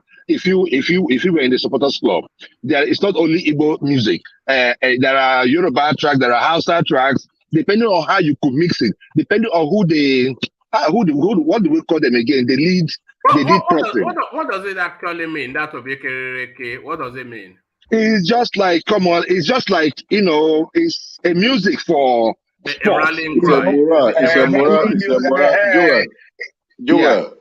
It is a morale booster, and during my training in Nigerian Army Depot, it is smelled. That was just every morning PT. That was the music, the morale song that we sang in the Nigerian Depot. All true. Exactly.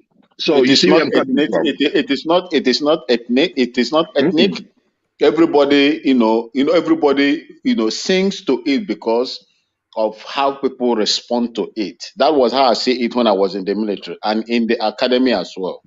All right. Round off your thoughts. We can't hear you anymore, Joel. Joel, you've muted yourself. Sorry. Yeah, yes, okay. We can now. Yeah. So that is the thing. There are certain music in our lives that is not Igbo-like. However, coincidentally, this same Obi Kerenke that we used to sing is Obi's name, right? So we have obedience. You have everything that we attached to the obedience. Now they've even added obituary by Sam. So it is just one of those things. But please don't look at it as no. You've explained it, and I dropped it. Okay. Yeah, it had no any coloration. No, I was just wondering, but since you've explained it, because it struck me in that social space, it struck me as somewhat ethnic when you saw a bunch of Yoruba people chanting Obi Kerereke, that is almost like shouting Omoibo. That's how I heard it. Yeah. I feel where you're coming from and with that, but the thing there is that you see it's part of sensitization. It has nothing to do with that group right there. That group you saw there. If anyone is telling me that they were even 50% from Southeast, that means I think they were all Northerners. So anybody there you see there is a march for change. Those are the revolutionists that you're seeing there. They are not the status quo. Those are not the people that always say, let's go back to APC or PDP and let's, keep doing what we're doing. No, those guys, if you're following Obi, if you're following Sowore, These are the guys that said, we want something different. So it depends on which side you're on. If you want to be the status quo people, no problem. If you want to be a revolutionist, join the Obi camp. I mean, I would have said Sowore, but Sowore has not, now he has no administrative. I don't start on Sowore. We will live here. We will live here today. I don't today. want to take us on people. All right. Thank you, Joel. Joel, full time as ever. Thank you so much. You know we're under pressure of time. But join us. Don't worry, Joel. Aja Baba. Your Koboko is being twirled. Aja Baba go whip you with Koboko. All right. So to you then, Vin, the space, Festus Keyamo and his interview. It's just the play. You are still coming Sowore way. That's the only solution to the problem of Nigeria. Let us leave it like that. All right. So to you then, Vin, the Keyamo interview, your response. Vin. All right. I think something may be wrong with Vin's system. So let's go on from Vin to Let's Go. So Let's Go. Are you ready to go? Oh my God. What's that? What's going on? Are you on a treadmill?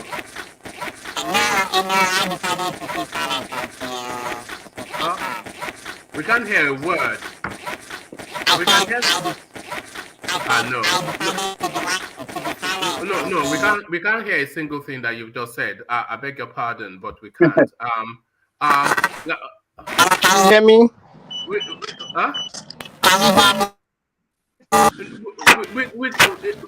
If you scroll back just 30 seconds, you hear what we're hearing. Then you know that it is nothing.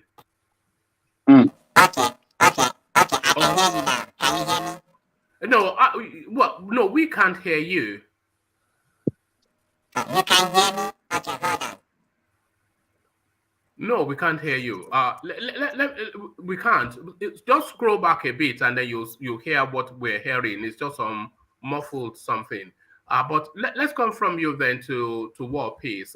War Peace, hopefully we can hear you better, because War Peace is coming from Japan, but hopefully the system a lot better.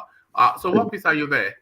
Yeah, I'm here, woman. All right, brilliant. Good to have you, War Peace. So War Peace, to the conversation, we were talking about Festus Keyamo and his bombastic appearance on Channels Television, telling the Nigerians that Tinubu will continue just exactly as Buhari has been doing, and saying that the only place you will not find insecurity is in heaven. So so that's how he wants to go. He says Peter will be ahead of Atiku. So he's just hitting at everybody, but is he hitting the right notes with you, War Peace? First of all, I greet everybody. Quickly, let me go to Keyamo. I'm very surprised for that statement he made. I'm more surprised that he's right anyways. Party can be a Tinubu campaign, but person like Keyamo, I thought he would just distance himself. Whatever he's going to do for the party, do it underground. Without coming out to be DG and saying all that kind of nonsense. That's insecure. The Buhari government is have done best in infrastructure and the rest, and Tinubu will continue on the footprint of Buhari. I couldn't fathom my head around those statements. I was trying to be like Kulata when I was listening to it, to try to bring out data to portray that statement he made, to see the facts, but I couldn't. So I'm still wondering. I'd love Kulata to help me out if Keyamo was sounding normal or abnormal in that statement, because that's not the Keyamo I used to know when he was in prison during Basajo time. He was writing heavily against Nigerian government then. Not in he got position from Buhari government. He got a change. It's very funny how people change when they get into governance. We saw it with Oshiomhole as well, who was a trade unionist. Now it's just he has airlines all over the place. Yeah, that's what I don't understand. That was the fear I won't have. I won't have that fear for Kulata, the most sharpest brain here. If he gets to government now, probably he will start acting against one man. Kulata is already looting. Kulata, you think Buhari is corrupt? Let Kulata, it's somebody with a brain. And with I don't know why you guys like Keyamo is doing a very, very difficult job. Do you know how difficult it is to get in front of the television and try and defend Buhari's government? And I mean, it's very tough now. I mean, how many things can you say? How many positives can you list? But so all he has to do is he needs to not piss Buhari off. So that's why he said Tinubu will lead like Buhari. But you'll see that they will they're going to distance themselves from Buhari, but they'll make some key statements, like all this kind of statements that will throw everybody away. Sorry, but they'll keep distancing themselves. That's what can I ask you? Yeah. Yeah, before this Keyamo, before he joined this government, he was like an activist, just like the likes of. I know now. Yes, like the likes of this guy from Yoruba. Falana. Falana, Onogoruwa, and all those. Yeah. So let's flip these two people. Imagine someone like Falana, just like let's make an imagination. Someone like Falana, imagine that he joined APC, just like. Keyamo in the last 7 years, and then Tinubu is now coming out, and Tinubu wants to use him as a spokesman like Falana. Do you think Falana will accept the job? I think Falana will, on principle, not accept the job. Yeah, so that is what I expect from someone like, Keyamo, because he has had this track record in the past of a man, just like the way we see Falana, So I expect that, because this defending Buhari administration, it is going to dent him very well. It is a very difficult job for him. But no, it's difficult. But I mean, the damage has been done. It worked for the administration, so backtracking now is not useful for him because it's already dying with the devil. Do you think someone like Fashola will accept to do this job? Fashola is already doing the job. Did you know what defends the administration now? Fashola is doing it, and he's actually doing an exceptional job doing it. So if you see the kind of work they're doing, they will try. They need to put some distance between themselves and Buhari, but at the same time, they also need to hug Buhari's record. So they need to kind of like gas Buhari up, like saying one of these statement that, oh, we need to lead like Buhari led. Then they will now start using some people, like they're using Oshimole to say, Tinubu was not part of Buhari's government, even though Tinubu was full APC guy. And so there will be filters like, there will be areas like that. They can't fully remove themselves from Buhari because they still need the support. And so they can't afford to piss him off. So Farrell, he did a good job given the circumstance, because if they put me in front of TV to go and defend Buhari, it will be hard. It will be hard. Quick one. I was watching that yesterday. I couldn't come here. I was almost dying laughing. When AY is named that accused you that you are a tribal man. Let me use Tiobala's voice. Say Kulata is a tribal man, and one man is a devil advocate. So I started wondering, my own Kulata, which part of it? You need a thick skin and a big personality to be on this platform. See, my wife was asking me. I was dying rolling on the floor. Kulata was actually flogged. You cannot be sensitive and be on a platform like this, because you are voicing all these strongly held opinions, which is not held by and they are not popular opinions. Some people, they actually literally hate you. They don't know you, they just hate you. They just eat your data. So they just made up his mind that Kulata is a tribalist something just because he doesn't like his politics. I was looking for the part that Kulata is a tribal man. He has a wife. His wife is from Igbo. I'm not trying to be tribalistic now. He speaks well. At least when I talk here, it's only Kulata that defends me when I talk about the hyper or traditional Igbo space. Only one that will come and defend me. The guy just came back as well. You know what it was with that guy was intimidated by Kulata's intellect and eloquence. I will tell you, Kulata is a tribal man, and one might explain the devil advocate. It was one man that supported him, like, okay, yes. With Tiobala's voice. I remember Tiobala's statement that day, like, one man, you are a tribal man. I remember. Yeah. And Kulata, sorry, Sha. And I say they be. You know, somebody has come here to say, I wish he wished I was in front of him so he could give me a bloody nose. Just because we are discussing politics, and the venom with which he said it, you know, that if he came across me, if I'm walking down this road and I just hear whack, you know, this is it, unbelievable. Oh God. Anyway, Yeah. let's go to Keyamo. I understand one part that white people always compare to Buhari, they'll continue with Buhari. Don't forget, they have given Buhari 11 million gay voters that don't die, that don't produce any time of election, they just come out. Even insecurity does not affect them. So that's why anybody Buhari endorse in Nigeria, the northern his supporters will vote that person without not thinking like zombies. So that's why I understand. That's why everybody wants to side Buhari. If you can still remember, Shimba just said the same thing too when he was driving for the primaries that he will continue the step of Buhari because of that 11 million gay voters he has. So I can understand that, but at least Keyamo that put some respect. The way Bedman said, put some respect in my name. That put some respect in his name to distance himself a little bit. There's certain things you don't just talk about. Distance yourself from the security issues and just talk about the bad Tinubu policies and what he's going to do and what's going to do different. Not bringing Buhari in. Right now we are hot.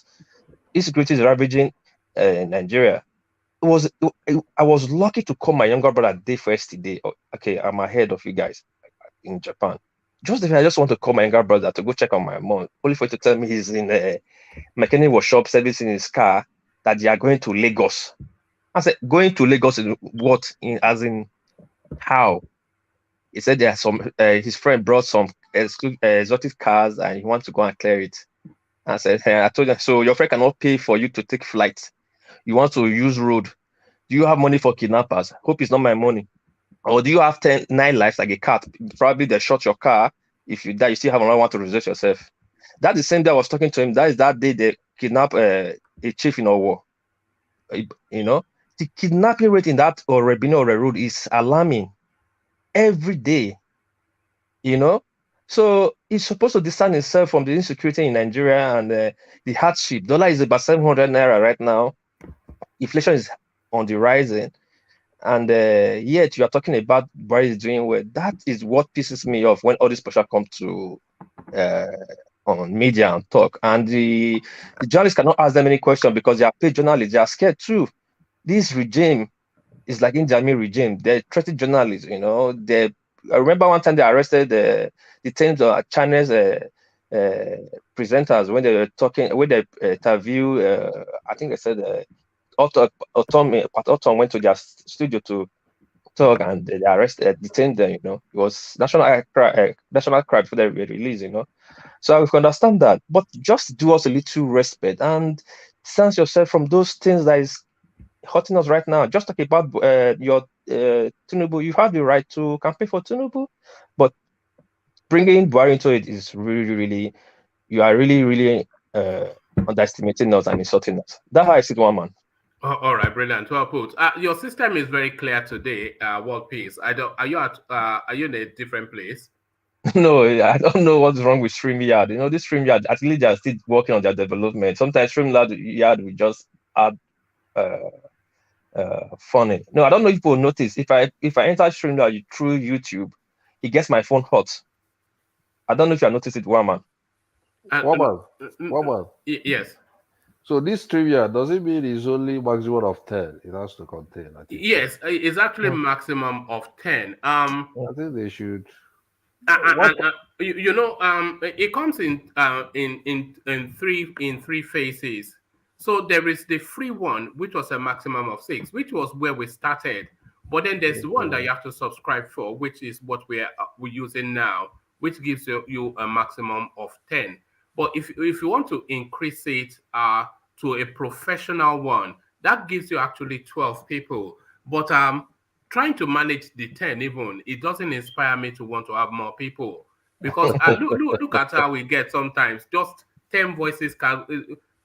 I'm having to say one at a time. Imagine if we had more people, it would just be, you know, and then when we're getting into late hours and and I'm just wanting to round off and go to bed, and I'm still seeing so many people still not spoken. So yeah, I think yeah, 10 is okay. 10 is okay. I think 10 is just about right. Yeah, I think Syria is still working on the development. But I think maybe you might think of a situation where if you bring talking points, out of the talking points, go around, like each person should go around in one of the points. No, we've tried that before, and it didn't quite, because there's a peculiar sort of USP to the platform that if you start to be too rigid somewhat, it loses quite a bit of its flavor. So we've tried that limiting people to time slots, doing one question after the other, but where it works the most is when it free flows. But when it free flows, I'm really depending on the panelists to cooperate so that they help us manage the time. But if somebody goes on just some long-winded essay on something that is not especially gripping, that's usually where it falls apart. It's the long essays, But during the morning section is always free up. Like it flows very fast out there. Yeah, because I really limit that to the hours. But let's World Peace round off his thoughts, and then we go on to Kulata to London and Janle Koko. So World Peace, back to you.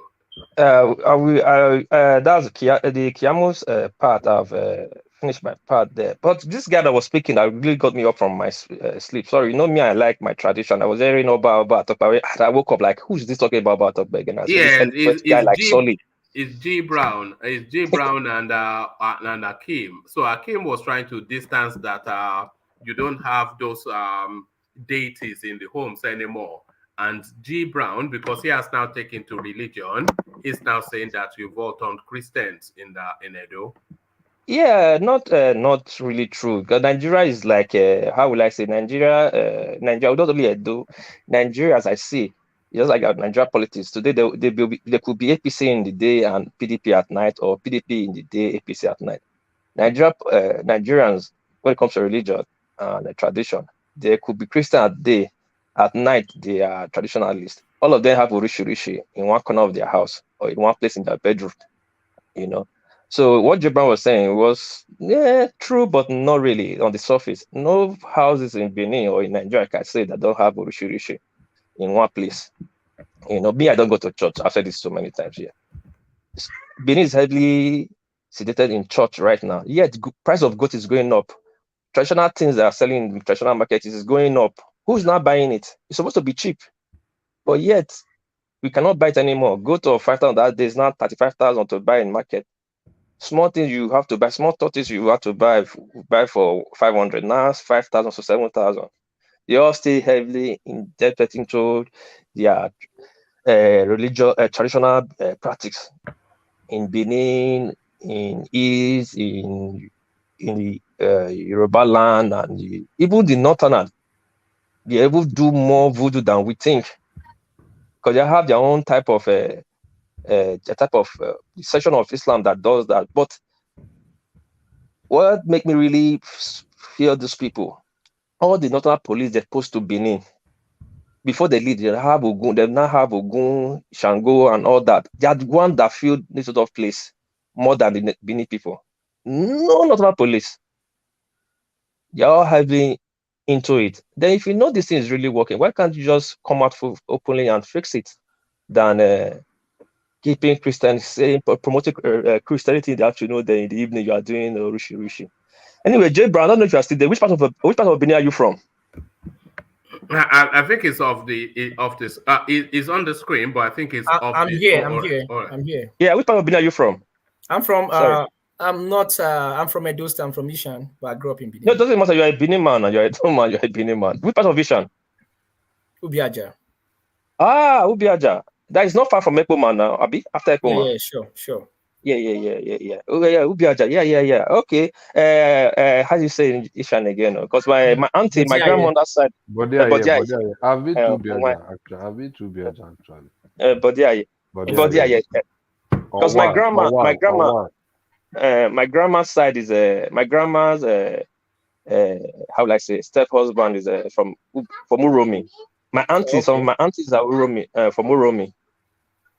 You know, my mother is actually just grew a up in. border town from Uromi. Yes. Kawaii. So yeah. So how long have you been out of the country? For years now. I can Since see that. 2016. You can tell from the texture of his skin that it's been out of Nigeria. Nigeria. Enjoying. You know, the suffering has washed off. One man. When it comes to Rishi in Nigeria, the two people you fear, the two tribes you fear, is the Yoruba and the Isha. They are very strong. Give it to them. No, I think if we are talking about fetishism, I think the Southeast. Not about fetish. No, I'm talking about fetish. They have a thing they call the chi in the Southeast. No, not the bad fetish I'm talking about. So, see, not the bad fetish I'm talking about. I'm talking about the really that people that really know when it comes to the gods, how to consult the gods. When it comes to real voodoo, it's the Southeast, yes. I don't think so, because we have a parable in Benin that if the medicine is so difficult to find in this life, you go to Ishan land, you will see it there. Their own is not. If Ishan tell you he's an Ishan man, run. Kulata can attest to that to you. You know, so Kulata, I'm surely suspecting you. Your gene is not from this world, though. I don't know anything about Ishan. It's a Yoruba man. The only issue he knows is muscles. That's the only issue he knows. I think one piece has dropped off. So we go on then to Yokulata, who is now an Ishan man. Yes. So Kulata. So you brought up this narrative, Kulata, around the. It's quite it's a disappointment. It's just how I'm going to describe it. University of Ibadan. Yes. I mean, see, thank God I didn't speak early because I would have caused wahala. But I mean, this is why really we can't audit the universities. And then you have ASU demanding, if it's true, I don't know if it's true, over 1 trillion naira. So, I mean, if you were president, won't you want to demand accountability, like from these guys? If UI can tell us, someone got blind, that's why they can't release any sort of audited data. Since 2014. Since 2014. How about now? I mean, it's UI. That's the UI, premier. I mean, that's the premier big university in the country. That's the number one. So I mean, it's not. If I was the one managing these guys, if I can't audit those books, I will dissolve ASU. Like I will.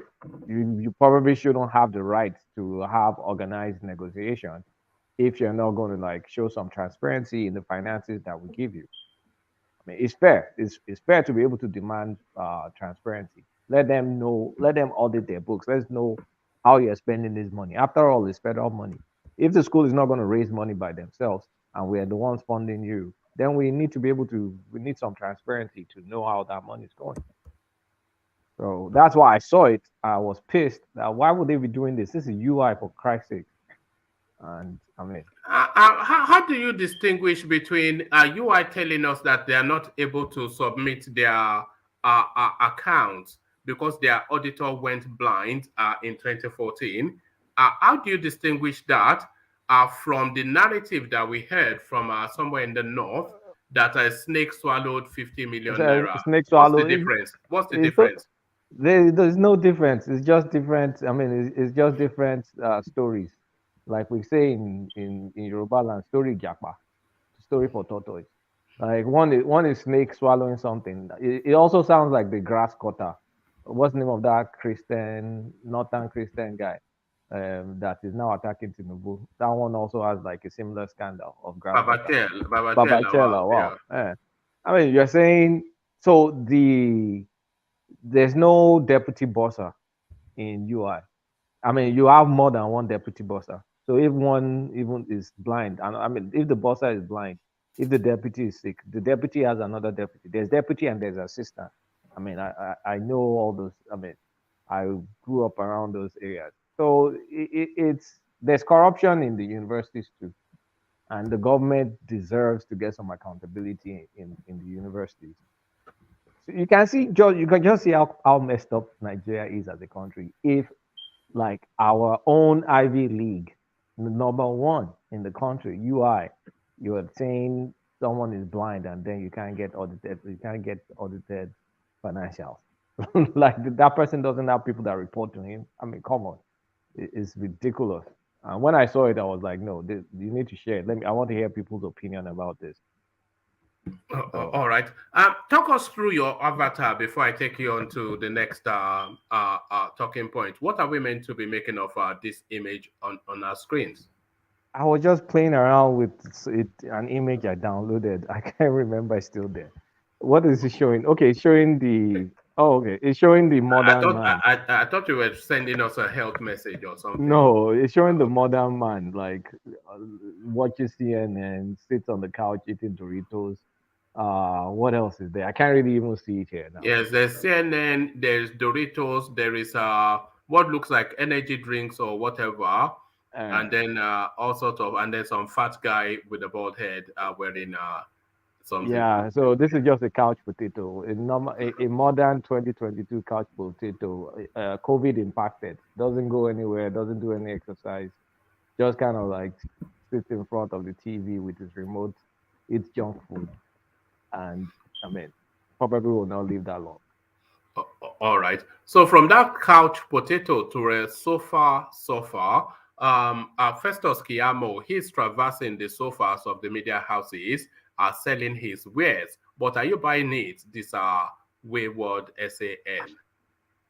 But Festus is pulling a difficult job. Like he's trying to defend Buhari, but he's doing it in the only way you can do it. Like you see, he's bringing in Ghana, because why is he bringing in Ghana? Because recently Ghana's inflation jumped very high. I think it jumped from 12 point something percent to like 29 to like 29%. So right now Ghana is looking for bailout from IMF, because things got bad real fast in Ghana. And also Ghana, from a debt perspective, Ghana is in debt they're in debt to their teeth. Debt to GDP for Ghana is like, I think 80-something% of their GDP is debt. Not even revenue, just the GDP. 80-something%. Nigeria's debt to revenue is like 30-something%. Debt to GDP is 30-something%. So Ghana is in trouble, financial trouble. No matter what Dean says. Yes, they may be a better run country than us, but they're in deep financial issues, like immediate financial issues. So if I'm Festus Keyamo and I'm trying to defend Buhari's government, I will not look for any results within Nigeria. I will just be doing all this whataboutism. I'll just compare Nigeria to other countries doing way worse than us. So I can say, well, this is a global situation, and look at the way Buhari has managed it. Compare us to Ghana, compare us to this, compare us to that.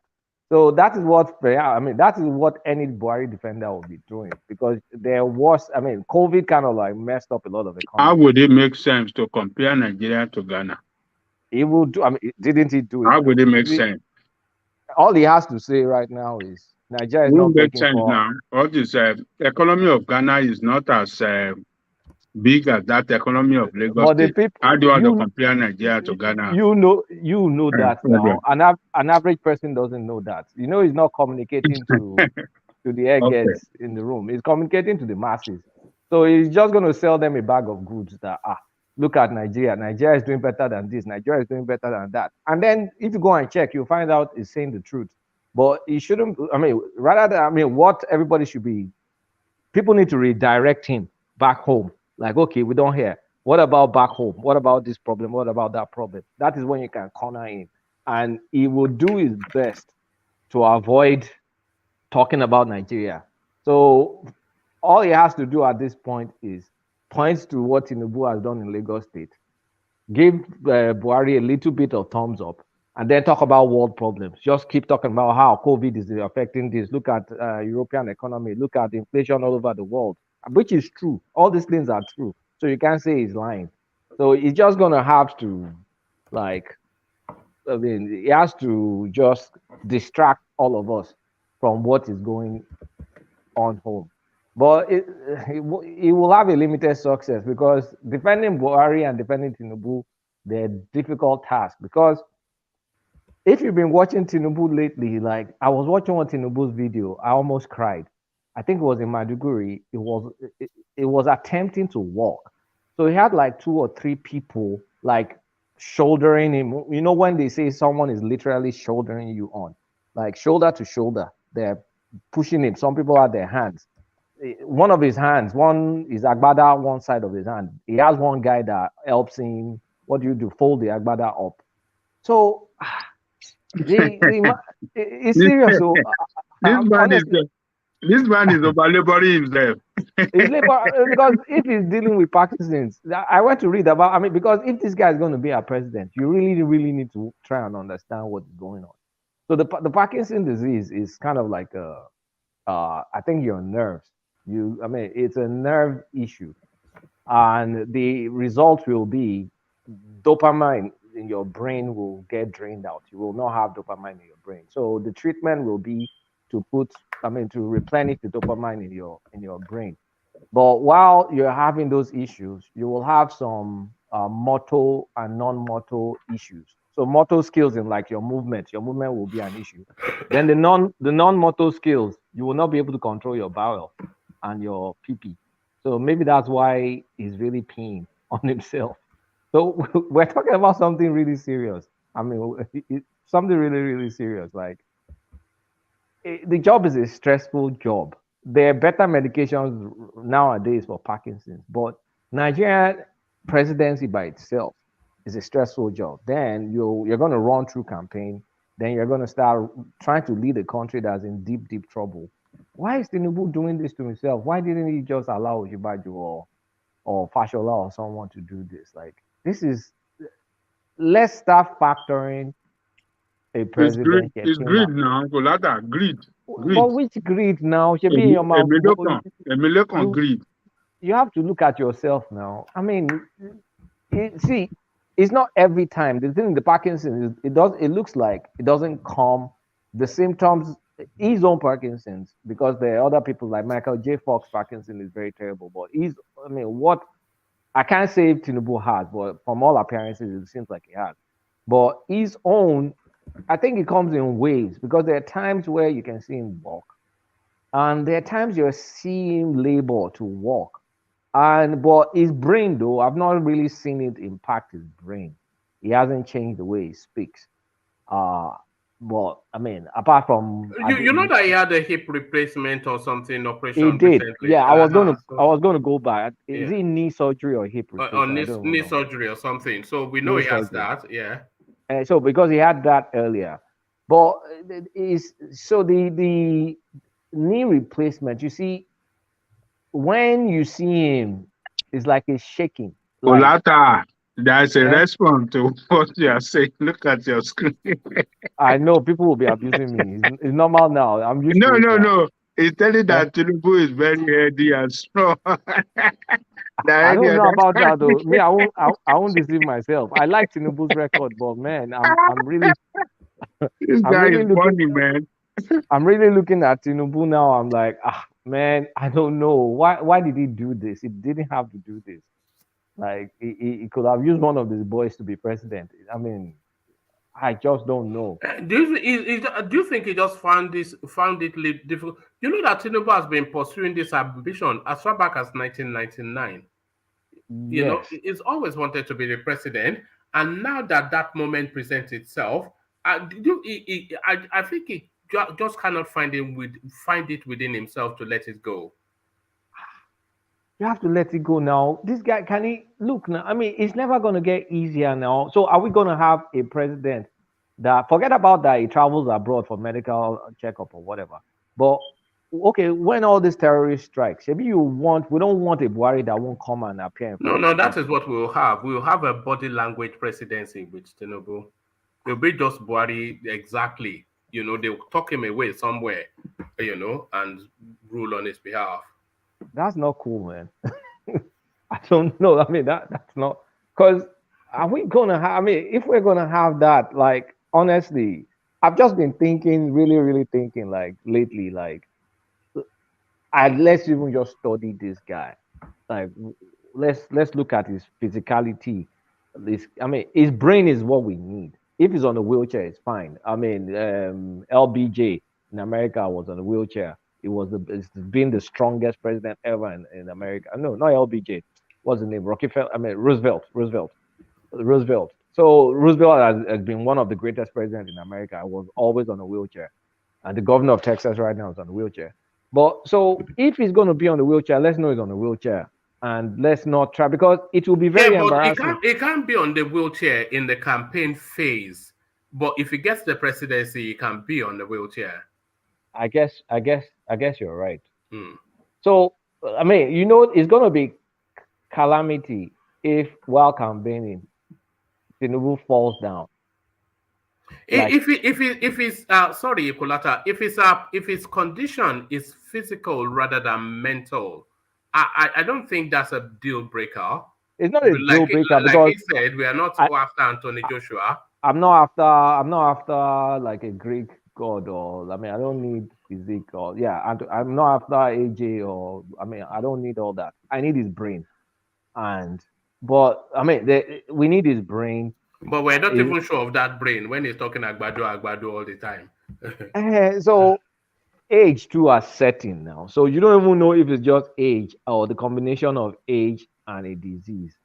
So it's a risky gambit right now, because as we are, you can't even say Atiku because of the security issue. I'm not seeing any form of sincerity from Atiku to want to be able to deal with the security. I've not even heard Atiku really talk about this Fulanization issue.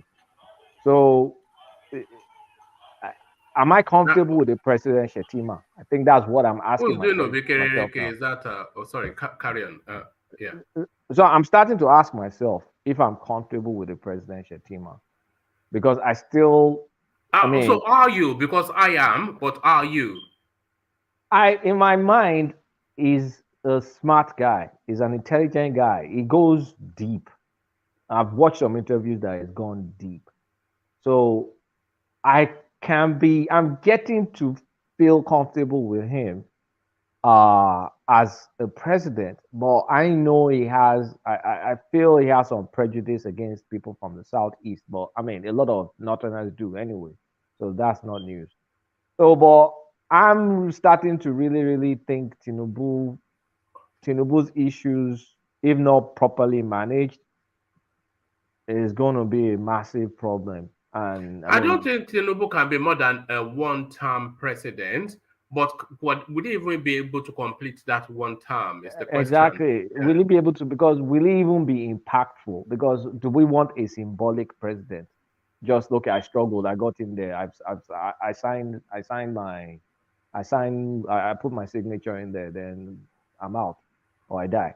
Everybody's going to die anyway, but it's just the health issue is really, really, I'm really, really starting to look at it. So which would you rather, Akulata, President Atiku, President Obi, or President Shettima?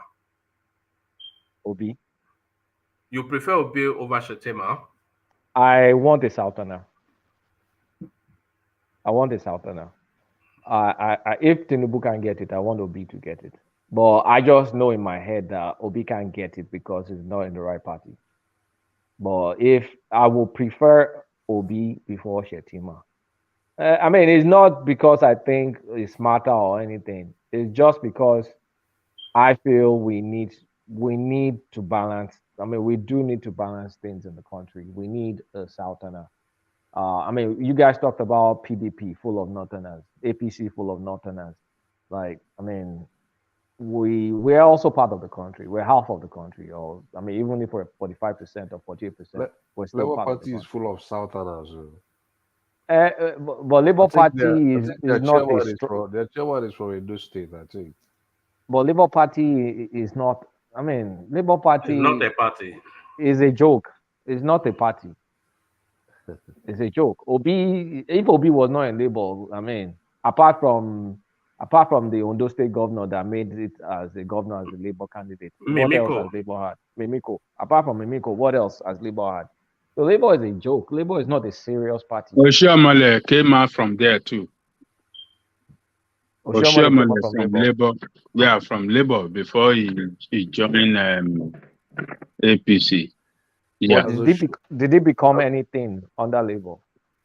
Yes, from Labour, he became a governor through the Labour Party. No, that's not correct. That's not correct. He was in Labour. I'm from Edo State, right? So Oshiomhole was like LLC chairman, but he was not a member of the Labour Party. He was in Labour Party for a few months, and he moved to ACN, then AC. So, ACN, you are right. Yeah. He moved to ACN. So it's only Mimiko. It's only Mimiko. All right. Only Mimiko. Yeah, you are right. Mimiko. But Kulata, to answer your question, sorry, let me quickly say something. You see, for you to say you don't think Obi will win, I question that with a very big question mark, because if you are following the terrain of what's going on now, nobody can say this is the person that is going to win this election, because if you look at if you are calculating and following the indices of the momentum, Obi is gaining ground more than each of them is gaining ground. Yes, Labour Party doesn't have that spread yet, but if you have what by indices per day, Obi is having more supporters by day because of what we are seeing. So is he getting ground in Ubiaja? The whole Edo State is obedient. What are you saying? Don't even go Edo State. We're not talking about the South. We're not even talking about the South. When you say someone is gaining ground, the whole Edo State is obedient. If Labour goes from 1% to 15%, from a percentage perspective, yes, they've gained ground, but they're not near the two big hegemons. See, let me tell you. I can't say that now. No, don't see. This is not even a tricky subject. See, obvious. We have more than 6 months to the election, and campaign has not started. A lot of drama is going to happen, and a lot of people are going to change their mind. A lot of drama is going to happen. A lot of facts are going to come up. But I'm not just even talking about that, because the engine room of the population, which is the youth. The video you showed about Nasarawa really did not really depict what happened in Nasarawa. I just watched the video on Twitter. I've watched the Nasarawa video. The Nasarawa is supposed to be 1 million people for Obi. It was a scanty number. It just depends on how. It depends on how you place your camera to shoot this crowd. Hollywood tricks. It was a scanty number. Let's be real with ourselves. Let me tell you, you can as well say that in what happened in Osun too. That the camera, you see the mammoth crowd that came to. PDP didn't have half of that crowd, but I don't want to talk about it. Look at this guy. This guy is funny, man. You were doing so well. You were doing so well. Oh my God! So well. Did you know what? We covered that here. Do you even know what happened to PDP? They didn't give them correct venue. Did you know that? That the governor didn't give PDP correct venue, and they still saw massive turnout. Of course. See, I like your spirit in terms of like you want to believe that Obi has a shot. It's not a belief. Let me tell you. See, the indices as of today, he might not win. He cannot win. That's just the truth. But if you are watching the momentum carefully, if you are following what is happening carefully, but the momentum has started to play too. I was even going to tell you that if I'm to base it on my own personal anecdote, I've actually seen some. That's why it's just my own anecdote, just my own observation.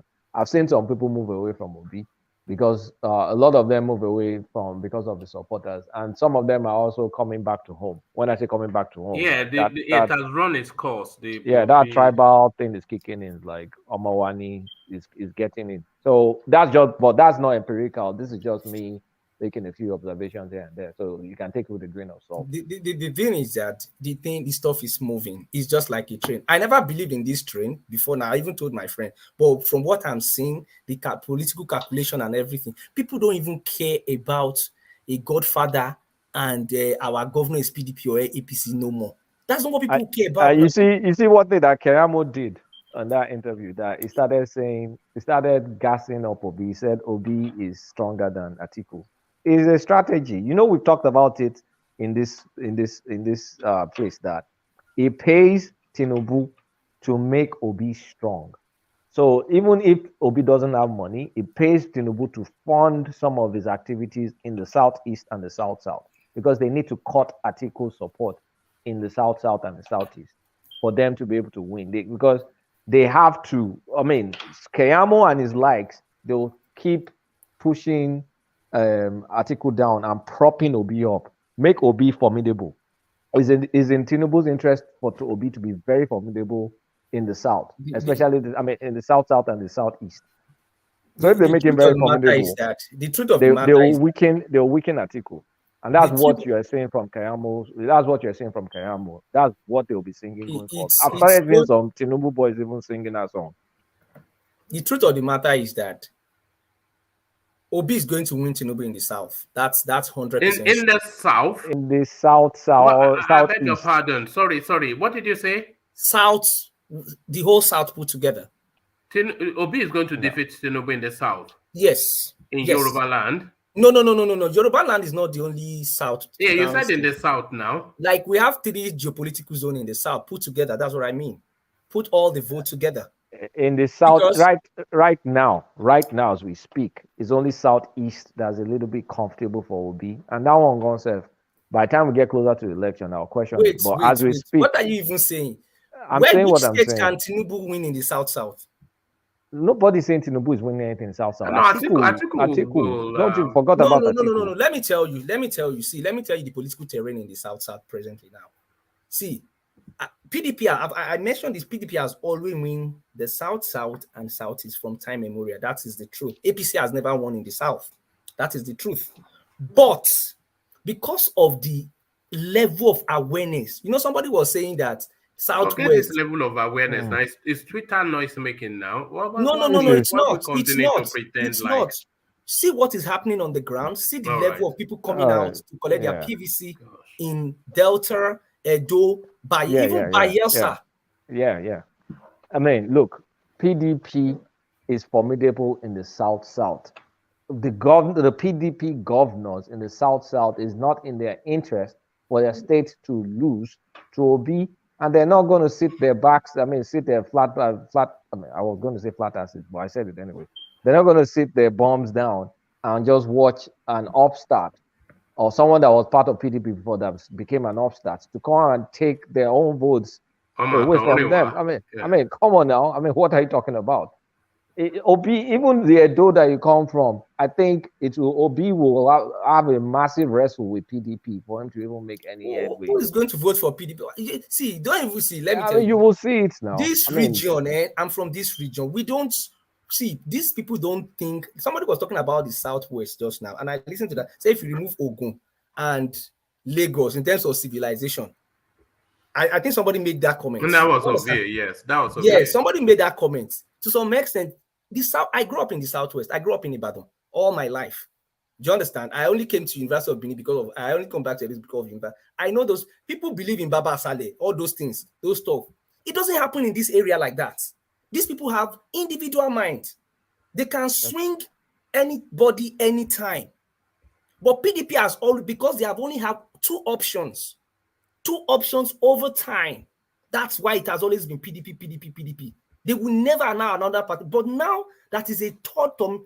Are you not following what is going on? If you are in touch with your people over there, you will know what is going on. It's not about the governor. PDP is the party to beat in the South right now. PDP is the party to beat in the South. No, they've already beat PDP in the South. The only state PDP is formidable in the South, and that's not going to change. At the level of the state governor, they will win. That's nobody. All right. Let Kulata round off his thought on the whichever narrative is on. Then we go on to Ajanle Koko just for the reasons of. Yeah, let's go on to Ajanle Koko. Let's go on to all right, brilliant. Thank you, Kulata. So let's go on to Ajanle Koko. So Ajanle Koko, we're discussing the Keyamo interview on Channels Television. Not a lot of people impressed by his performance. But Kulata is pointing out that he's doing exactly what he should be doing, trying to balance his involvement with the Buhari administration, whilst also trying to promote Tinubu. So a delicate balance, which is juggling Ajanle Koko. Thank you, one man. Let me say good morning afternoon, evening to all our listeners around the world. Please click on the like button, share, subscribe if you haven't done so. One man, his performance was very woeful, very poor, and very shameful.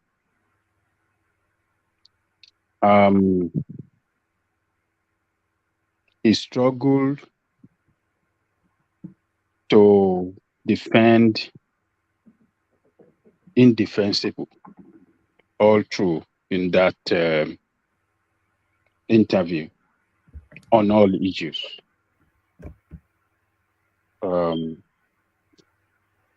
He, on the Hasus matter, he struggled by lying. On the economy, he lied in defense of indefensible. On the security, he lied openly as well, telling us that the security of Nigeria as at today is better than what it was in 2015. And I was surprised that what is it that happened to this guy that he could be on the national TV and ridicule himself for defending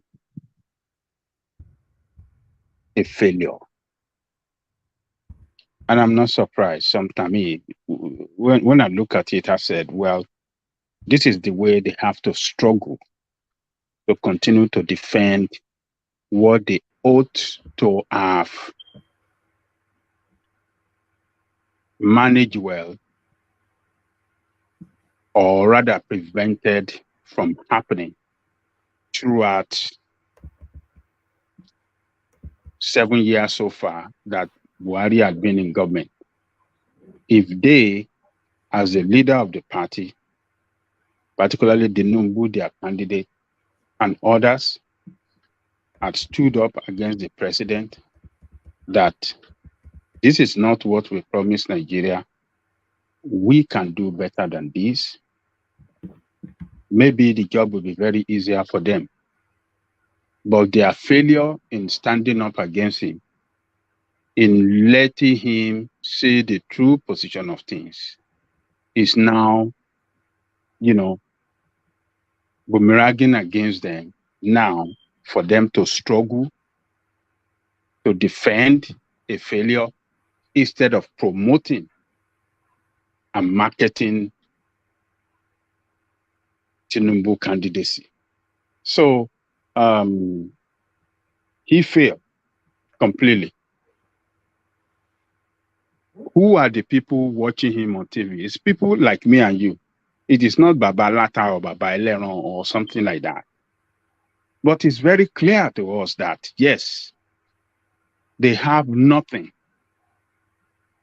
They have their defense. They are going to be having problem in defending Buhari. This is what this interview with this guy tells me. They will have problem in defending Buhari, and their effort in defending him will make them look very ridiculous to Nigerians. Who are those Nigerians? It's me and you that follow this space, that listen to them, Babalata or Yamulika that is selling Gari and all those. They don't listen to, they don't watch all this thing. It's me and you. So they're going to look ridiculous to us. So it's shameful, it performed poorly, and it was defending indefensible all through, and a lie all through. And it just tell us that they'll be wasting, they'll be taking more time to defend Buhari's who is leaving the office instead of putting more energy into promoting Tinubu. So this is the problem there. But however, he succeeded in pushing out a controversy. He succeeded in punching at Abubakar Atiku, the candidate of PDP, and PDP as a whole, by saying that Atiku had no experience in executive office, that he had never managed executive office before. He doesn't know what it means to manage executive office, that he served under the president, unlike Tinubu that managed Lagos State, a huge economy, an economy that was bigger than that of Ghana and other economy in West Africa. He was able to push out, to throw a punch at PDP. That is the only thing he was succeeded in doing. Even though that he lied that Atiku never managed any executive body, because the position of vice president is as good as that of executive office, because the vice president control a lot of there are a lot of government federal parastatals and some ministries that are responsible to the vice president office, that are under the watchful eye and under the control of vice president office in accordance to the 1999 constitution. So he lied there, but at the same time he was able to coin it well by punching them in the face. And meanwhile, Dino Melaye has responded in a very, very effective manner. He has responded within 24 hours after that interview and invited him for open debate on the television between Dino Melaye. Have called on Seun Okinbaloye that invite me to an open debate with Festus Keyamo so that I can tell him to his face all the lies that he lied on your show, and tell Nigerians the truth that Vice President, Atiku Abubakar actually managed an executive office as a vice president with several government parastatals and agencies under his office, and as the chairman of the economic committee of the country. So Dino Melaye have responded quickly. He has responded timely. He has responded with a bombastic attack on Keyamo and APC, and he has invited them to a debate. So Keyamo failed. By my assessment, he failed totally, and that is his first outing as the presidential spokesperson, or as the spokesperson for APC flag bearer, and he didn't perform well. He needs to go and do his research. He needs to go and sit down. Could he pass? Could he even pass? Given the hands. All right. Respond to that very briefly, Ajanle Koko, and then I want to round off. We're past the 5-hour mark, and I feel like I should round off now. But respond to Kulata's question, and then I'll round off. What did you say, Kulata? You said he failed. I said, could he pass? Like, his hands are tied. Could he pass? There's no way he can pass. there's no way they can pass. They are in a very, very difficult situation, and they're gonna be taking more time to defend Buhari's failure rather than promoting Tinubu. That is the greatest challenge before them now, before that campaign. And people will not stop asking them questions that this is not what you collectively as a party with the inclusion of Tinubu promised Nigerian people in 2014. What you promised Nigerian people on your campaign train with Buhari is not what you failed to deliver. What you promised Nigerian people in 2014 and 2019. So Tinubu will be roped up with Buhari's failure, whether we like it or not, because he is the leader of the party, and he came out severally in the past defending Buhari's, promoting Buhari, so it can never be separated in this failure. So it's gonna be a challenge for them to how they're going to manage it, how they're going to do it is a big challenge for them, and maybe they need to go and sit down, plan their strategy, see how they can market Tinubu better instead of defending Buhari. But it's going to be very difficult because they will not leave them alone. They'll be asking them questions on their failure and the failure of this administration. So people will not leave them. They will ask them questions why they fail and why they want Nigerians to vote for them, to vote for APC and vote for Tinubu when they as a party fail Nigerian people. So it's going to be difficult for them, Kulata. All right, brilliant, helpful. So brilliant, helpful. So thank you, gentlemen. We're past the 5-hour mark, which we said we weren't going to be getting past. So I want to start taking closing remarks now. So try and capture all you want to say. So feel free to say, but try and condense it in just as compactly as you possibly can. So we start off the closing remarks, of course, as ever, to land on Ajale Koko, but we kick it off with World Peace. World Peace closing remarks. Thank you, one man. Thank you, Ajale Koko, Lata, and everybody, and the new panelist. People with the chat session, we thank you now. Where we don't reach for an hour. I'm like click like share button. Well, I don't have much to say. Everybody go and get your PVC. Make sure you have your PVC. Don't say your vote. Vote your right. Vote your candidate. Vote your choice. That's how I say it. One man, I'll see you again. Peace.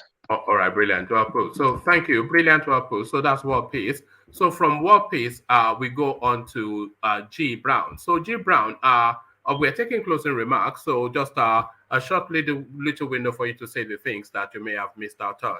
G Brown, good to meet you. Yeah, one man, thank you so much, and every other person that listened and those in the chat room for having me today. I really want to say a very big thank you to you. And as a closing remark, I just want to say, whoever that you're supporting this coming election, just know that whatever we are doing, it's for the betterment of Nigeria.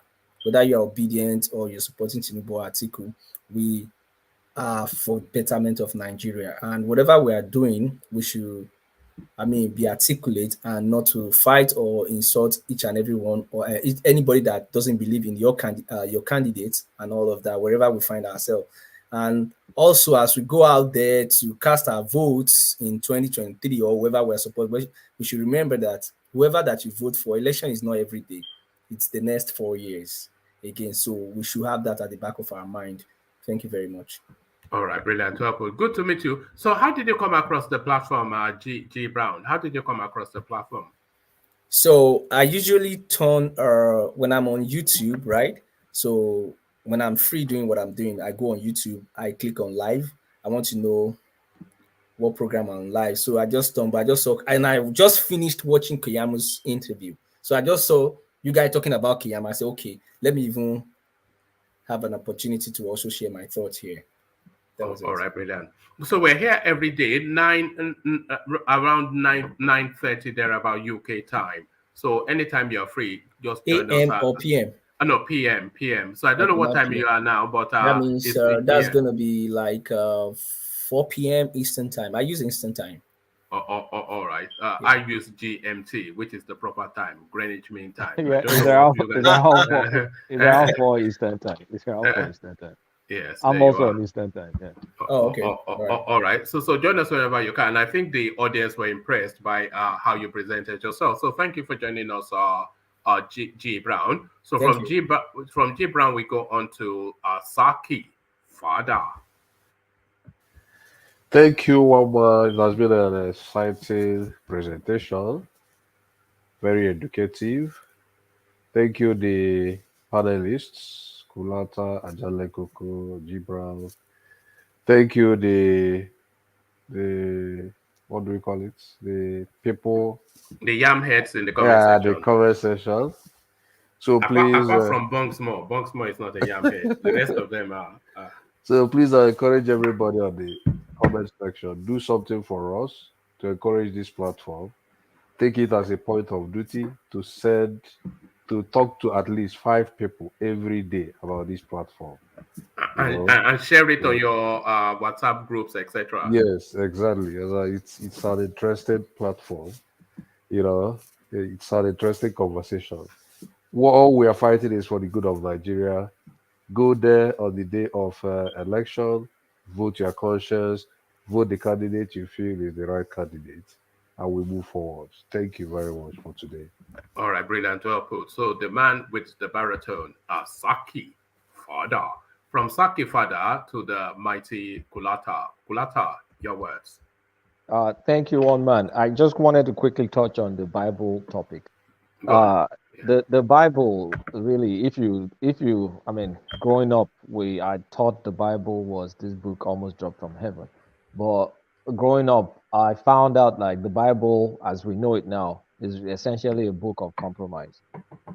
My dad taught me about the Council of Nicaea, where a lot of discussions, I mean, mostly about the New Testament, because there were a lot of fake books going around that time where they had to kind of like agree or to disagree on the books that they were going to include in the New Testament. And a lot of the stories, especially earlier stories in the Old Testament, you will find the exact replica of those stories in the Epic of Gilgamesh and some other epics that were going around in the Mesopotamia area, around the Iraq area. And these are books that were discovered, they dated before the Bible. So I think the main thing is, from a religion perspective, is personal. There are billions and billions of people that don't subscribe to the kind of religion I subscribe to or other people subscribe to, and they will call to some god or whatever, if it's nature, if it's God, also created them. So I wasn't involved in that conversation, but just wanted to bring up that piece. Once again, you guys are the best. I mean, this is the best platform. Please like, share, and subscribe. I also stumble on this platform. I don't even know. I can't remember exactly how, but I've been hooked. So it's very addictive. You guys join. Comment section. Do you think it's what's taking on that religion topic as a standalone topic for a session?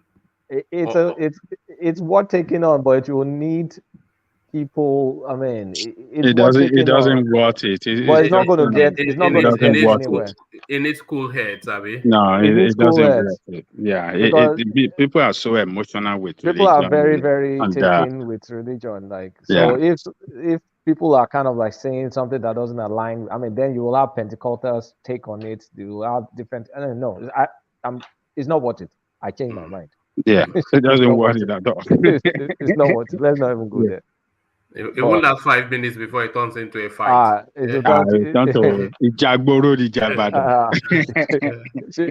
tribalist that they're calling someone.